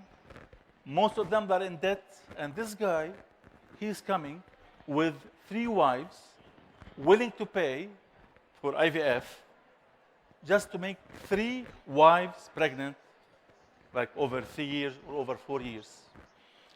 And this brings the issue to me of the importance of fertility, even among the crisis condition, even among the serious condition of war, and at the same time, the use of woman's body during the times of crisis as a factory to produce more people to replace for the lost kids and everything, and this whole militarization of woman's body at times of crisis.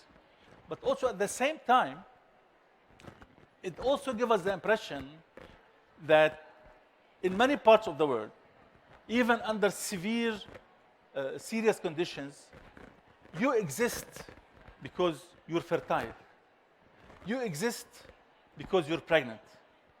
And you exist because you can give birth to sons, preferably more than to girls.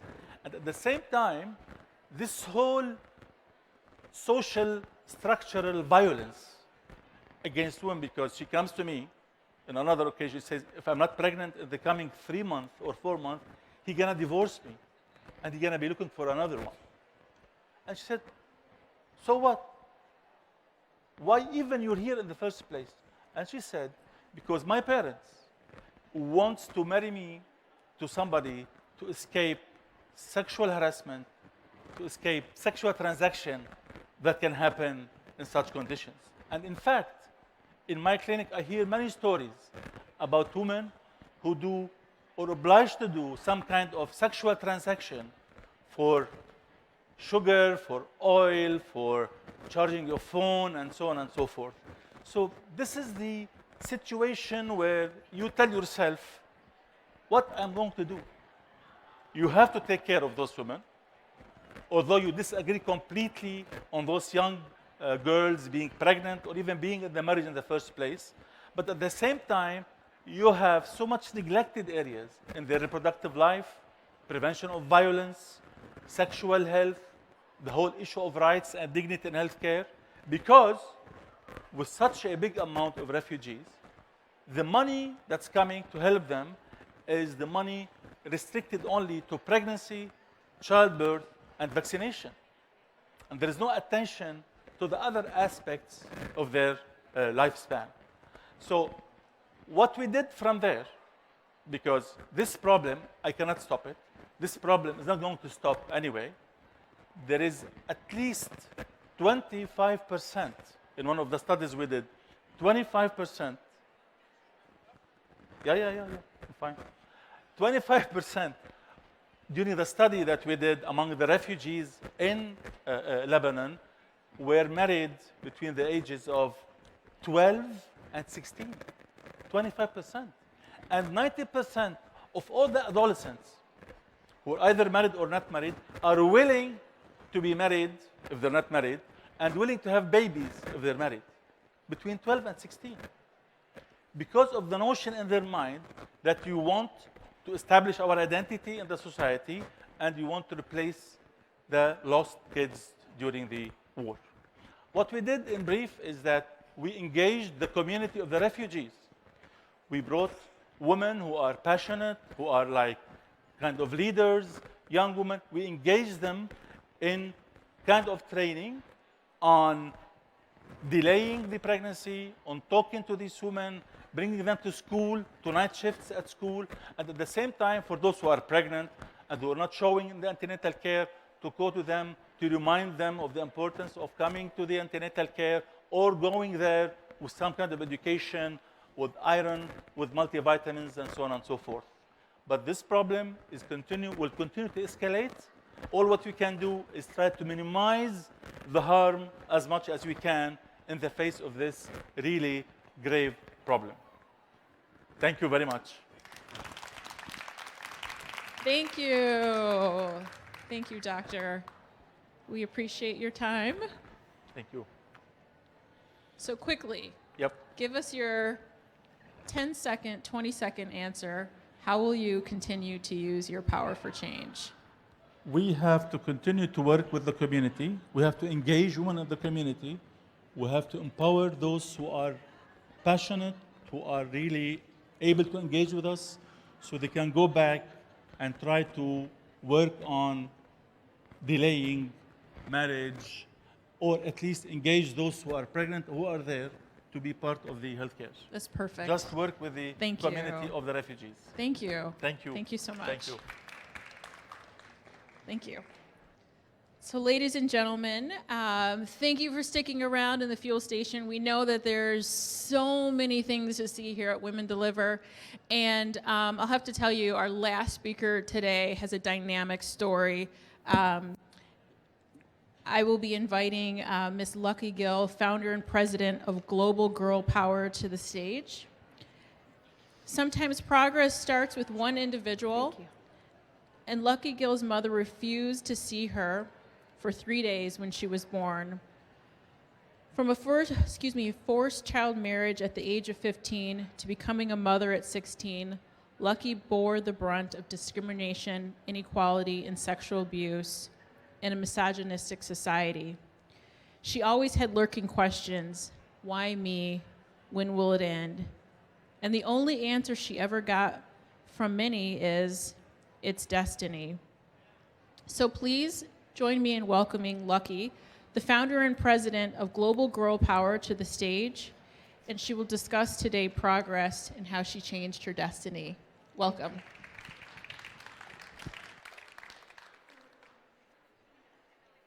So, time? Okay.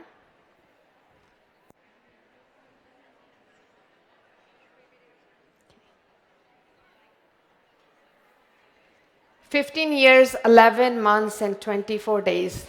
That's how old I was when I got married. Who was counting? Well, I was. Because it was the day my dreams shattered. I wanted to be a doctor, but that didn't matter. Because not only I was unwanted, I was also invisible. Unwanted because I was born in a male-centric society of India as a third daughter, and that itself is a huge issue. My mother, a teacher by profession, chose to give birth to all 4 daughters of hers, unlike some other women in my family who had no choice but to abort them. My mother was ahead of her times. She taught us about rights, values, responsibilities, choices, how to live a life with dignity, self-respect. However, she failed to give us the power and strength to exercise that right so that we too could live a life where we had some freedom of choice.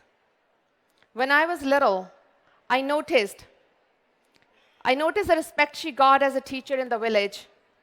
However, I also witnessed my mother expand and shrink under society's opinions, expectations, and judgments. I saw the same woman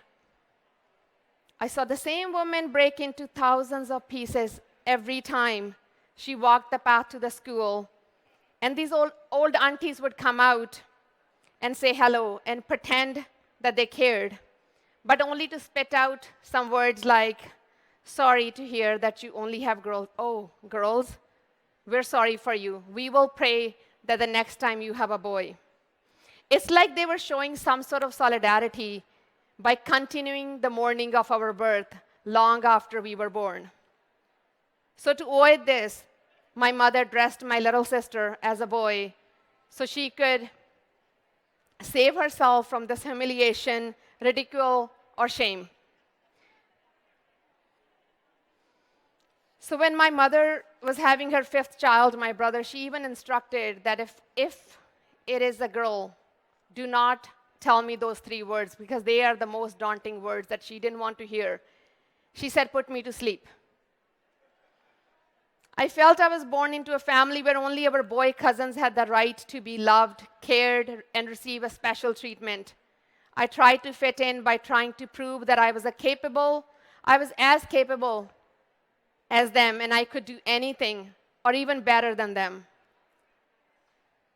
For my mother, things didn't stop there. It wasn't that easy. One day she had left her sick daughter, my sister that's older than me, Suki. She left her home, but she was only 2 years old, only to be found on the same cot under the burning sun when she came back from school. Next day, she took all 3 of us to the school with her. The way she described it to me, I had you in my arms, and my older sister could walk, and the other one was in this basket on her bike. And she just gave her daughter to the other teacher who was traveling a daily basis from my Nana's village. And she said, "Here's my daughter. Give her to my father if she survives, but throw her in the fields if she doesn't." My father's biggest worry was our safety. He wanted us to be married before anything bad happened. Inequality, discrimination, bullying, eve-teasing, we faced it all. As a young girl, my religion, the Sikhism, it was beautiful. It made sense because it advocated for women long ago. Any other movement started in 15th century and declared that women have equal rights. As I was making sense of all this, the misogynist, patriarchal society failed both of my parents, my educated mother, my army man father, but a middle-class family though, who felt like that marrying me off in this unsafe society was the only safe thing they could do. Only thing that mattered to them was that it was a good family, good match, no dowry. Remember those words, no dowry. 14 days between the engagement and the wedding. So that's me when I was in college. It's right there, engagement. 14 days between the engagement and the marriage. I remember every single day. I cried rivers under the pillows, quilts, so nobody could hear my cries. Whenever I gathered any courage and I asked why, my grandmother's response would be, "It's your kismet, it's your destiny." I was 15, so was your aunt, so get over with it. Or look at your poor father, he has heart issues, all that blackmailing and drama.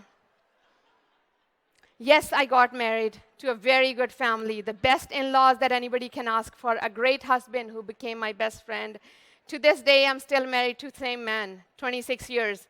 We have 2 beautiful children, my daughter who's just finishing law school, and a son who is the best feminist that I've ever known. People would say, why complain then? No. All that doesn't justify the fact that I was a little girl. I had hopes, I had dreams, I had ambitions, and I also had feelings. I am a human being, not a mannequin that you could dress up and say you look like a bride. Fast forward, got pregnant at age of 16. I would hide my tummy with shame that I had done some sort of crime in my village. Had my daughter before my 17th birthday, I literally went through the same thing that my mother did. I was told, you have given birth to a stone. Her birth was not celebrated. Moved to Canada, and I was actually asked to get a gender determination test while I was in Canada. Multiple miscarriages broke me. My emotional health deteriorated day by day. By the time I had my son, I hardly remember the first few years of his life. Near the same time, my sister-in-law faced the same hardships here in Canada. She had 3 daughters. She was looked down upon. Same story all over again. By this time, I had realized one thing, that it doesn't matter where we live. This thing that we all face, gender-based violence, discrimination, all of us, could be any color. It doesn't look at the color, the race, the culture, how rich or poor you are, where you live. Our issues are the same. One humanness. Our humanness is the same.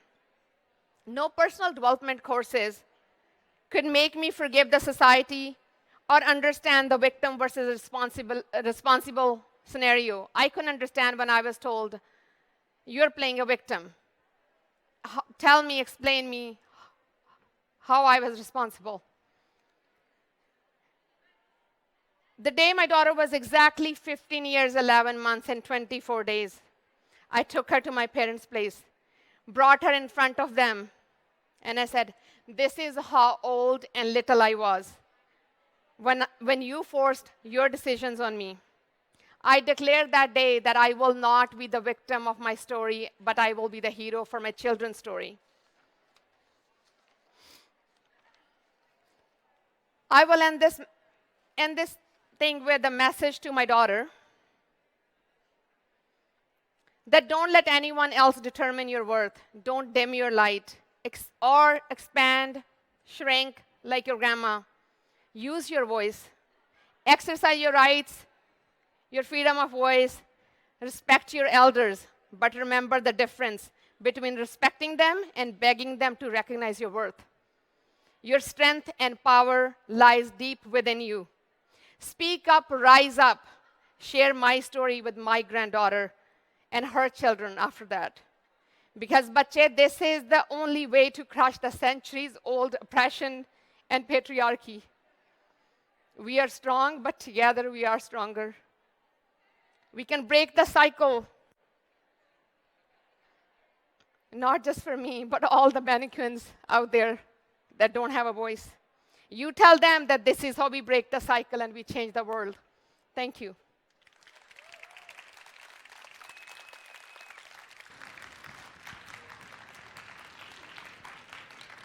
Thank you, Lucky.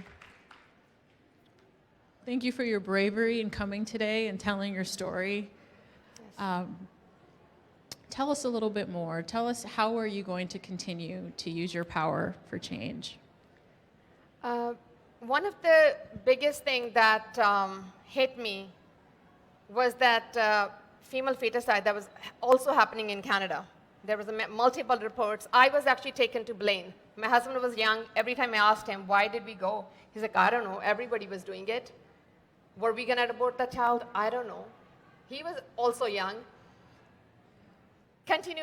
Everything was back of my head. I kept on questioning. So once I had declared and I had kind of forgiven my parents, I actually did at that time.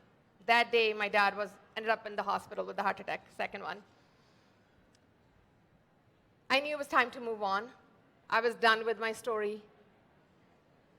I was done blaming the world. If I wanted to leave this world a better place, I needed to do something. So I started with the global walks for missing girls and advocating for girls that were for female feticide, which later became into Global Grow Power. And through Global Grow Power Foundation, we just support women and girls locally and across the globe, just whatever we can, working mothers the best we can. That's what we try to do. And we're a platform that takes a stand on the gross violation that women and girls face. So every time there is something, we speak up, we use our voice. We use the power of the voice. Fantastic. Thank you. Thank you so much. And this, by the way, is my wedding dress right here. Thank you, guys. Thank you. That concludes our last Power Talk for today. That includes our session on progress. Thank you so much for joining us. Thank you to P&G for sponsoring this session. There will be more Power Talks tomorrow, so check the app, check your schedule, and come back. And have a good evening.